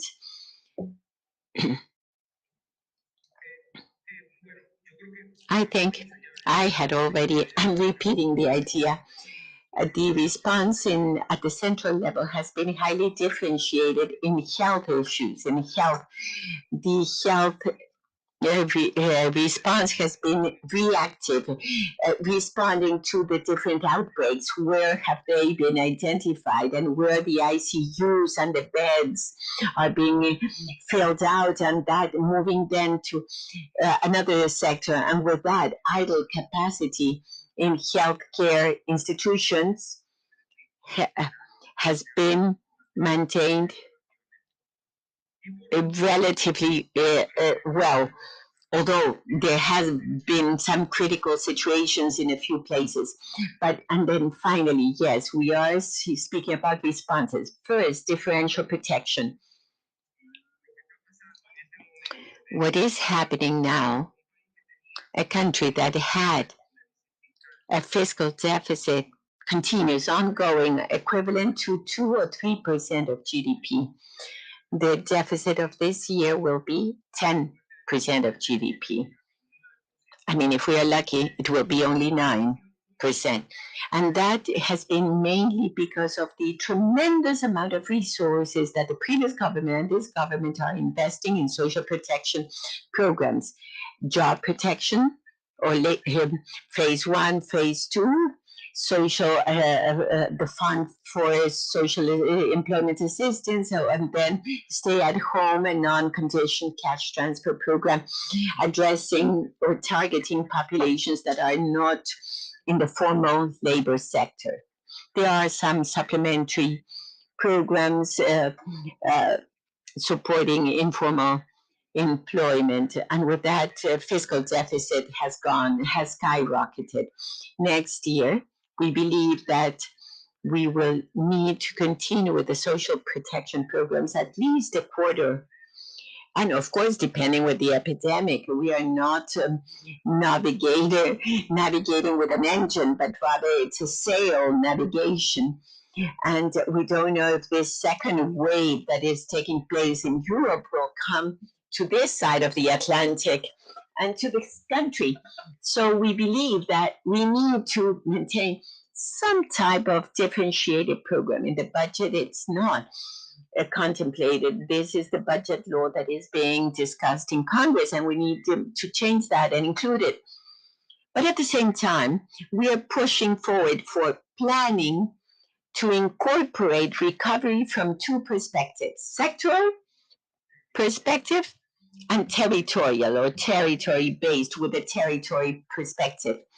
So we are working jointly with the UN system, IDB, World Bank, and EU in order to do what's known COVID recovery needs assessment, CRNA. And the idea is to work on this assessment, but including planning in it.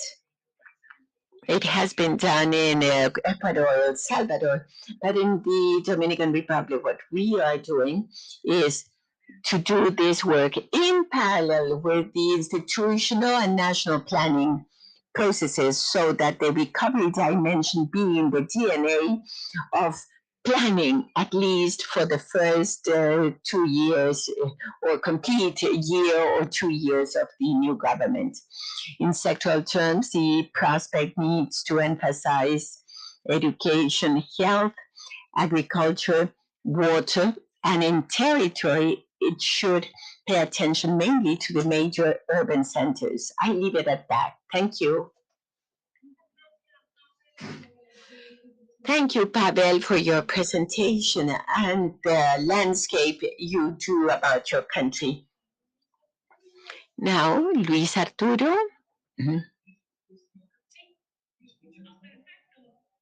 Can you hear me now? Thank you. Cordial greetings to everyone from Guatemala. Sincere apologies on behalf of our Secretary General of Planning that had to go to the presidency. And we, as Secretary General of Planning of the presidency, it's a pleasure to participate in this very important forum today. So please, may I share, or can you put on the screen the slides we have prepared for today? Please, share screen.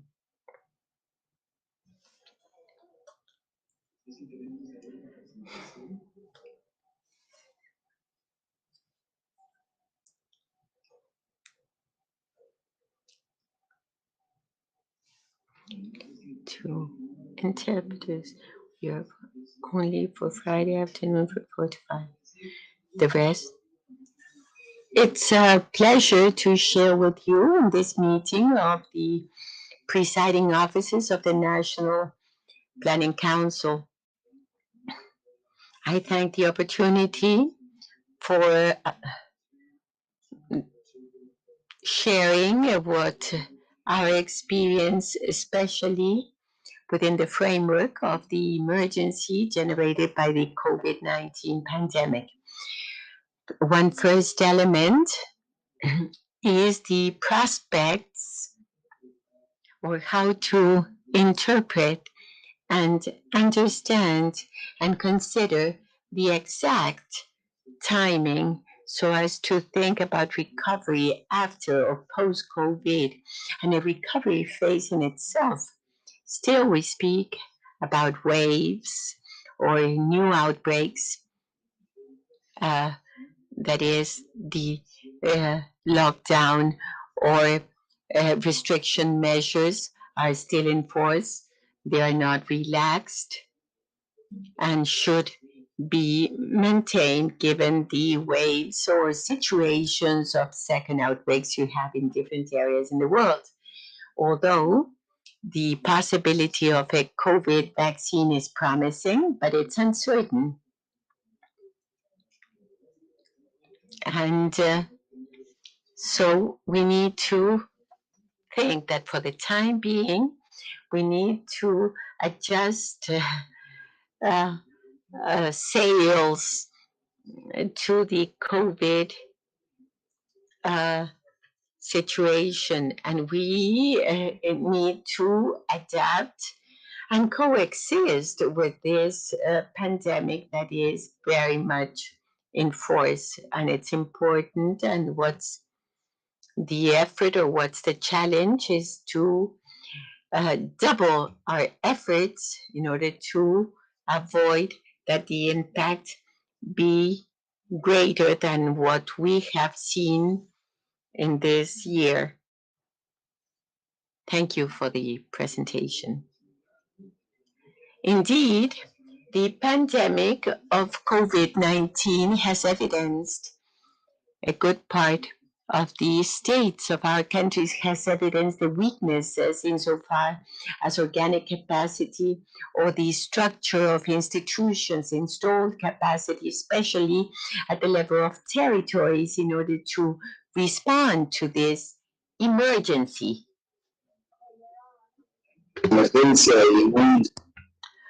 And in view of the emergency, at post-COVID, we will initially be able to strengthen the capacities of the public institutions.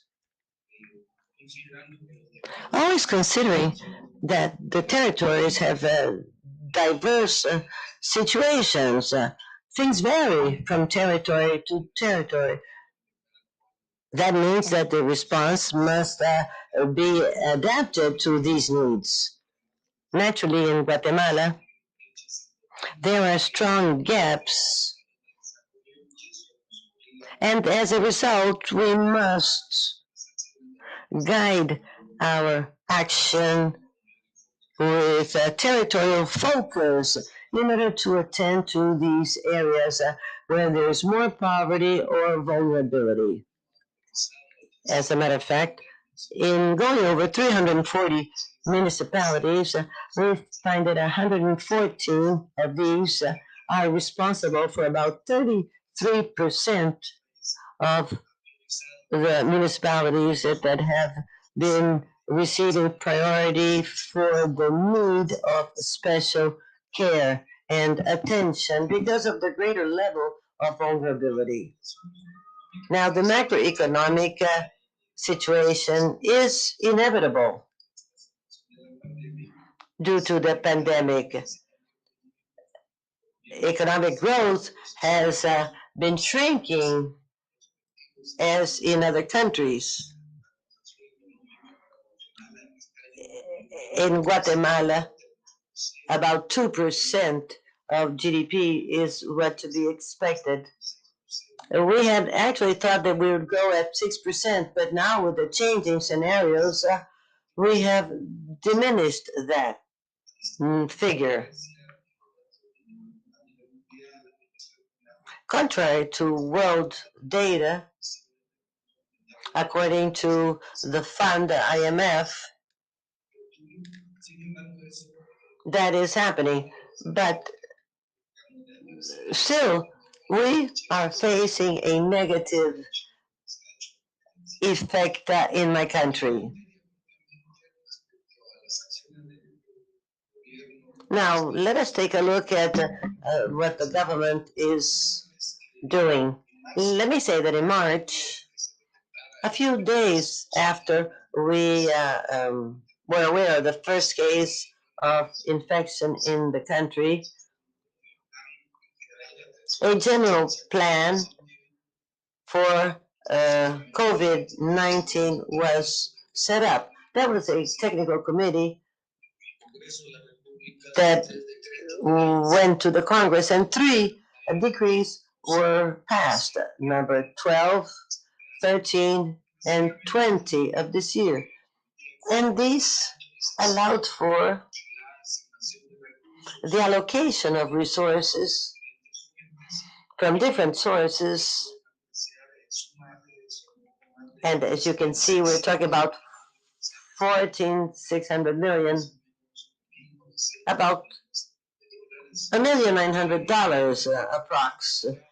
And this was to be aimed at emergency attention in view of the pandemic, to help out with farmers, irrigation systems, and the production of foodstuff, different programs to assist SMEs with capital investment programs, also addressing older persons. We're talking about an additional 20,000 that were added to the initial 100,000 that were receiving this. In short, there were a series of programs such as food stuff in order to help out the more vulnerable families with food stuff during the peak of the confinement and lockdown. This package of assistance includes also monetary transfers into different villages and groups for people who have been identified as being unemployed, or people who belong to the informal markets. And by the way, about 70% is the figure of informality in the country. It's a large figure. And to these persons also, the monetary transfer was allocated.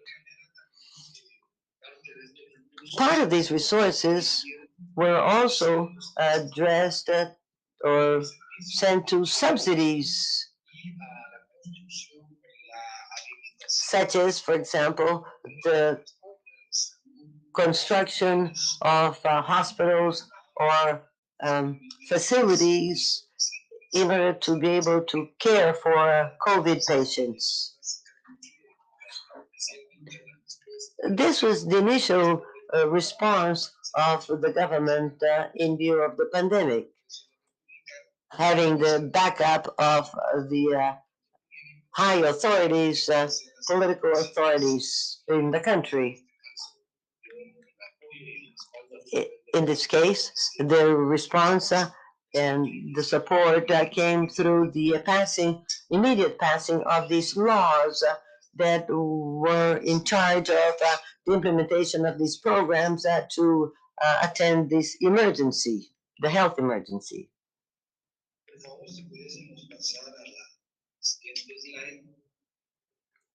Let's go to the next slide, please.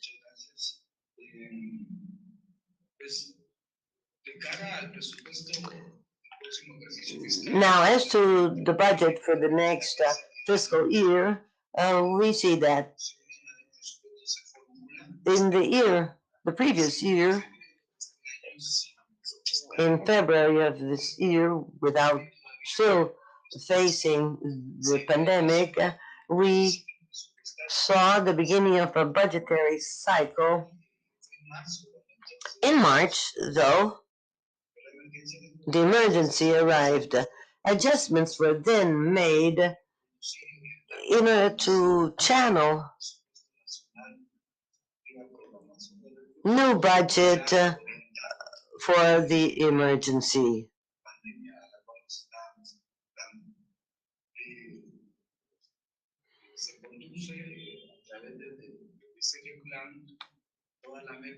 This plan used all of the tools that had already been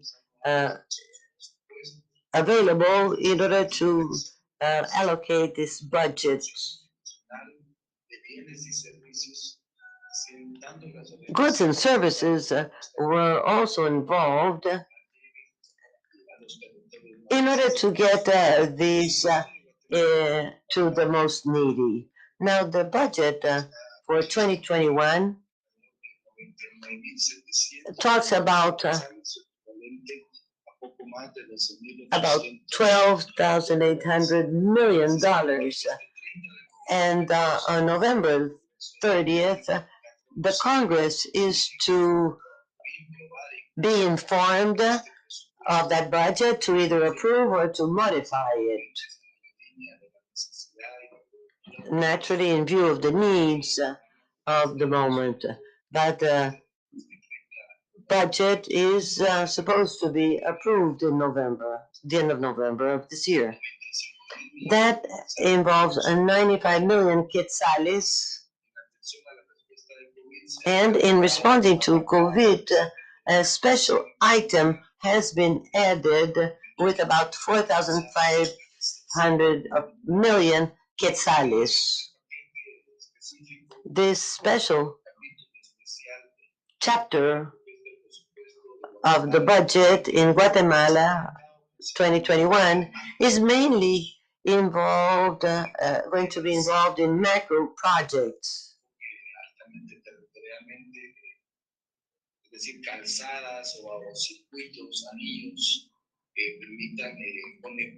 And this is involving projects to connect different areas of the country. And this eventually will have an important impact in the economy of the country. This also involves the construction of new hospitals.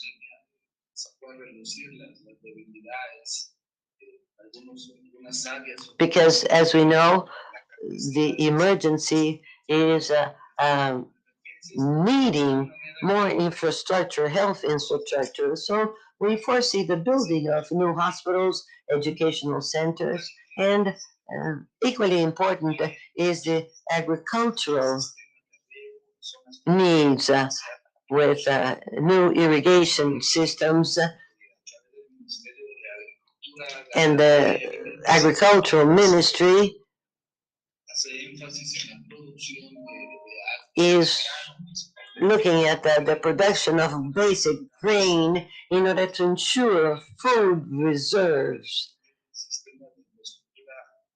as well as agri-production infrastructure for certain territories that have to do with processing, packaging, and the production of some of these goods. By the next year,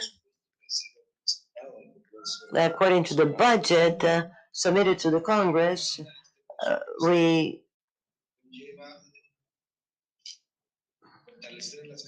see that this budget will strengthen the capacities, operational capacities of public management. It also aims at improving the efficiency in the use of resources. We must be efficient, but also successful, so that the production of goods and services may really reach the needy territories. The executive also wishes to contain expenditure, but some items are truly necessary. The idea is to strengthen partnerships with local governments This is very, very important in order to mitigate the effect of COVID-19. The current administration has adopted a general policy,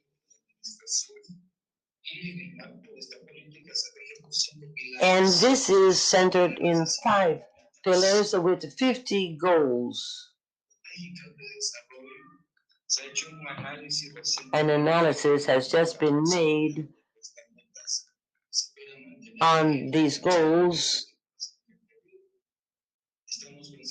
We are truly aware of the fact that some of these goals will not be met, but the government wishes to maintain these goals and naturally adjusting the strategy up to the end of this administration. The goal has to do with the mechanism for the midterm implementation of what we deem our development strategy, the main development strategies and goals.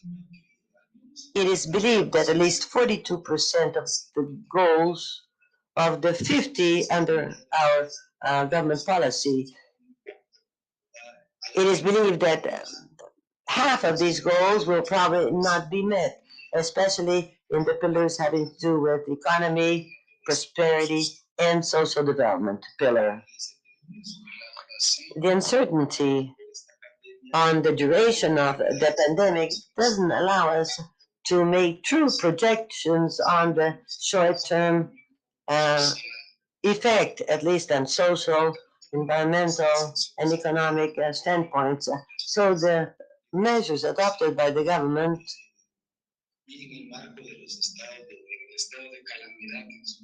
in facing the state of emergency that has been decreed by the government in order to be able to fully implement all the actions that are needed. And the impact of these measures have been positive. They have mitigated the effect of the pandemic in up to a certain extent. Let us go now to the last slide. Now, in talking about territorialization and the response to the pandemic, the Presidential Committee on COVID and with our action as well from the planning side, an initiative was adopted to implement a warning system. And as you can tell, this shows the different territories that have different categories. And according to these categories, certain restriction or certain leniency may be applied according to what's happening with the infections.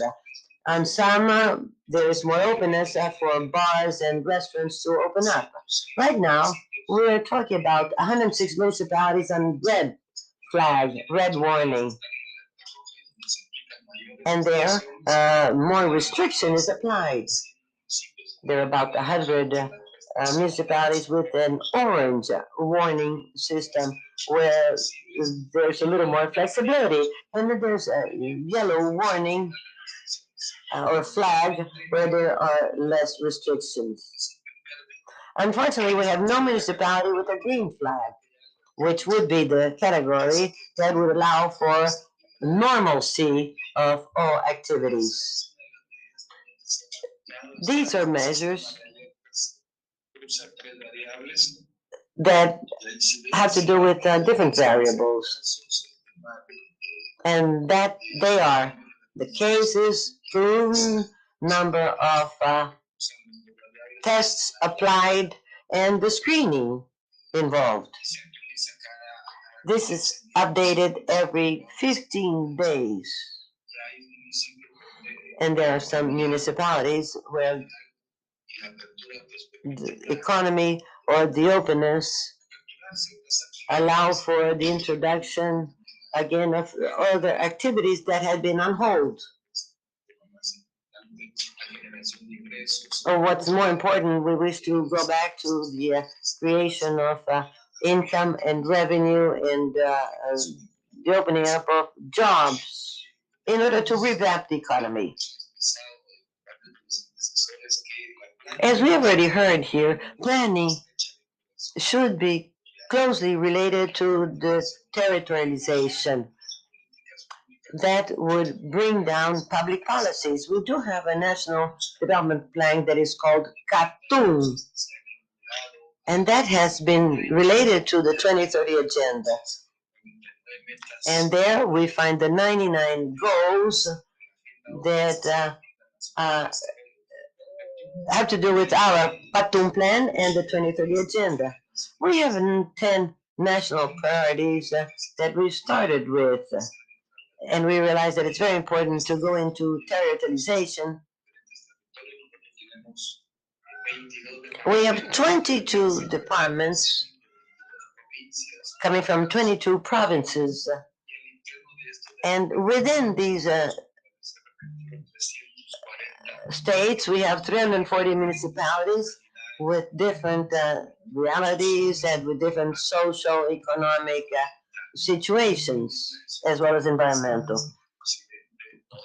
Some are located in the east of the country, as well as in the central and west part of the country. These are the ones where we find greatest gaps. Municipal development plans and territorial plans are being applied. Right now we have 260 plans, and 50 are to be applied this year, with a coverage eventually of 90% of the country.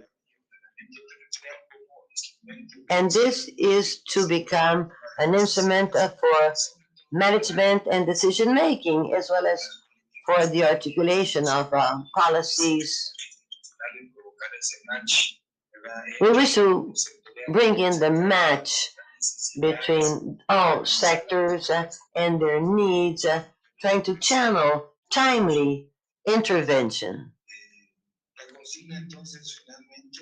And finally, we wish to set up mechanisms to distribute and to allocate financial resources, stressing the coverage of basic utilities and input in the most equitable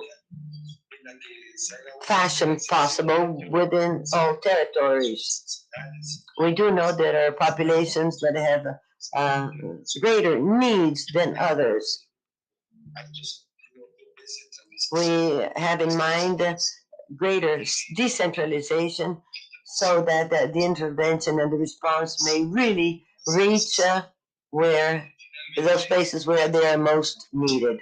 Now, I'd like to take advantage of this regional space to mention the importance of the collaboration with our Central American neighbors and the Caribbean, so that in the borders we may apply good practices and the measures that all of the countries are adopting in order to share best practices. We're talking about a comprehensive system. I am very thankful for the opportunity to be here, and I repeat once more, I am very thankful to be here. Thank you. Thank you so much. These have been excellent participations from Guatemala, Dominican Republic, Cuba, and eventually, certainly, the local places become so important. And these policies are certainly going to help us to reach those that are more needed. Now, we are 20 minutes behind schedule. I will only give the floor to present two questions. Perhaps Isaac. Está planteado Excuse me. Well, if anyone would like to take the floor, we could hear a couple of colleagues. I don't know if anyone would like to take the floor.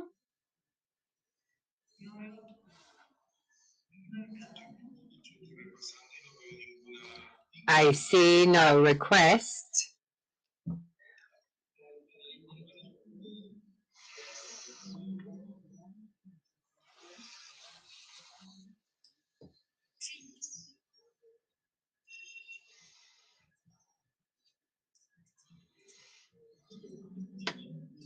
Can you hear me?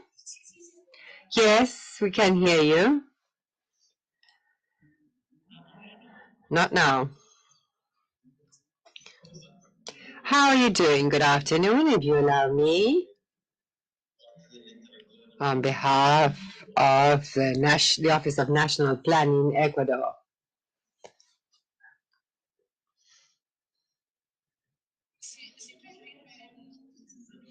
The audio is broken.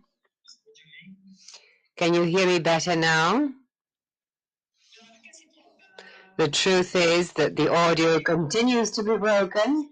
Well, since there are issues with the connectivity, could you please speak a little longer? Maybe we can try and fix it.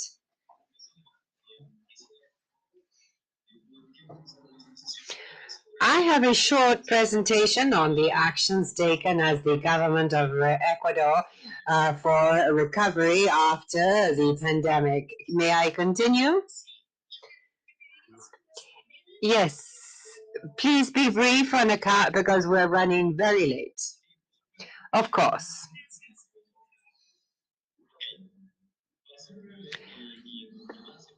In line with what has been said in the previous presentation, in Ecuador, as you know, we have a planning system, and the territorial aspect is essential. For more than a decade now, since 2008, in fact, we have territorialized national planning. And likewise, we have strategies in terms of how to territorialize our planning. And autonomous, decentralized levels of government, 3 levels, provincial, municipal, and by parish. This is done every 4 years. Now, what have we done as a national government with regard to the pandemic? Well, comprehensively, we have made changes to some laws that prevented us from addressing the pandemic appropriately. Our government term ends in 2021. But right now, we're trying to provide technical assistance. Unfortunately, the audio continues to be broken. It is impossible to understand what the speaker is saying.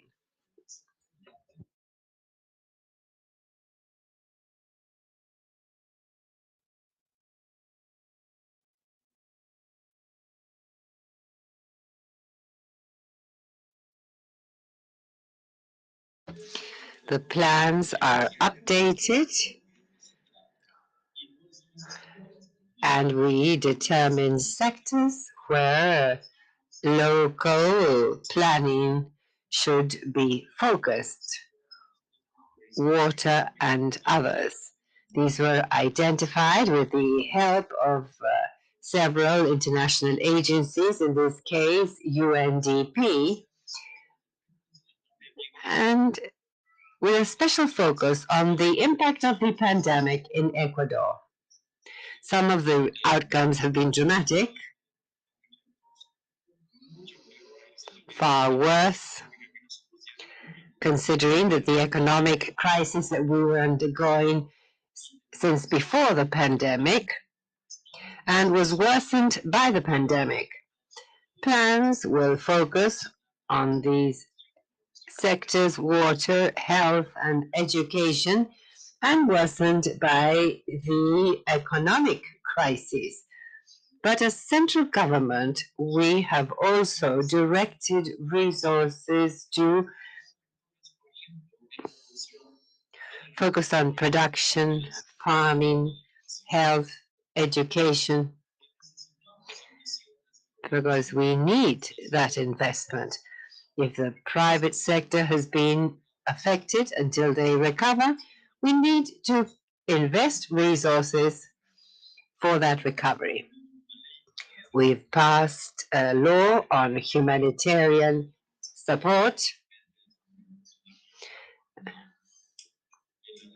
whereby the National Assembly creates a fund for about $1.4 billion to provide loans to the productive sector, which is necessary to have social and economic recovery.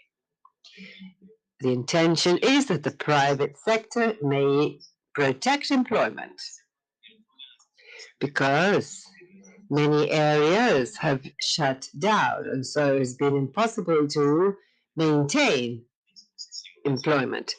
So we have the intention of supporting them so that they in turn can help us protect the jobs that we have. Without employment, we will not be able to achieve economic development. Excuse me, but please be brief, because these are this time is for comments on the previous presentations. So please, if you could wrap up, we will be very grateful.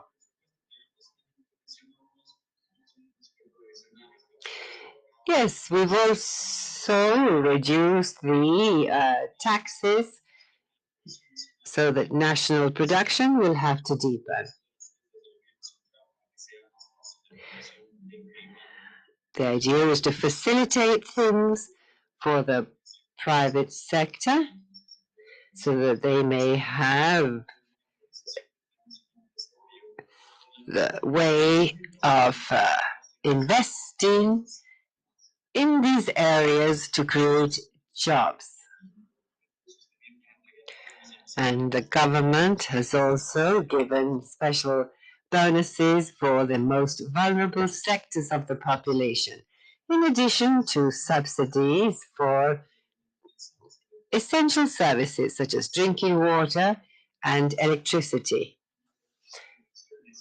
We've carried out several things, and to sum up, because on account of the time we cannot give further explanations, but we want to strengthen things at territorial level.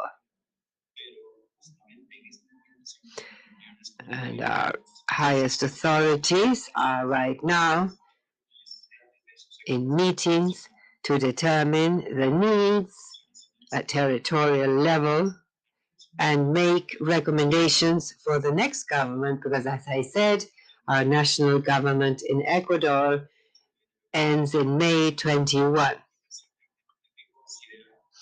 And we must lay the ground for the next government. That is it. Thank you very much for allowing us to tell you a little about what's been done in Ecuador. Have a nice day. Thank you very much, Israel. And so we will now close the panel. Undoubtedly, it's been very interesting. And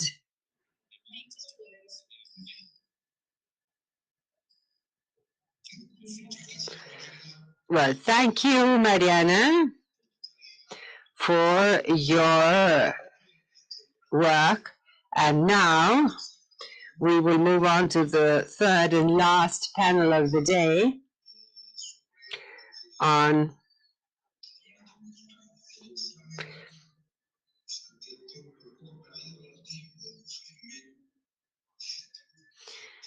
He says he's a bit lost with the time.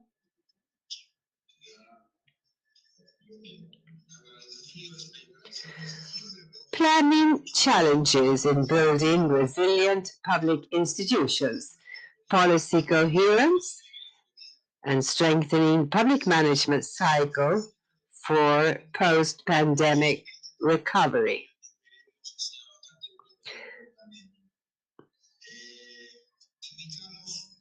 We would like to invite Jose Agustin Espino to moderate the panel with just 2 speakers. I would be one of them, and I promise to be very brief to see if we can recover some of our time. Jose Agustin, please go ahead.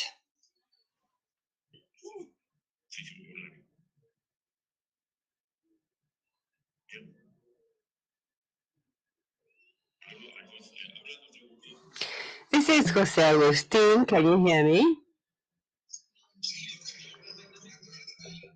Yes, go ahead. Well, we will have 2 speakers in this panel on planning challenges in building resilient public institutions, policy coherence, intersectorality, and multiscalarity, and strengthening the public management cycle for post-pandemic recovery. Which of our colleagues is ready for the presentation?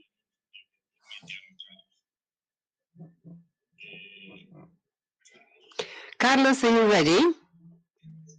Yes, here I am, ready and waiting. Okay, go ahead, the floor is yours. If you could allow me to share the presentation.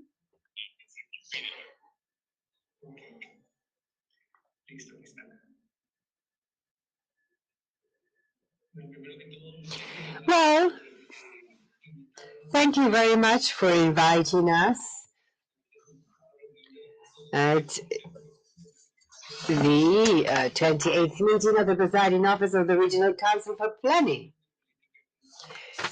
I am the Vice Minister for National Planning and Economic Policy of Costa Rica.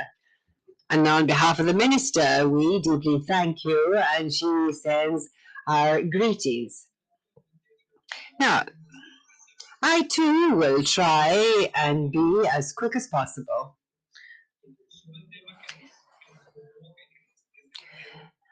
The topic of this panel is to be here for about 2 hours.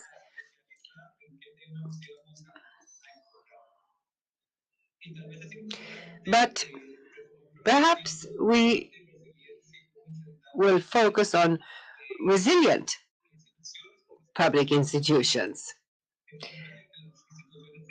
So, because with the pandemic, institutions must be resilient. The difference between the countries that have achieved better outcomes during the pandemic is the use of prospection, using techniques to measure possible future scenarios and what would the outcome be if we change some variables. Because this has changed the entire way that we've been planning, and today more than ever before, it's necessary to resort to techniques, not only to foresee future scenarios based on different policies, but also to see how things will be affected if we don't. This was very clear during the first months of the pandemic. The University of Costa Rica, together with the Ministry of Health, devised models to project the level of occupation of the intensive care units if the behavior of contagion continued.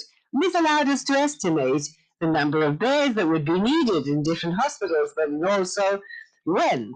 And on this basis, we adopted policies and devised programs to foresee that if these situations occurred, we might attenuate the curve.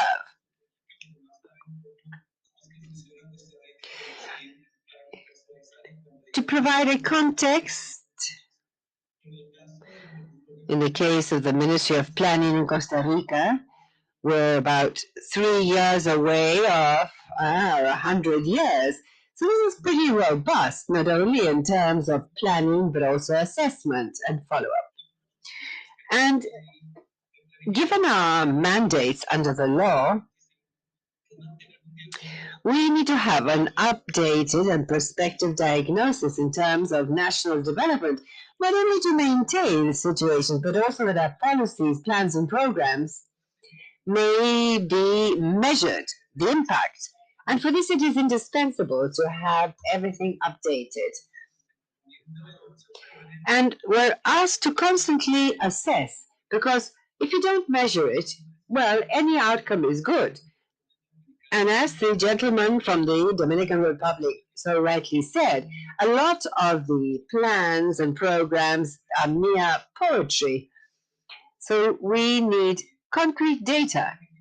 And in this, planning is also managing outcomes for development. So we have not only a policy, a program, a project, but that we can identify the target based on what we're going to consider growth, impact. How can we measure it? Who's responsible? And so we bring all these things together to measure the efficiency of these institutions. So planning cannot be only the intention of a government to do this or that. On the contrary, it must be institutionalized so that the techniques are integrated over time. And it's here that the questions said, how do we include prospection? And how do we ensure that these policies be carried out? There's a say that if you don't use cocoa, you'll have no chocolate.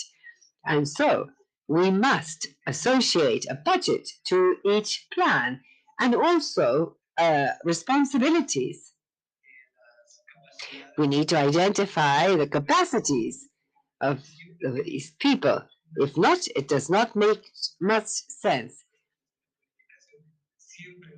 And so planning must always be linked to a budget. The shortcomings of our planning come not only from the public sector. I too have seen planning in the private sector where there are plans, sizing, and then when you go to the budget, there is no connection between the two. So the shortcoming is in both sectors, public as well as private, and it is something that we must make progress on. As I always say, the relevance of linking planning to outcome-based planning, because this allows us to measure over time using our project management techniques. See, when will I have these results? Who will be responsible for doing these things? To what extent? And this requires of robust institutions that are possible to follow up on the different policies and programs. One of the questions asked here was, what measures would we take for opening up information? And when I speak about information, it's not only planning, not only to know the result, but for whom.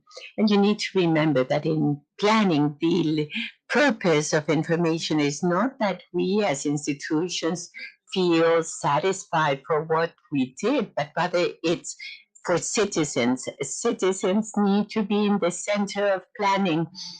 It is citizens in the center. And when we speak about information, what is the information we are going to include? What is the capacity to provide it? What is the format to be provided for it to be monitored? It's not only if results-based or that is output-based, but rather all the objectives or results were achieved with the different plannings, but at the same time monitoring the fact that if resources were invested, if they did generate the quality it had to be obtained. Here in question number 4, in a questionnaire about the opening of or openness of information, citizen participation, and why is this important for this to happen in the pandemic. I will share with you this brief presentation.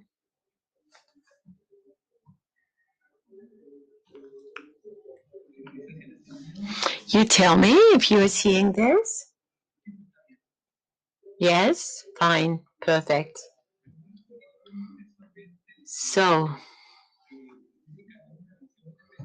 an independent review mechanism of OGP. And it says that in a context marked by a low trust level of population at political and economic level, the open government agenda defined in the action plan represents an opportunity to see to the causes that give rise to that distrust and improve it through transparency practices in considering response to the nationally relevant challenges. Costa Rica is a member of OGP since 2012, led by the executive branch, and gradually it has included not only government, but academia, private sector, and civil society organizations. If we speak of citizen participation, we need to have all the players of society, and the idea is that we involve different branches, judiciary, legislative, and in the case of Costa Rica Supreme Tribunal, so as to be an open state, not only open government of the executive branch. And what is the purpose of this data opening is to propose policies, guidelines, strategies in open government, and allowing us to change the way in how we plan, perform, and account for. And their citizen participation is not only to hear the options or solution options, but to create in a collaborative or co-create together with citizens. It's jointly that we are building, not that you provide the input and I give the output. And that once built, this process jointly, that it be transparent to everyone. To show you the coherence between this and previous government, in the previous administration, the National Development Plan was presented, and one of the pillars, number 3, said that one of the pillars for this development plan was an open, transparent, efficient government. Why? Because that prevents corruption, at least decreases it. Corruption needs hiding data, nobody finding out about it, but in an open government, transparent government, corruption has no place. In this administration, the Alvarado Quesada administration, one of the elements, the 5th element of the new National Development Plan is open government, which is no longer a fashion or a trend, but it's part, cross-sectional part in planning. You can no longer think about planning without considering the part of this open data of open government. And to get to this point, 4 action plans have been enacted from 2013 and 14. It was only of the executive branch. No other sectors were included. It was an initial process. Then 2015, biannual plans, a methodology was adopted, and civil society was included. And for the first time, commitments were signed on open data. And to have that habit, 2017 and 19, there is co-creation process, not only citizen participation, but also the building of what is coming needs to be co-created, where there are very important elements like gender equality, environment, and open hiring. That is very important in order to expose this situation. And in the 2019-2021 action plan, we're already working to become an open state. The initiative that began in the executive branch to be something permeating the other three branches. Why do we want this open state? In April 2019, the four presidents of the branches signed an agreement to commit from each institution to generate terms and conditions for an open state. And there you have the evidence where the president, the speaker of parliament, the president of the tribunal and of the judiciary commit and support this initiative, because accountability was given rise to and generate trust by citizens. What is the value of an open state? It's what we want to become, or move from open state national commission to a national state of open government. We are about to publish a decree, because although the commitment already exists, but there are many situations where this is voluntary. In the case of Costa Rica, local governments are autonomous, and therefore to adhere or endorse this process would only be on a voluntary basis. And if it is something in pro of transparency of the 82 local governments, we have been pioneers in Latin America. And the idea is not only to build, but to learn in the process. In these programs, what we said is that we started improving the co-creation process. And it's not that we were doing it badly or but rather how we have tried to improve according to the comments, observation. We've included social sectors, private sector, and governments. We are currently working the open government policy. And what are the challenges, pending tasks in order to achieve this objective? Is that the commitments of each branch of the Republic be reflected in their budgets, action plans, and that proposals of citizens be integrated in those plans. Also, to have an appropriate balance between citizen proposals and capacity of institutions to implement them. Because if we speak of open government, there is a whole avalanche of needs and requests. But we need to be mindful that there are many, many demands and many limitations, not only resource-wise, but technical, institutional. That's impossible to remedy all problems, but that is why we have the open part. What can we do? What cannot be done? And how can this be corrected? Another challenge is to have continuity among processes, regardless of administrations. That this open government process be something institutional, not merely a tool. That it not only be an expectation, but something formal in all governments, and to involve other players. Still, we need to include the 81 local governments of the country. We are working on that. Regarding COVID-19, how have we tried to be consistent between open government and COVID? Here, COVID19.go.cr was created. Here is where the general population can see all the data, all the regulations, protocols, all the warnings, when do you have closing dates, so that the formats to be used for different exceptions to be there, for data to be, official data to be centralized. news videos to be a reliable source of information and leave aside the very negative influence of fake news. What have we done?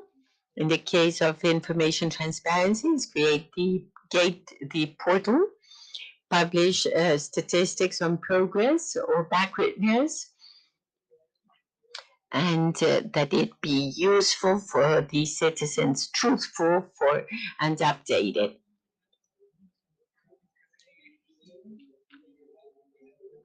One of the programs was the Protect bonus, but it was for the citizens to know what you required, who would receive it, and all these statistics to be accountable insofar as public resources. To conclude,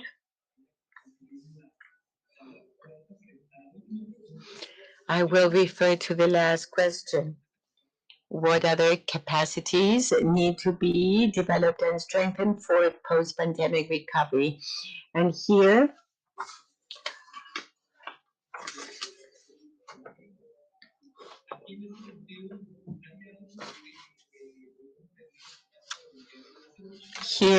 there is something that many years ago was a desirable variable. Going to college, it was a desired variable, then mandatory, then knowing English. It was desired and now mandatory. And what is mandatory variable? Do we require it for citizens to use or maintain big data, information management? Because it cannot be that all persons depend on only one department or institution for information. And that is why governments need to implement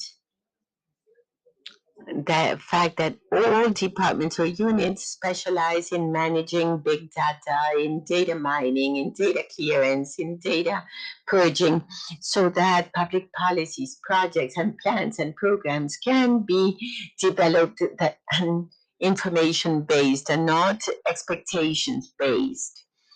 The data management is the most important capacity that needs to be developed from now on in all private and public institutions, because information era is past.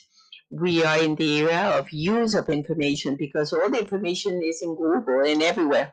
And now we need to discriminate or differentiate what's real from that which is not. How can it be used for better perspectives, better projects, and efficient use of resources? That is it. Thank you. I think I stuck to time. I only exceeded a few minutes. We tried to answer the 5 questions that were sent. Hopefully it will be useful. There you have the data, not only, but also mediaplan.cr, and also in the National Development Plan page, public investment, you can see how that different programs and plans are linked to the essential pillars, objectives, to the SDGs, and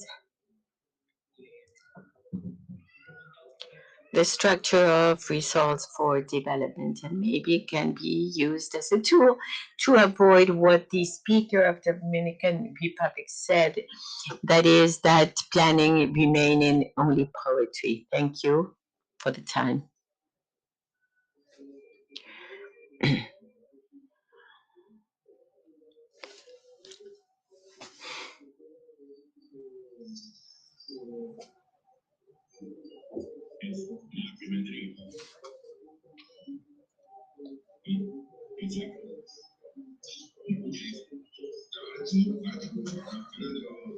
Yes. I was waiting for your introduction. Thank you, everyone, again.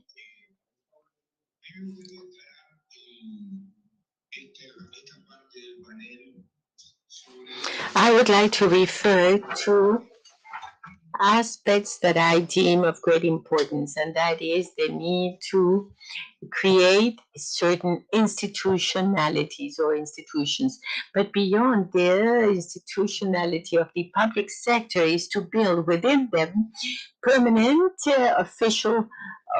officials teams or officers team, because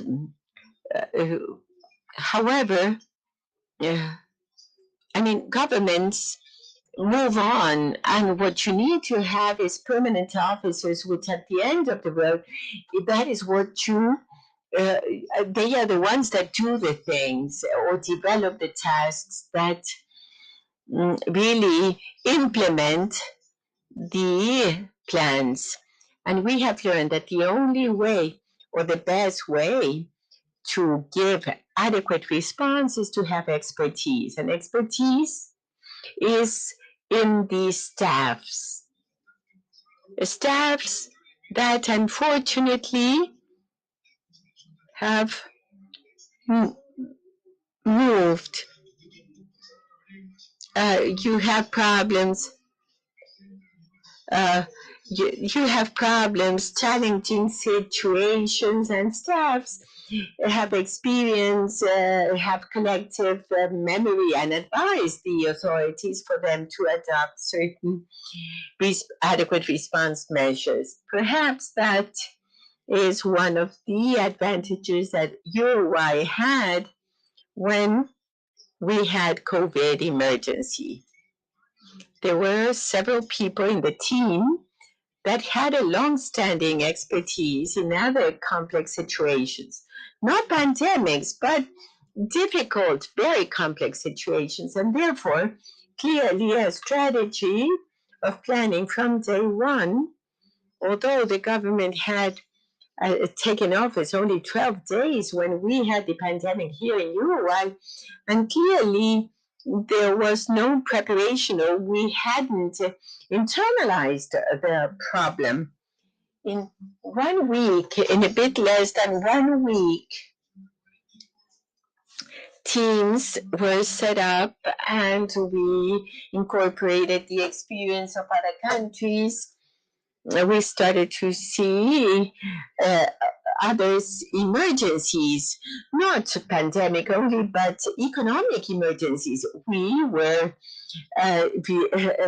undergoing a supply shock and a demand shock because we didn't have the income to maintain the demand, and therefore we needed to resort to planning, because you can create more state or less state, but you never can doubt that it is the state, the one that prevails. If there is no centrality, or if there is no coordination and planning from the central power for a rapid response, then what's the point of having a state if it didn't have the power to prevail? Uruguay adopted fast responses. In a few days, or a previous colleague said it. Yes, I think it was Rafael. And then we figured out which sectors had to remain open and which not. That was basically looking at quadrants with less health risk and with more value added. And evidently, we couldn't restrict those with greater health risk for propagation or intrinsic as well.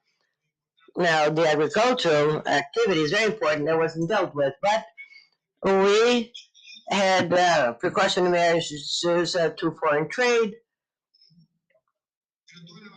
and all of the supply of food stuff and all of the plants manufacturing, the payment systems were maintained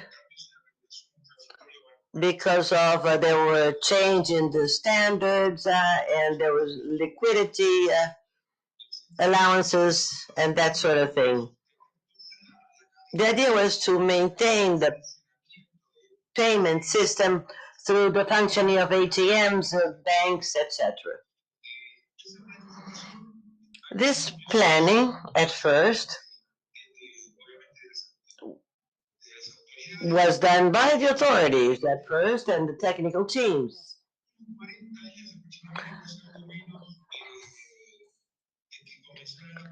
40 days after the beginning of the pandemic, the government set up the scientific advisory committee with scientists involved.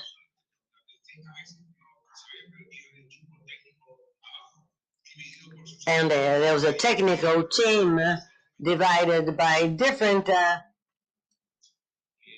medical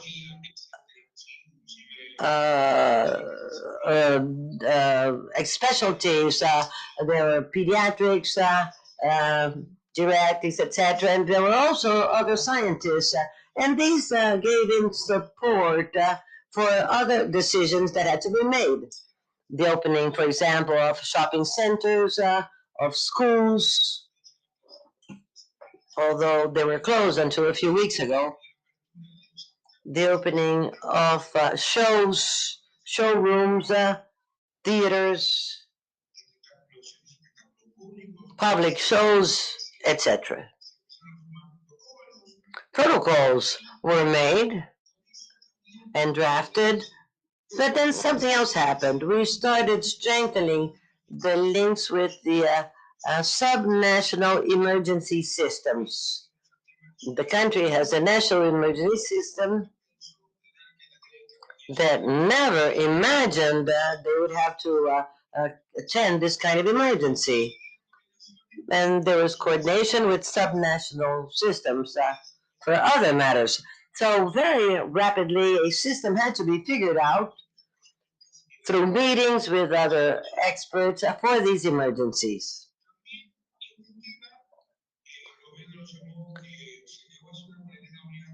The government did not wish to make a mandatory quarantine at first. Conversations were conducted with the president, and they said that information had to be provided as time went on.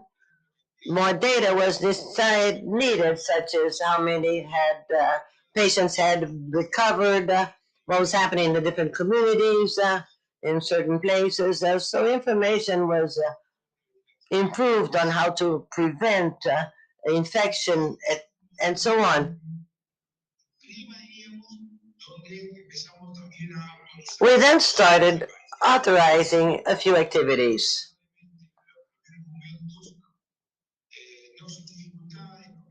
At first, and not without difficulties, as has happened elsewhere, we had to strengthen the national production capacity. We did have the funds to import goods, but these goods just didn't arrive. The national industry and our labs and our scientific institutes did react. Resources were provided, and as a result, we were able to follow up. We had already developed our traceability capabilities, but we didn't have testing capabilities. So we developed it, and the time came when we thought that we wouldn't have any more cases. We were seeing like one case a day, but we have an open frontier with Brazil. And in Brazil, the pandemic attacked with greater strength. At mid-June, we realized that we couldn't control everything, although we didn't have that many cases. And in about 3 or 4 weeks, the cases became more numerous. 500 active cases is not that many. And these are amounts that we still had the possibility to follow up. But we were leaving the comfort we felt at the beginning.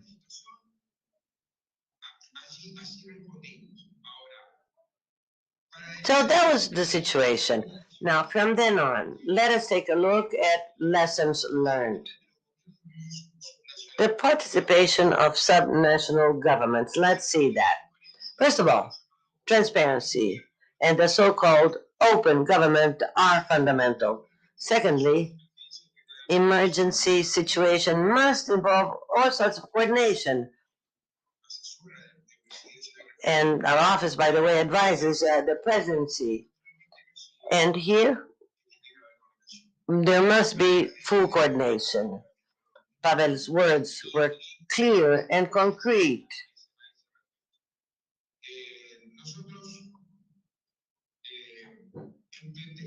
We do understand that in talking about coordination and planning, we must separate the role of the central government and the local governments. In a country such as Uruguay, well, we're talking about a small country as compared to the rest of South America, and it's not a very populated country with a lot of demographic concentration in the capital city and the other large cities. Clearly, we must distinguish a couple of things here. Subnational governments must be strengthened in terms of human capital. We noticed that there are failings in human capital in certain areas.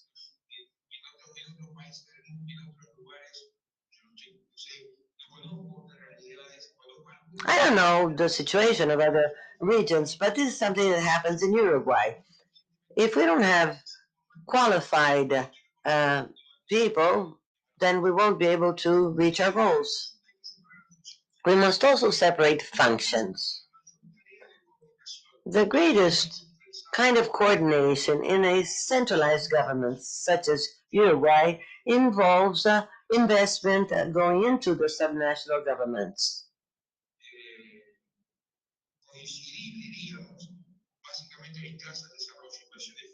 And this involves physical investment. There are some places where the coordination is more flexible. There, policies must be adapted to the locality. For example, in education, there are places where education has to be different because they have a completely different productive matrix. We have a central government, a central police, and here we find an important topic that must be studied. Health is also in central hands. As you well know, our budget is a 5-year budget, but we do have yearly revisions. And in this budget, we took office in March the 1st, and immediately afterwards the pandemic arrived, and we had to make a review in August with a lot of uncertainty. So we had to plan and coordinate with the subnational governments in the midst of this conundrum.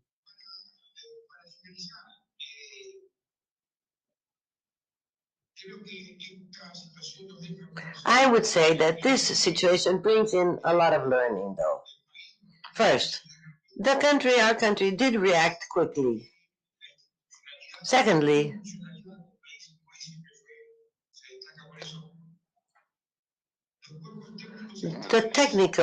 the stable technical organizations do give strong support to action. Using science from the very beginning indeed supports decisions. It gives coherence, and it also grants support to the citizens. The citizens do realize that we're not just talking about a political decision. And, for example, wearing the masks and the distancing that is needed is not something political, but it's something that is advised by the medical and scientific authorities, and the people trust them. This is very important. The other lesson learned is that response systems from the government had to receive assistance. We must foresee situations that occurred here for the first time.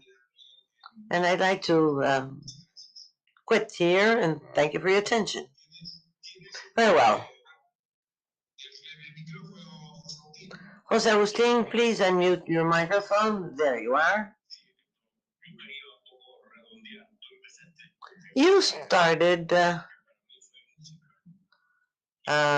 talking in a way that sounded like music to me, and your conclusion was also music to my ears. First of all, the panel is about resiliency, and much of the capability to face the scourge that is coming because of pandemics or climate change will be related to precisely what you said. Being able to maintain experts, well-trained staff, human resources that are untouchable in a government structure must exist so that they may efficiently respond when there is danger.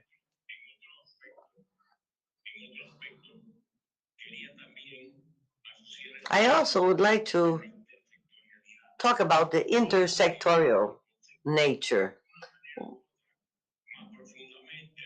We all do understand to a greater or lesser extent intersectoriality, but we're not really managing well the multiscalarity. And why do I say that your words were music to my ears? Precisely because of this. And I like to end up by saying that territory is the place where action arrives. All of the passion, all of the powers, all of the strength and weaknesses.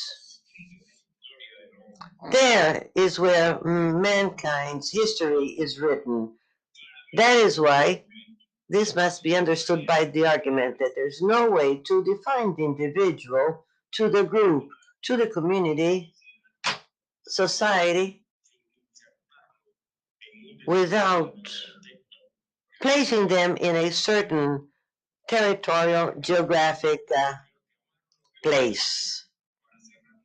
I wanted to quote this. Thank you very much. Thank you, Jose.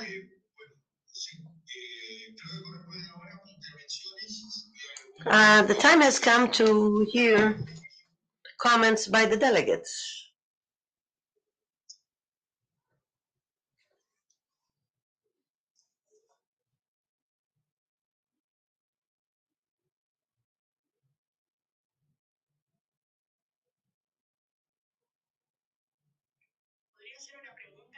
I do have a question. May I pose it, Chair?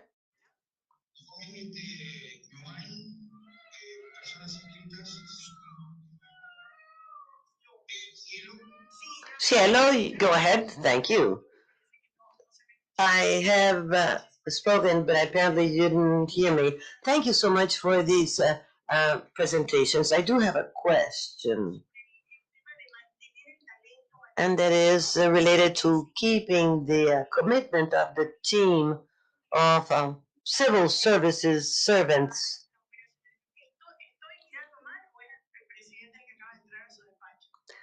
Was it who entered your office? Was it the president? Thank you, President. Thank you so much. I'm checking to see if he's really working. He's really on the job. Oh, indeed, he's working very hard. Believe me. He has been moderator and he is conducted with excellent aplomb. Thank you, Mr. President.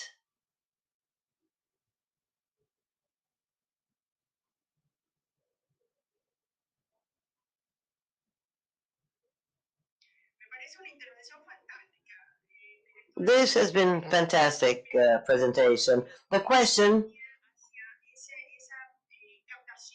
has to do with the skills needed and how to maintain them during the political cycles.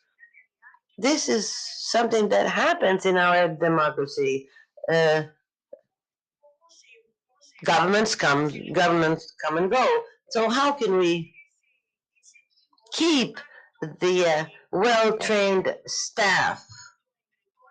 And this should involve an agreement amongst all.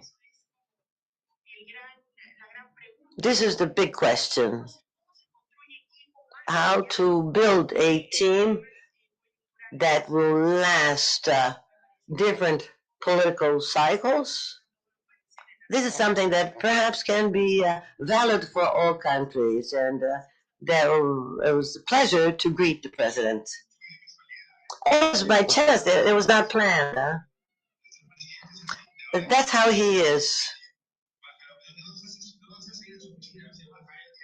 He doesn't always calls our president in his office. He comes to visit us. He doesn't really follow that much protocol.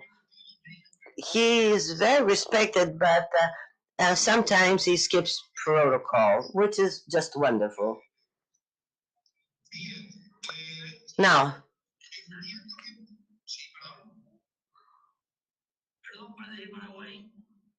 Paraguay.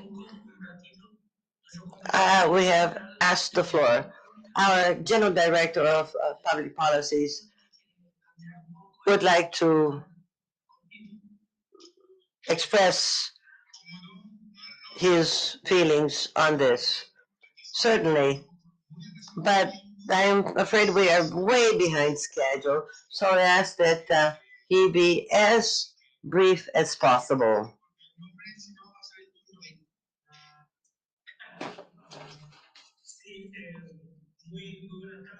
Good afternoon. I am Mario Ruiz Diaz, General Director of Planning and Public Policy from the Planning Department.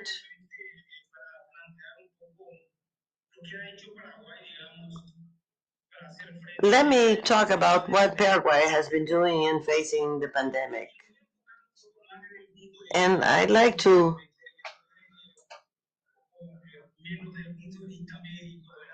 speak up, not so much from the medical standpoint.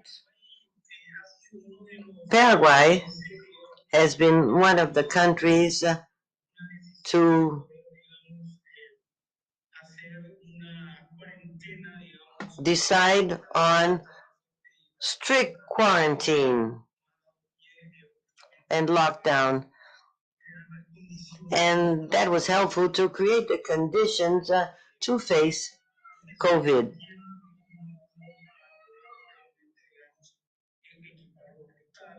And this was useful in order to equip our hospitals and to get the system running.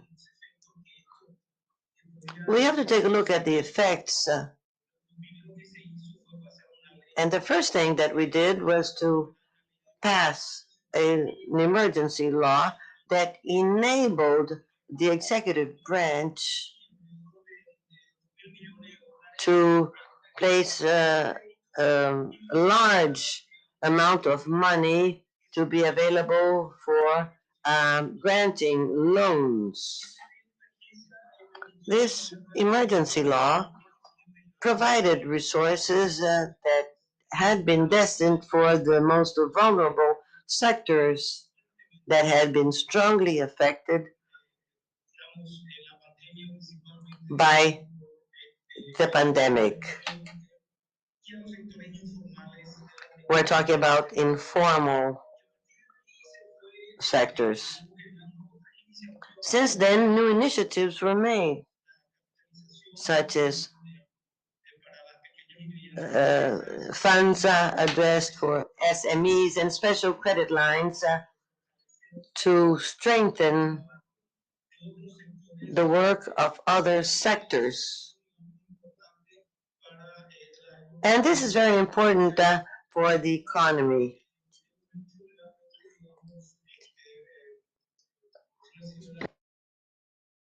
And this involved strong work, and it has indeed brought results. Some naturally do not agree with this because they do see inconvenience in the public procurement system. But I would say that this has been pretty useful, and it's a measure that has brought important results. The challenge ahead is still there because we don't yet have a full assessment on what could be the real impact of the epidemic here on. We're talking about in contagion processes and so on, but that could imply new challenges. So that was it really. And once again, say that what has been said this morning in terms of inequality and increasing poverty, yes, we are yet going to see very important effects. So thank you for the opportunity. But I did want to mention what we had been doing in Paraguay. Well, thank you very much for that intervention and for the clearly and briefly that you spoke. Well, if there are no further requests for the floor, then? No? No, I see no further requests. And so, we're supposed to have a short break now, but since it is now 5 minutes past 5 in the evening here, that we take barely 10 minutes and come back at 5:15 in another 10 minutes, so as to move on to the last item on the agenda. Resolutions and our next meeting. Thank you. ¿Estamos de acuerdo? Do we agree? Very well. So, see you back here in 10 minutes. Thank you.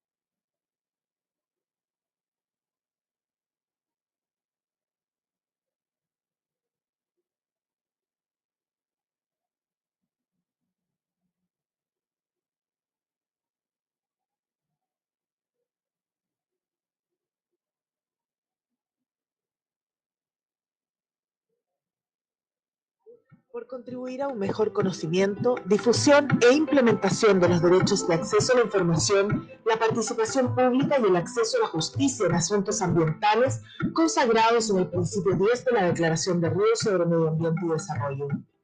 El observatorio ofrece referencias destacadas de los derechos de acceso a leyes, políticas, jurisprudencia y tratados relativos a los 33 países de América Latina y el Caribe. Además, proporciona acceso a publicaciones, datos, mapas y recursos relacionados y cuenta con temáticas como biodiversidad, cambio climático, género, educación ambiental, minería, pueblos indígenas o defensores ambientales. Como centro de intercambio de información, el observatorio busca hacer un aporte a la implementación del Acuerdo Regional sobre el acceso a la información, la participación pública y el acceso a la justicia en asuntos ambientales en América Latina y el Caribe, Acuerdo de Escazú. El Observatorio COVID-19 en América Latina y el Caribe es una plataforma impulsada por la CEPAL a solicitud de la Comunidad de Estados Latinoamericanos y Caribeños CELAC.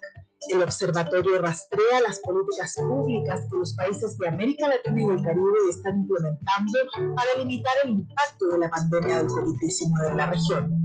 A través de informes y documentos, ofrece análisis de los impactos económicos y sociales que estas políticas tendrán a nivel nacional y sectorial, además de apoyar su revisión y seguimiento a mediano y largo plazo. En un mapa interactivo, los interesados pueden visualizar de manera clara las acciones realizadas por cada país en materia de restricciones a desplazamientos, salud, economía, empleo, protección social, educación y género. Visita el Observatorio COVID-19 de la CEPAL y accede a información actualizada de las medidas de política para enfrentar la crisis en la región.